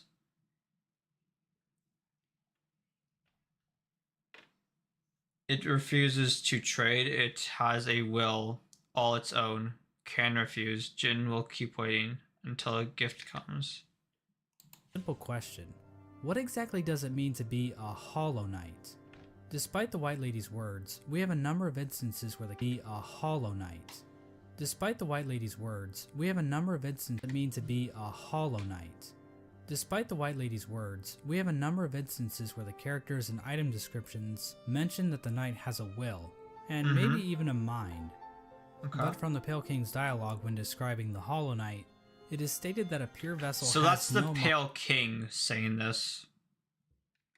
Right. Pale King's dialogue when describing the Hollow Knight, it is stated that a pure vessel has no mind or will. So is the White Lady wrong? Or maybe even lying? Her eyes have been clouded by time, and she can be tricked into thinking that Ogrim is in the room when the knight is wearing the Defender's Crest charm. She also thinks that Dryia is still alive, which, Oh, yeah, right, that, So maybe the... Yeah. How we tell her, chat? Yeah. So maybe the White Lady is just senile. My problem with that theory is that the White Lady states that the vessels stand out to her clearly in a misted world, due to them being her spawn. She also questions whether or not the knight sought her aid, which would imply that the knight must have some kind of will. So for whatever reason the White Lady thinks the knight is still capable of containing the radiance, even if it's still able to make decisions. After all, the Hollow Knight was considered pure, but they still taught it how to wield a fucking sword. I mean, if the knight were truly and completely hollow in a literal sense, it probably shouldn't even be able to walk, or draw a map, or open a goddamn bank account. In short, this whole concept of being hollow is a goddamn bank account. Shouldn't even mean if the knight were considered pure, even if it's still, for whatever reason the White Lady thinks the knight is still capable of containing the radiance.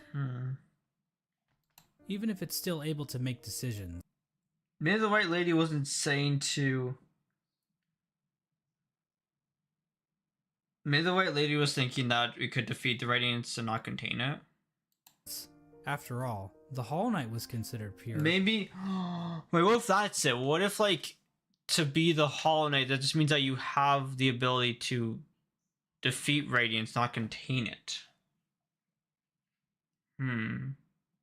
But they still taught it how to wield a fucking sword. That's why they taught him how to wield a sword. I don't know. Well, so they defeat radiance, but end up being the host instead. Capable of containing the radiance, even if it's still able to make decisions. After all, the Hollow Knight was considered pure, but they still taught it how to wield a fucking sword. I mean, if the knight were truly and completely hollow in a literal sense, it probably shouldn't even be able to walk, or draw a map, or open a goddamn bank account. Yeah. In short, this whole concept of being hollow is so abstract and hard to define, I don't really feel comfortable giving a solid answer on whether or not the knight is or isn't truly hollow. And I think the game leaves room open for... I think it being hollow is just like a metaphorical sense, not literal. Other interpretations. Of course, the White Lady's gift is useless without the other half of the King's Soul. In order to reach it, however, the knight must travel to the White Palace, locked inside the body of a King's Mold. In order to bypass the seal, the knight must use a fully awakened Dream Nail. It can do this by bringing 1800 essence to the seer, allowing her to sharpen the weapon's blade. If the knight does this, the seer remarks that the knight truly is the wielder that her tribe has been dreaming of. There's no explicit reason why the Moth tribe was dreaming about this supposed wielder so much, but it seems like they believe the wielder would wash away the crimes the Moth tribe committed by turning their backs on the Radiance. The seer seems to know that the knight might kill the Radiance, and she seems accepting of it, ready for the seer to wash away the crimes understands that the knight will kill the Radiance. Tribe committed by turning their backs on the Radiance. The seer seems to know that the knight might kill the Radiance, and she seems accepting of it, ready for her and her tribe to disappear and be forgotten forever. With the awoken Dream Nail in hand, the knight can travel to the Pale King's refuge and locate the other half of the King's Soul charm. When equipped, the King's Soul provides a never-ending supply of souls, So yeah, I've seen that. making it almost useful if it weren't for the insanely high cost of the ending supply of the other half of the King's Soul charm. When equipped, the King's Soul provides a With the awoken dream nail in hand, the knight can travel to the Pale King's refuge and locate the other half of the King's Soul charm. When equipped, the King's Soul provides a never-ending supply of soul, making it almost useful if it weren't for the insanely high cost of the charm, Yikes. and the painfully slow rate at which it increases, and the fact that the charm will get replaced in about 5 minutes after you get it. The King's Soul charm itself, the fact that the gets replaced very and quickly. The painfully slow rate at which it increases, and the fact that the charm will get replaced in about 5 minutes after you get it. The King's Soul charm itself symbolizes the union between two higher beings. That's why you get half from each of them, half from the mother and half from the father. That makes so much sense. The King's Soul charm itself symbolizes the union between two higher beings. To me, this implies that the King's Soul is a representation of a vessel, which also was created by the union of two higher beings. Why? With the King's Soul in their inventory, the knight now gains access to an area in the abyss called the Birthplace. In this massive pile of vessel shells, the knight can find a giant egg. Dream nailing the egg allows the knight to access its own memory when it was cast down into the abyss. So that's our egg. In this massive pile of vessel shells, that's why it's reflective.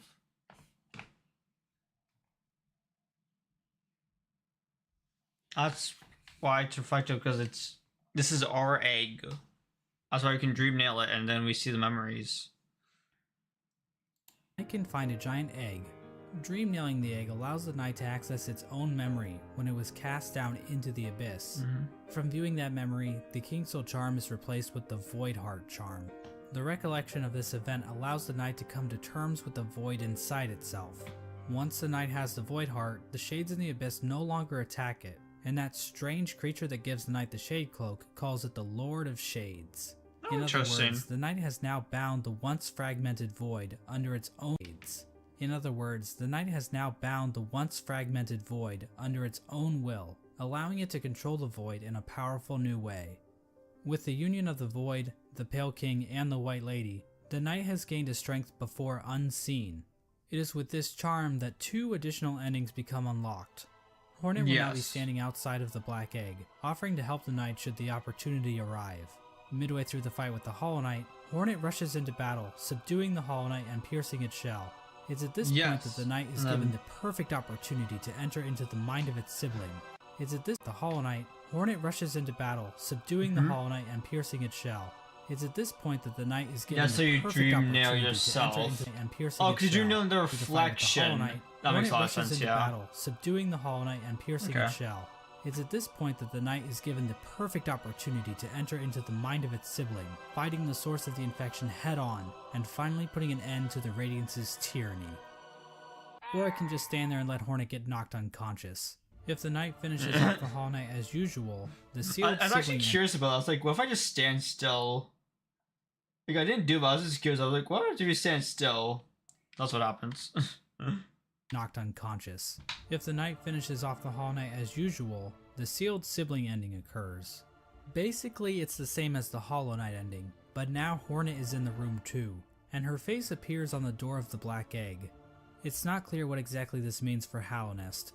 This might imply that Hornet is now a dreamer, but she's inside the temple, meaning that no one can actually get in there to kill her should the knight ever start leaking infection.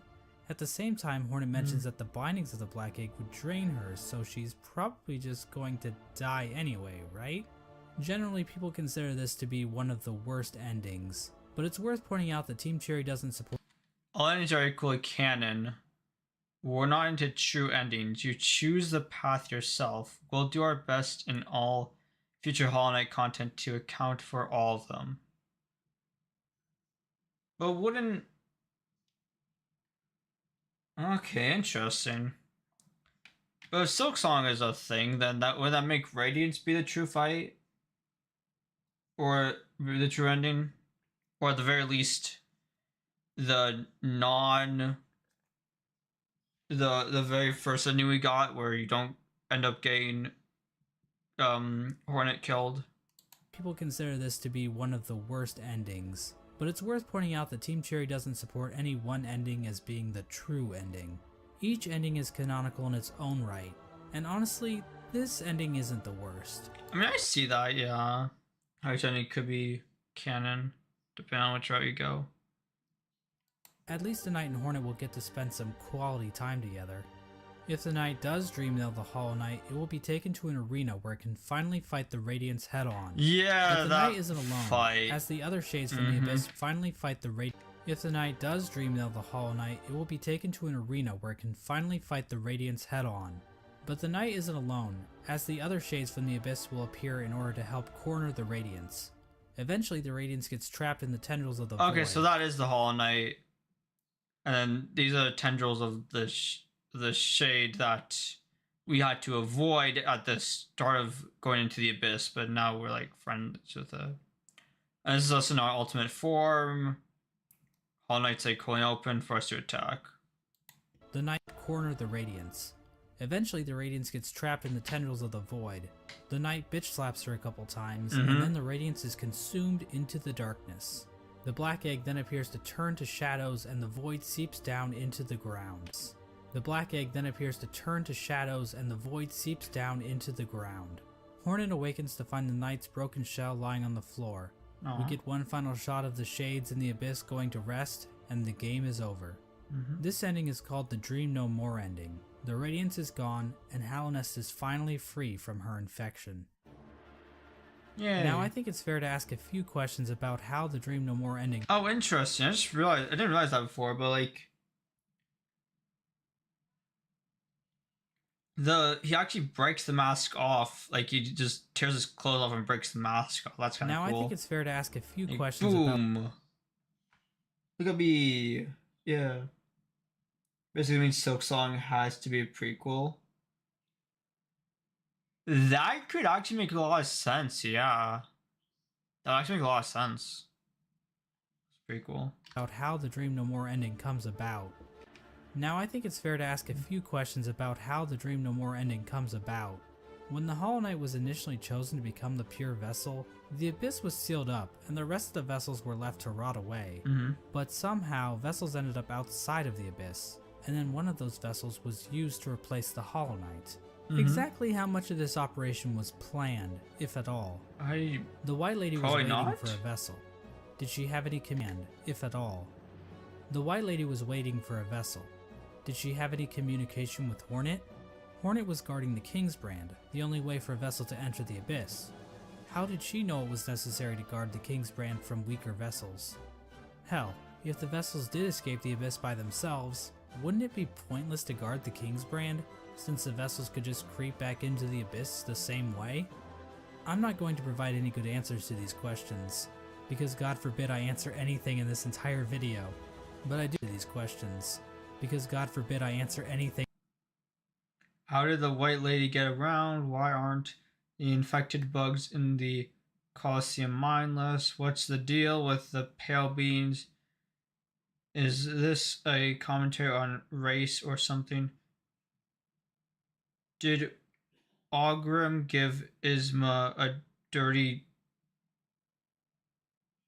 Okay. Thing in this entire. How did the Hollow Knight grow?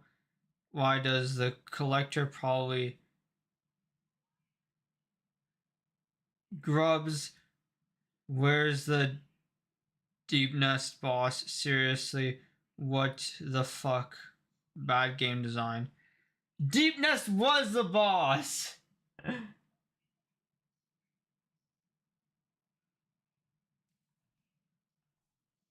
Deep Nest was the boss. Entire video. No More ending was sealed up, and the rest of the vessels were left. Her vessels was used to replace the Hollow Knight. Exactly how much vessel? Did she have any to the Abyss? Hell, and provide any good, but explicitly stated in game. No plan, because God forbid I answer anything in this entire. Why is Un's strength decreasing? Video. Why are we here? Just to suffer? Yes. That's why we're here, is to suffer. But I do want to point out that no plans to actually produce the Dream No More ending are explicitly stated in-game. Plans to actually produce the Dream No More ending are explicitly stated in-game. so we can only speculate as to whether or not the White Lady or Hornet, or maybe even the Pale King, knew that they could defeat the Radiants by creating a Lord of Shades like the Knight. Regardless, the next two endings were definitely not planned. In fact, the last two endings that were added and this is Godmaster. in the Godmaster update almost feel out of place. The Godseekers basically hijack everything to the point where you don't even have to enter the Temple of the Black Egg to beat the game. That's like beating Mario Bros without ever seeing Bowser. But on the other hand, the Godmaster endings basically reinforce that Hallownest does not exist in a vacuum, which can help the world of Hollow Knight feel more real, because Okay, this is just Godmaster. Yeah. Something to do with Hornet. Why is she taller there? What? Okay, this is just Godmaster, which you can skip. Okay. Okay. Interesting. Interesting lore. That's actually kind of cool.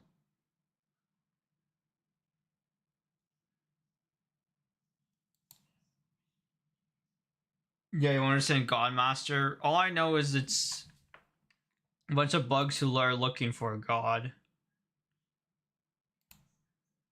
This one's 20 minutes. This is basically correcting my Hollow Knight lore mistakes. I don't know if this would actually be important. But we will see. Over the past few years of writing and producing YouTube Can I steal this instruction? Mostly complete lore of Hollow Knight. Dream Warrior lore explained. Oh, this isn't. Oh. Wait, this is probably not. Even real life blogs.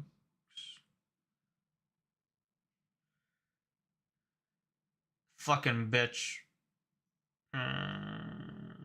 Yeah. This doesn't look like.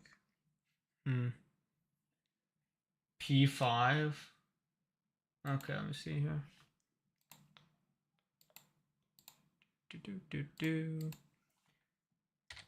Hollow Knight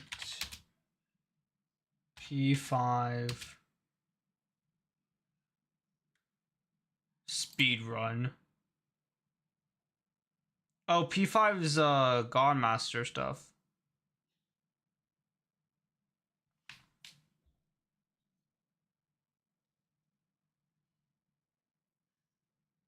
Two years ago.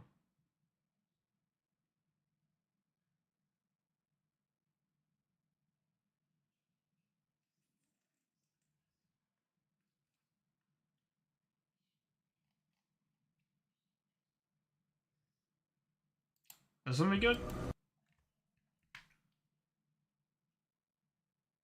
I think about literally all of his lore videos. Oh, okay, yeah. It's here.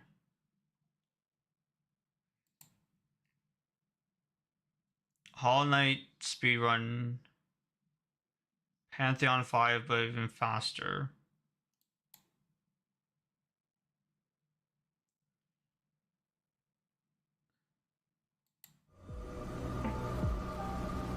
So it starts with the god stuff?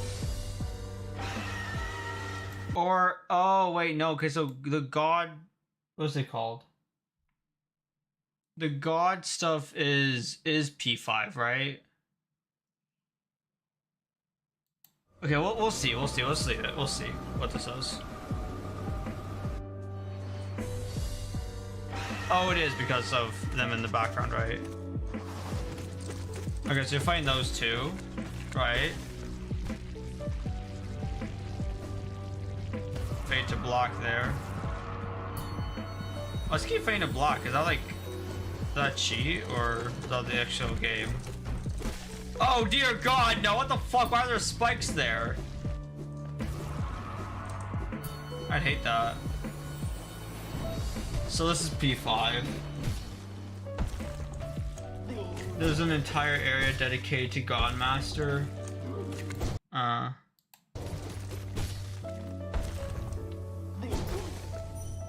He beats him so easily, wow. I mean, they gotta beat this guy like third try, but... This guy's not too Oh, he keeps dream nailing. He's on 1 HP, dude. Are you gonna heal? Oh, that's why he's not healing, because he's gonna bum rush them with spells.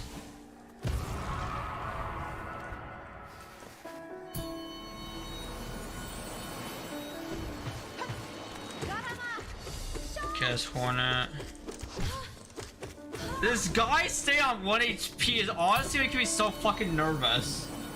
I swear. Okay, don't listen to him, just run past him. So it's just a boss speed run. Sure. What? I'll take it. Oh, that was him, that was him. I was like, who the fuck? Oh, there was like no commentary in this one here.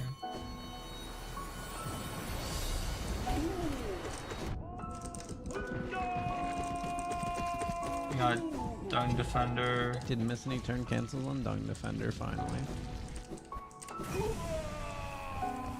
This guy moving too fast. I can't. The 1 HP is honestly. Oh, the worms are him? What the fuck? What kind of charm is that? He's like shooting, like the spell thing is worms. All the wrong direction. Or is that an upgrade? Is that an upgrade of charm? They shoot worms. Oh my god. I hate the way that he beats this guy up, bro. He's off there to lures help for the damage charm. Oh, because there's Grub Song. Oh, I see. Oh, damage. Oh, the what was it? Fury of the Fallen. I see. He's using Fury of the Fallen. I see. Okay. All the wrong direction, but we made it work.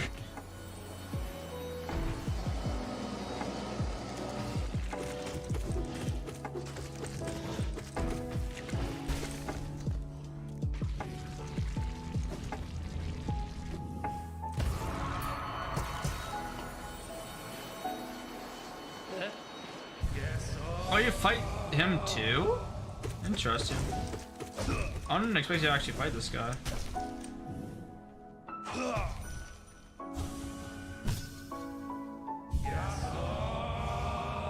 Oro and Mato. This guy no hitting is just Nice. Wait, how did he dodge that? Is that Shadow Dash? Oh, it's Shadow Dash, okay. Nice. Same pattern as last time.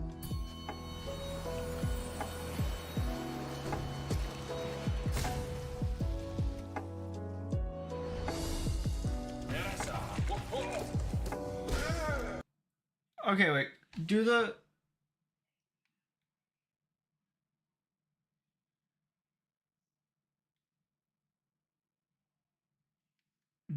Do cocoons actually do anything? So they do something for health. You fail a lot of people don't expect to. What's the if we're gonna fight Elder Bug? Oh, Fluke Marm Charm called Fluke Nest. Same pattern as last time.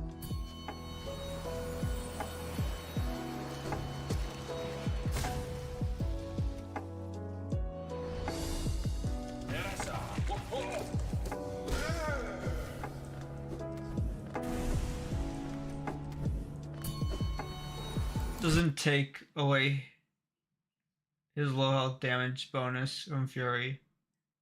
Because the Fury effect is still active. Oh, okay. So that's all the cocoons do. Alright.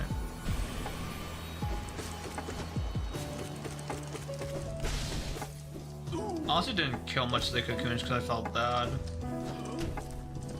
So I was curious. I guess I didn't miss anything much.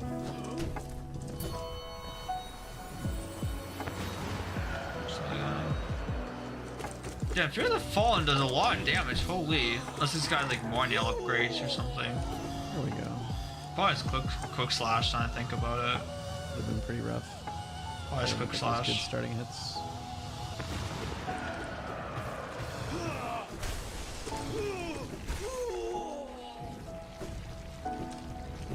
Alright, let's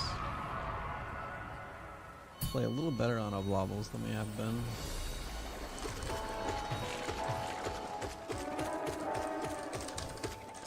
Yeah, he has quick slash. Definitely has quick slash on. Keep our lifeblood, save some time. So much better than last time.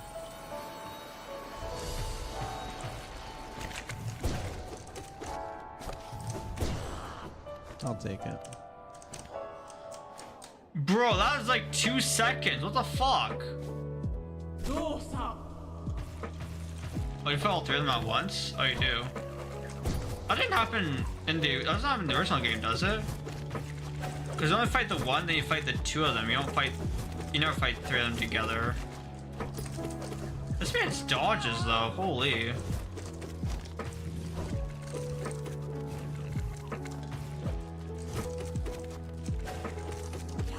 I feel like a fucking sports commentator. Dang. Oh, I guess he's dodging excellently. As you see, the time is going up into the red there. I save a bunch of time, but I don't think. But he's still at the 4-minute mark, which is pretty good. Dang.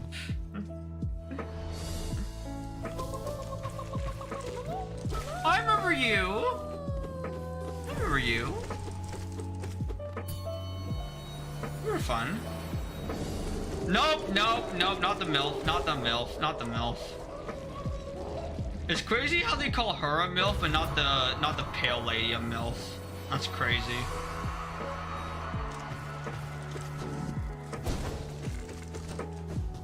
Oh, just corner him. That's actually kind of Alright. good We tactic. only did 2 casts for some reason. But I don't think we lose time on Broken Vessel anyway.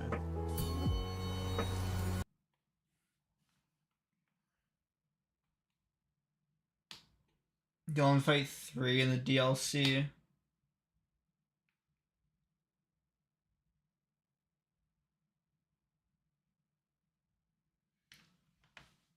Fight 3 in the DLC? Huh?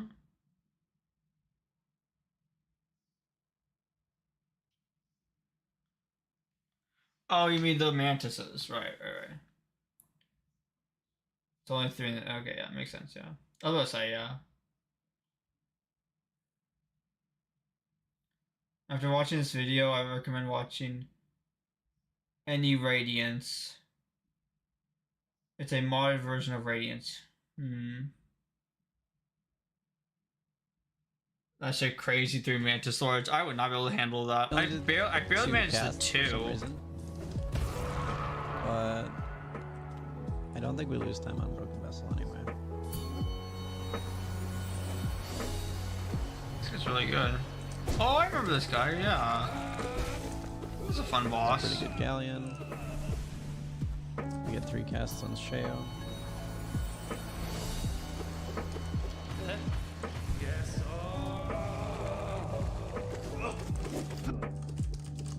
Oh, wait, what? Wait, hold on. Did he somehow? What did he do there? He like quickly pulled up his menu and I somehow made him. Okay, not bad. Hit cancel. I honestly, I can't tell if the pull up of the menu was intentional or not. Okay, still got hit, so I can't tell the hit. Okay, not bad. I can't tell if the pull of the menu was intentional or not. I don't think it was. So now we're hoping for Elder Who and Collector.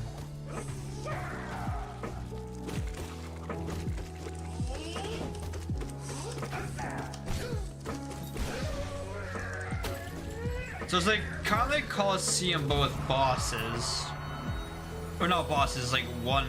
It's like one-on-one kind of deal. Oh, I remember you, Pancake Man. You were so difficult. What the fuck? Pancake Man was so difficult for me. What the fuck? This man just like, oh yeah, you're dead in like 2 seconds. Upon animation cancel. Okay.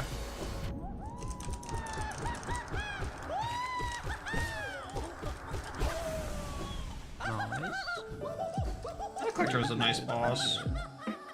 Not that difficult, if I remember correctly.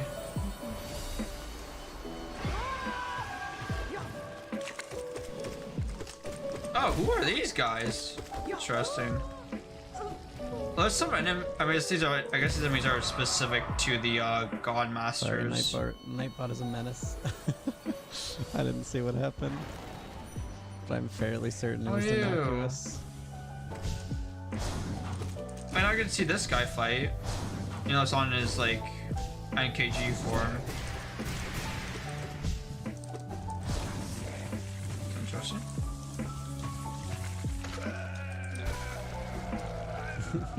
You spammed eyes. Yeah, I gotta go into Nightbot settings. They're a little spicy right now.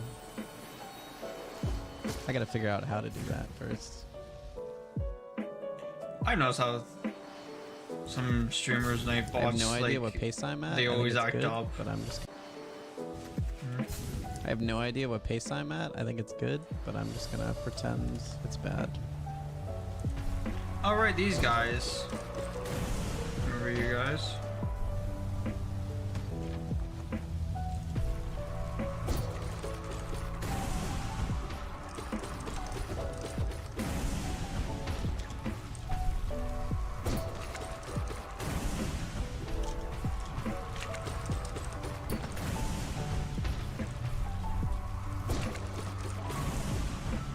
Nice.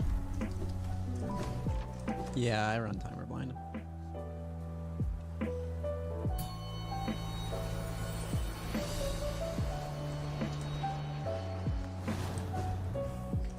What do we got, Umu?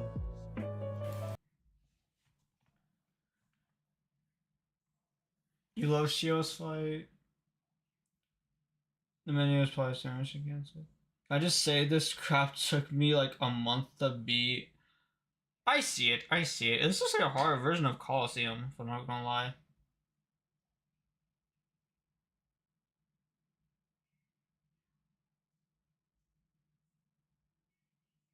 God Tamer is on Colosseum. This is NKG yet. Well, it's the NKG guy, because That's right, not guys. what I want to see. That's fine. Oh, Tumu! That's not what I want to see either.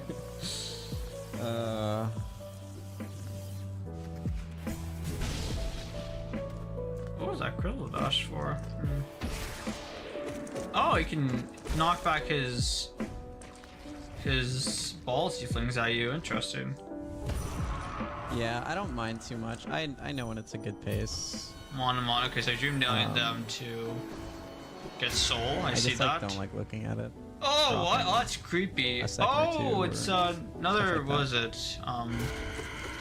Like I'm pretty sure we've. Like a Nosk, but not Nosk. That's fine. That version of Nosk. I'm pretty sure we went red after Umu, double long attack. I can't imagine we were more than like 15 ahead.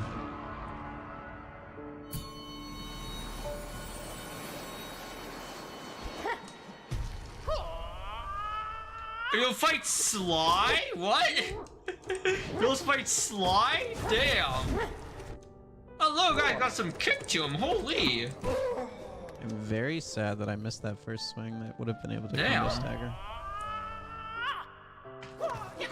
Sly's got some moves to him. Holy.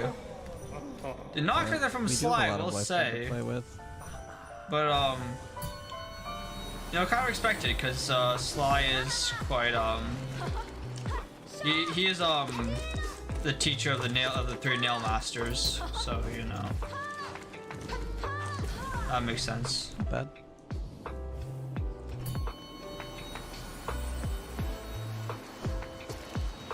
We have 2 seconds of time save here. It gives you a lot of life's blood. Makes sense though, because you meant to do this non-stop, so makes sense to give you some health advantage in between. We have time loss on Lost Kin. Well, he is the nail sage. That's true, yeah. Okay, so something you fight multiple times. Like Lost can fight twice. Man. Fight Hornet twice. Why dash over and over? Oh, that's rough.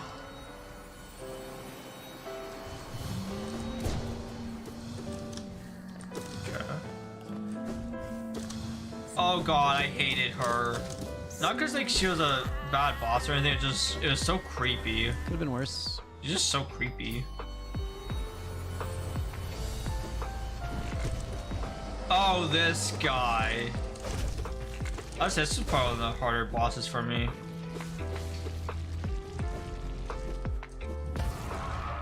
Still sad about Cloth.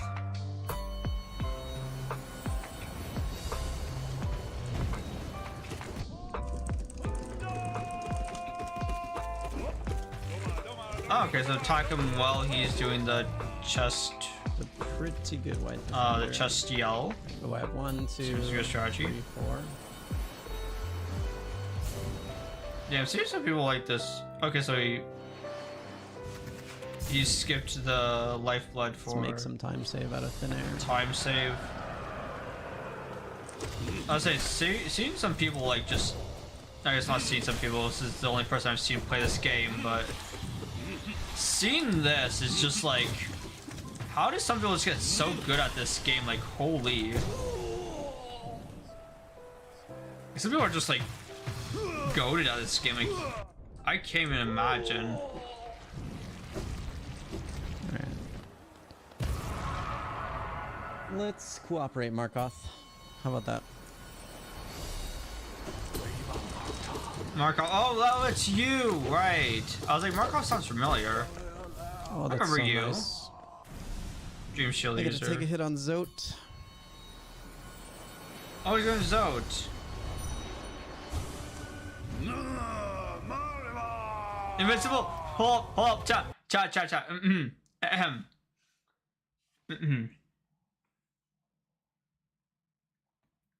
Do I direct to NKG separately, TBH, because his music is peak?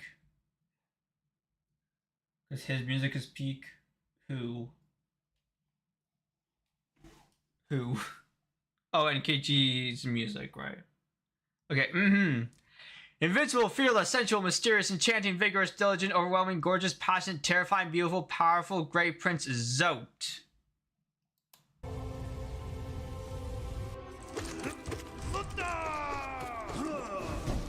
You don't have to say it. The game's just gonna say it for me. How? Dude! This guy, I can't! The way okay, hold on. You see how he dodges that shit? Like, look at this. The way he dodges that shit, I can't. I think how close he is to taking damage, I can't. This guy is insane. Not bad. Fluke's actually did more than I thought it would.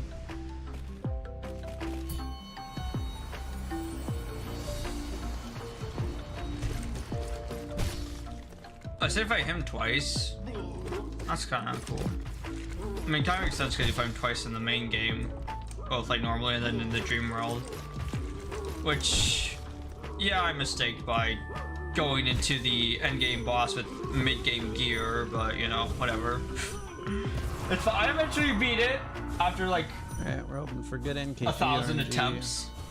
You have a decent bit of room to play with. Oh wait, Hoping for good NKG. NKG. Oh, so NKG is part of this. Alright, we're hoping for good NKG RNG. You're hoping for good NKG RNG. You Knight have a decent something. bit of room to play with.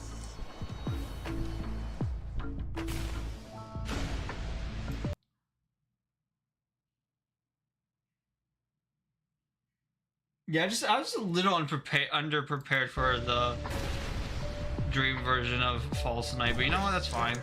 So this is NKG. That's cool.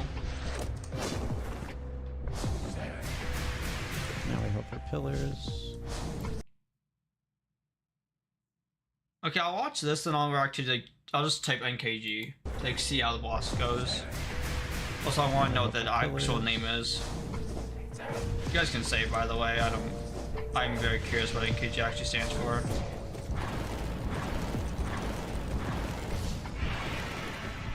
Ooh. Knight's the first one. Knight King Grim. That's my Fine, guess. taking that hit. We will heal once before Pure Vessel.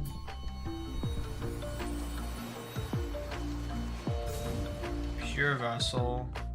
Who's Pure Vessel? Oh, that's the I'm starting my C dashes too early. Hollow Knight before he became. That's this Hollow Knight.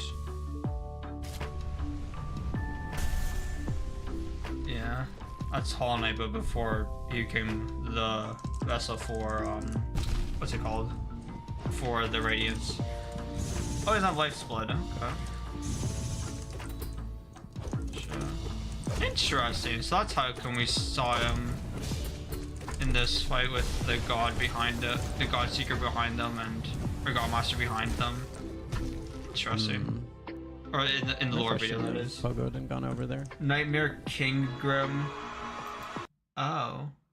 Oh, the night is for Nightmare. Okay. NKG is part of it, but they don't play a soundtrack here. Yeah, they have their own music going on. Okay. Wonder if I shouldn't have pogoed and gone over there. Interesting. We'll see how this one goes. I have no idea what kind of pace I'm on, actually. I don't know if we saved any time with NKG. I feel like it could be green, though. Oh my god, you're kidding me! You're fucking kidding. Radiance is also a part of this? Radiance is also part of this rush? Oh my gosh, that is kind insane. Of pace I'm on, actually. I mean, makes sense, honestly expected, but like... NKG. God damn. I feel like it could be green, though. I feel like it could be green, though.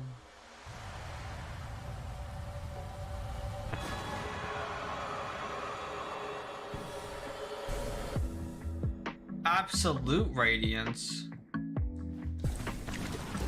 So how is this different? Is it just Radiance but faster? That's what it looks like. It looks like Radiance but faster. Yeah, so Absolute Radiance is just Radiance but like faster moveset. Or they might just be moving faster because they're taking more damage, more quicker from the upgrades that he has. Can't tell.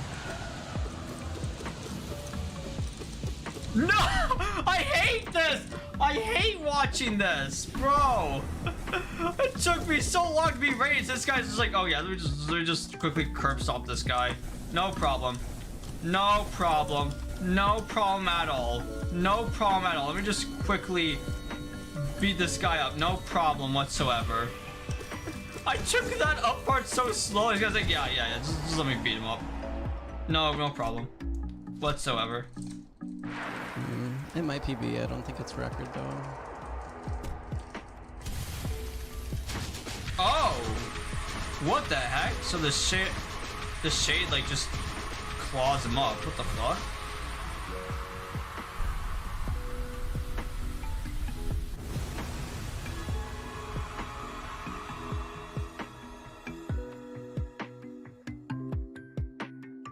Oh, that's record. That's the ending. 1639, I believe. There we go. That is world record. Not by much, but considering... Which they put like some shadow, or no, they have a shadow thing kill him. Wow, what a swingy fight. Or what a swingy set of splits. Yeah, the 40-second Umo. Oh, God. Thanks for the GGs. There we go. We stole it back. Oh, Hornet's there. I have so much to improve. That's the temple behind her. Who's that? I feel good about this one. Oh, that's a temple behind her. Temple of the Black Egg.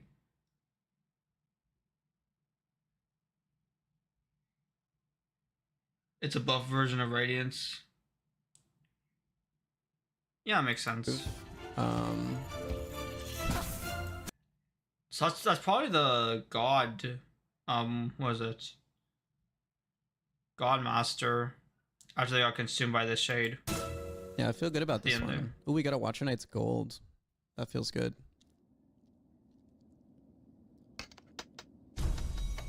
Save time on Abzarad. Time 18. Yeah, I feel super good. Interesting. Yeah, that is world record. Okay. That's actually pretty cool.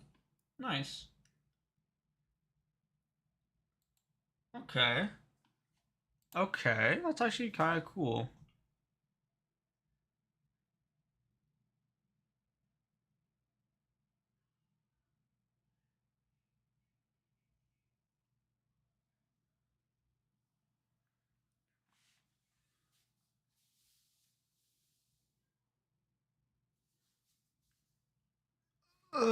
Okay.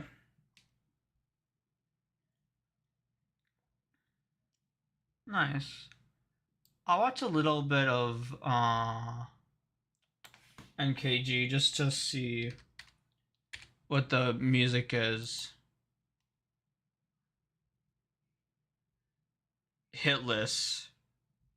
Grim Troop DLC. So the one in the Grim Troop DLC?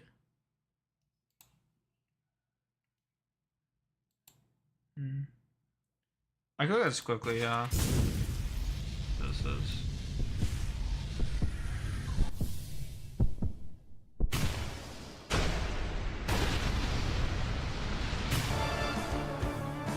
Nightmare King Grim. Holy shit! Wait, that's actually good music.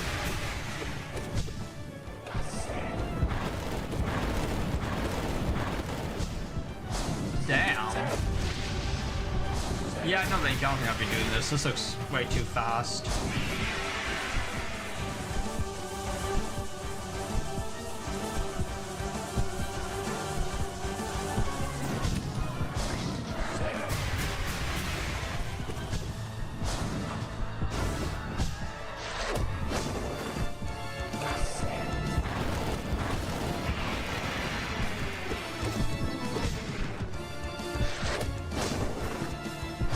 It's like some like Castlevania music.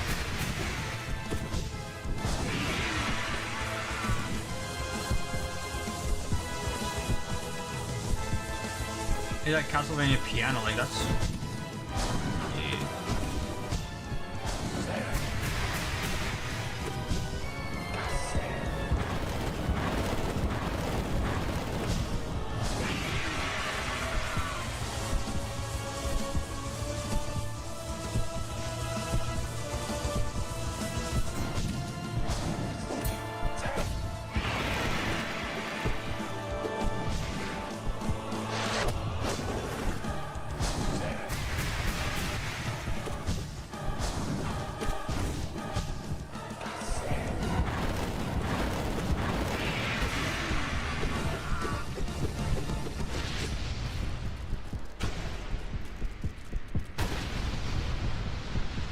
Damn.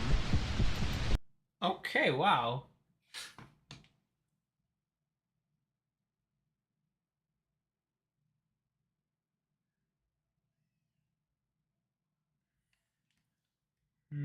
Then any radiance. Okay, I can check that out, and then after that I can.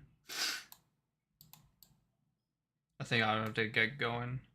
Any radiance.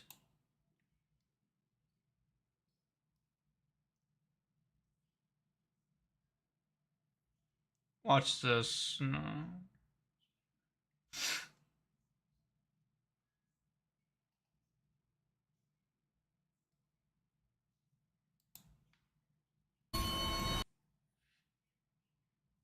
There's this one here. I don't know if this is good though.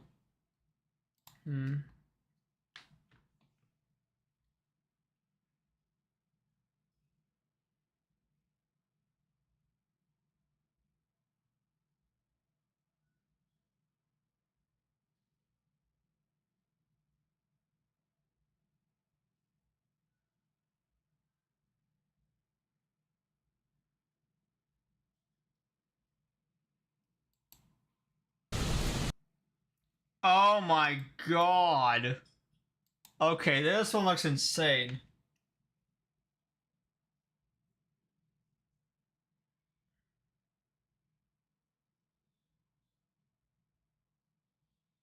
You thought that was absurd. You thought Abstrad was difficult. You're gonna hate this. Abstrad? Who's Abstrad? What? Not supposed to be beaten. It was made to be impossible. Yeah, it seems like I don't know if this is the right one, but we'll see. So there's charms that they have, which may remind you they are over charming. So I mean, it's double damaging. Also, they have a fragile here, which is interesting. I mean, they either have to get it back. So they have some. Well, okay, what is any radiance?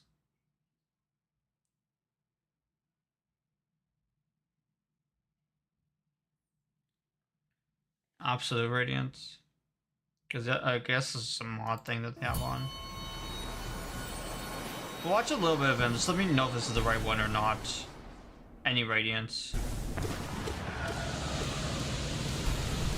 Is this a correct? What? There's no way. Is this the right one? Oh. Okay, well the Grim thing, the Grim charm is actually pretty, Holy shit, if this was actually in the game, I would lose my mind. I haven't had enough time being the original version, the normal version of it. What on earth? So he's trying to ground pound the spikes, which makes sense, I guess. He wants more room to play around with.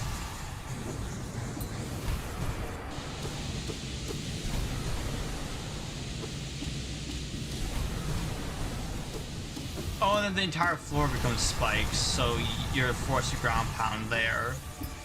Since there's so much, like, suns. You're forced to ground pound so much, though, you're just, like, wasting all of your soul. There's not even, like, don't have a split second to do anything, like... It's a modded version of Radiance? Oh, okay, that's basically... Okay, that seems about right, yeah. This is so weird, because, like... In normal Radiance, like, you have, like, maybe, like, a second... when they're doing their laser beam attack to, like, heal, like, 1 HP. But, like, here, you don't have a second to, like, do shit. You're just, like, forced to, like...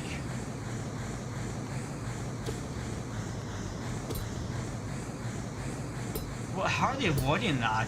And how are they even getting hits in? I don't even worry about hits. I would just be avoiding those things. And, of course, that's stage 2, because why wouldn't it?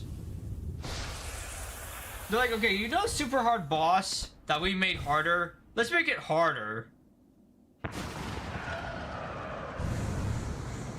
We made it super difficult, let's make it more difficult with this phase 2. Well, I mean, normally inside of phase 2, so I guess it makes sense. Okay, that's homework going to use.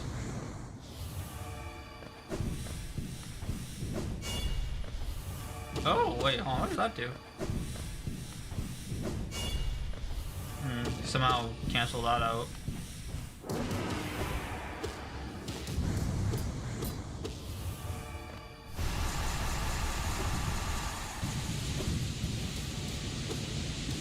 Don't know how he's avoiding the laser beams. Is it because he's dashing downward? Is that why?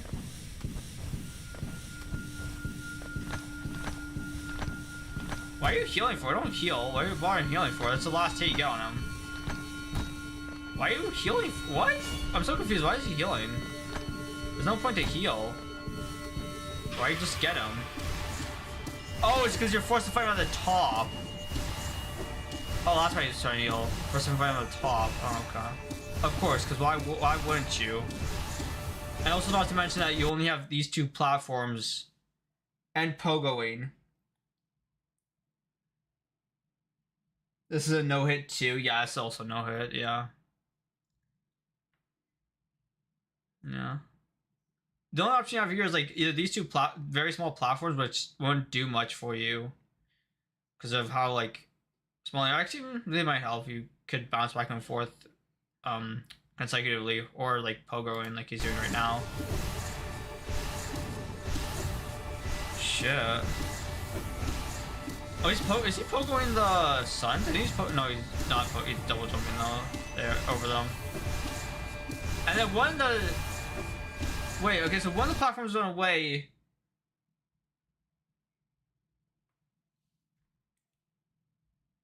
And then they have spikes here. So it's like you're forced to either ground pound that or just not go on it. Which would either use soul or risk you just having to keep pogoing him like he's doing. I mean, the pogoing seems to work. I did that a little bit on my Radiance. Boss.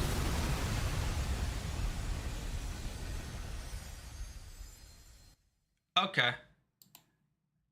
Okay.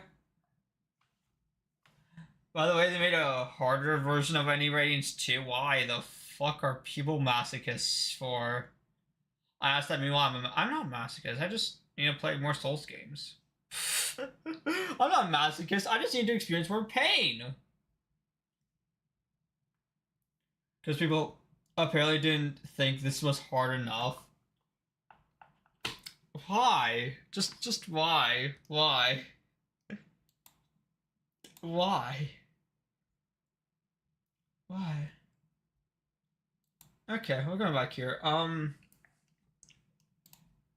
pull Hollow Knight so that way I can get some ending music here. Hold on, before I have to stream, what's... Oh, I guess I could search it up anyways. What's P1? I'm curious what P1 is. Let me just get my Hollow Knight open up here.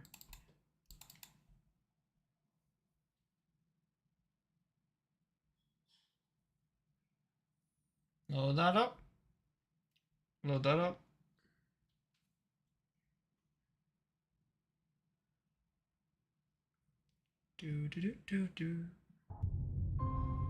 Some music going on there. Come on, curious. How many hours do I have in this save file? Okay, we have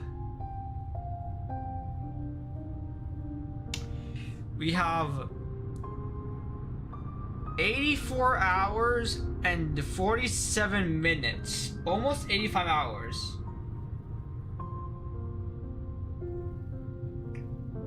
Wow. Pantheon 1. Oh, P1 through 4 are just segments of P5. Oh, so P5 is like P1, P2, P... Oh, so it's like... So P5 is the main thing, but split up into like 4 different sections. I see. Think I could beat it after Radiance, you got enough skill. I barely beat Radiance. I don't know. I mean, maybe some more. I mean, P1 maybe, but I mean, yeah, because you think about it, it's like Coliseum, but like, I mean, I think yeah, it's just Coliseum, but I think like harder because it's like instead of a swarm of enemies, it's like a specific like one-on-one challenge, but they're like harder enemies, though, like bosses. Yeah, interesting. You gotta be all Pantheon to unlock P5. Oh, I see. So it's like you do P1 through 4 and then you unlock P5 and do that. I see. Okay. So they're all segments. So it's Pantheon, and then you have like Pantheon 1, 2, 3, 4, 5. I get it. I see. Okay. Right, well, I will be gonna show off here. That was Hollow Knight. Overall, I feel like a game that has changed me. It is interesting game. I shall not be touching this game ever again, but it was fun. I am kind of growing to Souls games. There's split into groups of 10 bosses. Oh, I see. Okay. Absolutely legendary stream. Thank you. Oh, but I'm still in shock and surprised about Radiance. Holy. That's... wow.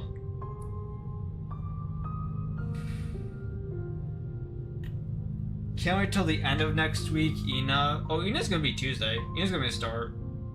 Yeah. Ina's what I'm starting with. And then I'm gonna move on to, cause I think I can do a one stream, and then I'll do, I should flip that around. I don't know if I could be Eno. Should flip it. I think they're doing cooking companions as well, so either I do like cooking companions then Eno, or Eno then cooking companions. But the thing is, I think cooking companions would take like 2 streams, and it might just be 1 stream. So I could do like Eno on Tuesday, then Wednesday, Thursday is cooking companions, and then the week after would be like, if I don't beat Eno, then I could beat it the week after, as well as that other game if it is allowed for me to stream, which I think it is. But I'll have to do more research, but yeah. And after that is 9 Souls. They're going back to Souls games, yeah.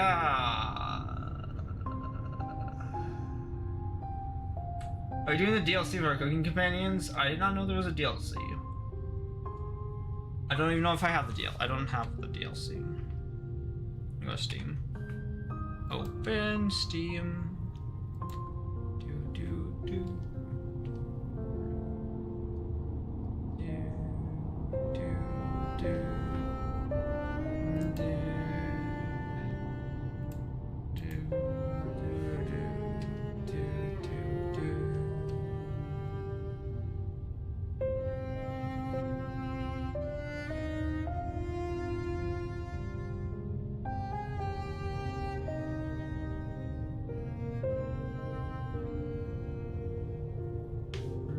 I know I have the game on. There's a library. I have it somewhere. Cooking companions.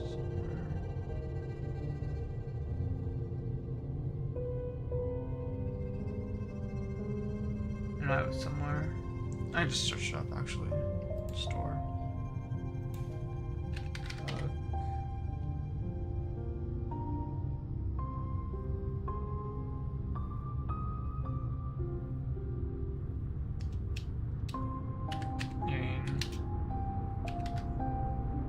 Companions.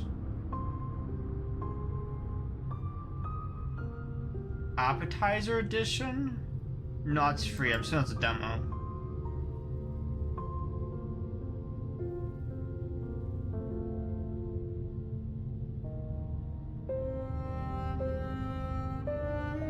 More than a demo.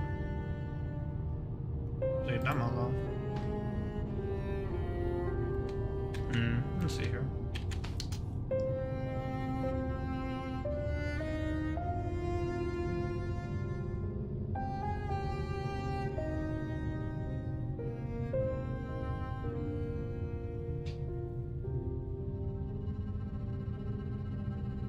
Oh, can't wait till Ena next week. That's what I meant by that.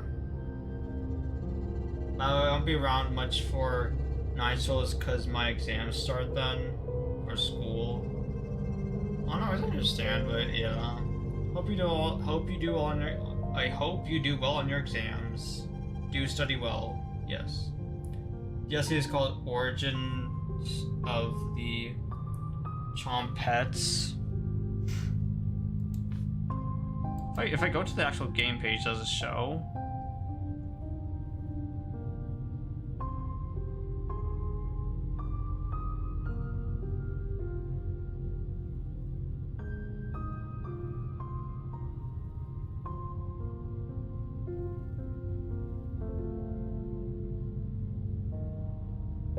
It does not. Okay.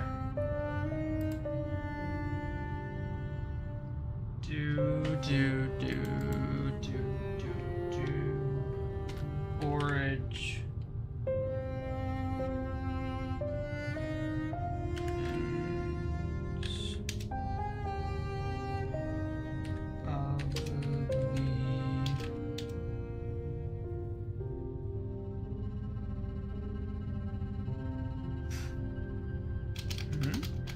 Did I spell origins wrong? Or no? Of the... No, it doesn't show up, fuck. I cannot find the DLC. Sadly.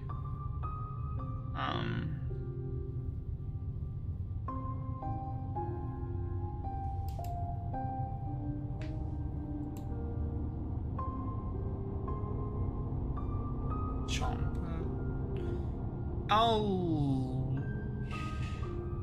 won't do this because I just can't find a DLC.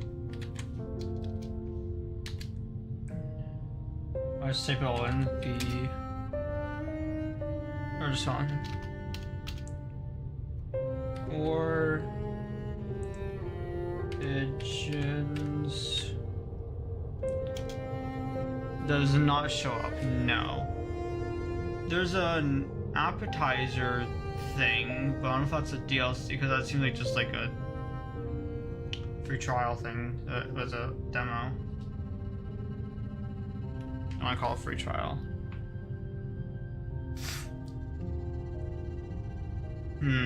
Okay, well, that's fine. Okay, well, I think we're gonna start off here. So that was Hollow Knight.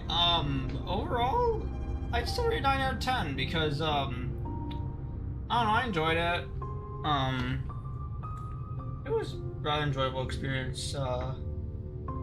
It might be called something else, yeah. It doesn't show the DLC on the Steam page, so I don't know. Genuinely. You know it exists though? Well, I'll see. I'll do my research. So yeah, Eno will be Tuesday. Then Wednesday, Thursday I'll be Cooking Companions. The week after, I don't know if I'll play that game or if it's just... The week after will be like Eno if I don't complete it, which I might, which I probably will on the first stream. Yeah.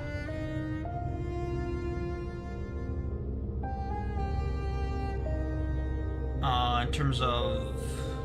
That's about it, I think, yeah. So overall, like, 9 out of 10, I think that the gameplay is really nice. It's fun. I like the mechanics of it. I like the different charms you could get. And you can like customize the charms to be your own playstyle. I do like to match your own playstyle, make you stronger to your advantage. I do like that a lot. The art style is very beautiful in Hollow Knight. I will say the art style is like a freaking a million out of 10. Like the art style is gorgeous in Hollow Knight. It's so good. I love the 2D art style in this game. The music as well is really well done in this game. Absolute banger. Whoever made the music design, they deserve a raise, as well as the art department deserve a raise. It's just the music and the art in this game is just so well done. Just so well done. Yeah. In terms of the story, I do like the story a lot. After watching the lore video and like figuring it out and understanding on my own a bit. Like defeating Radiants that like infected Hollow Nest. Very, very interesting, yeah. I do like it a lot. It is a good game. And I would recommend playing it if you have lots of hours to spare. Because, oh boy, does it take a lot of hours. Your schedule is changing, so you won't be able to join in anymore. Aw, that's sad. Sorry to hear that. It's a shame.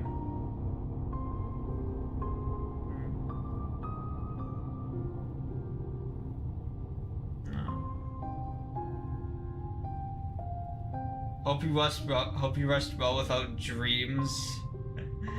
I'll rest well without dreams of this cake. Okay, I'm not gonna lie, speaking of dreams, last night I went to bed thinking of Radiance. That's how much was engraved in my head. I'm like, I was just stuck on Radiance. I was just like, it's just like, I had this like lingering feeling. I actually went to bed with like the Radiance boss fight like just playing in my mind and I couldn't get it out. I was just like, kept thinking about it. I just kept playing the boss fight on repeat in my head. I'm like, gosh, I really need to beat that thing.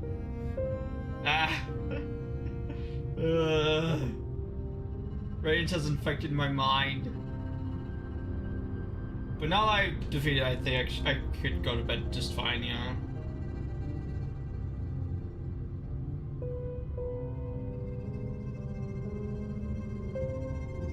yeah, I do hope you all rest well, and have good dreams.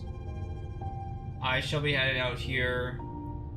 I am tired. I need a nice break from video games and streaming after playing this game. I do need a nice break.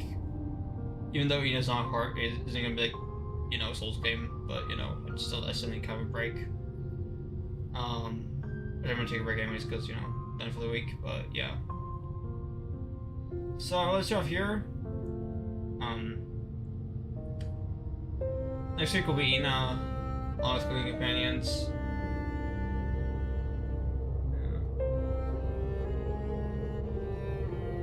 Do you have to chain you up and seal you in an egg?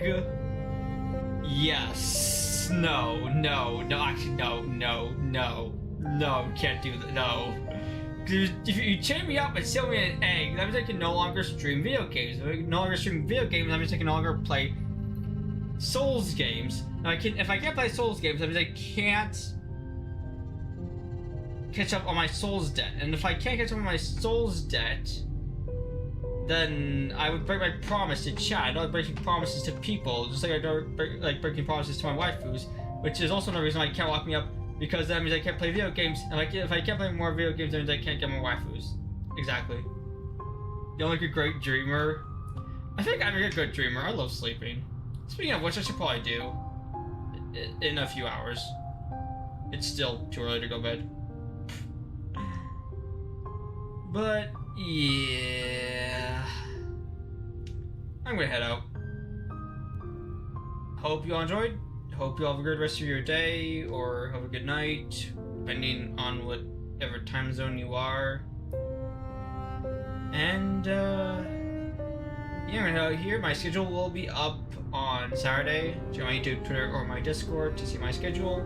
As well as my schedules too. And if you haven't already, join Discord because something is going to be happening in there. Actually, maybe Discord? I don't know. I'll think about it.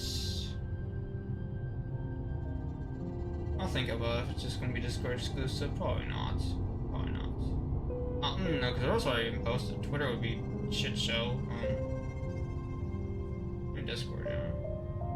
Is anyone already joining the Discord? Something is going to happen there at some point. Yeah. Anyways, hope you all enjoyed. Bye for the last time. No, it's not the last time. I promise I'm streaming more. I just can't. Duff games are difficult to play.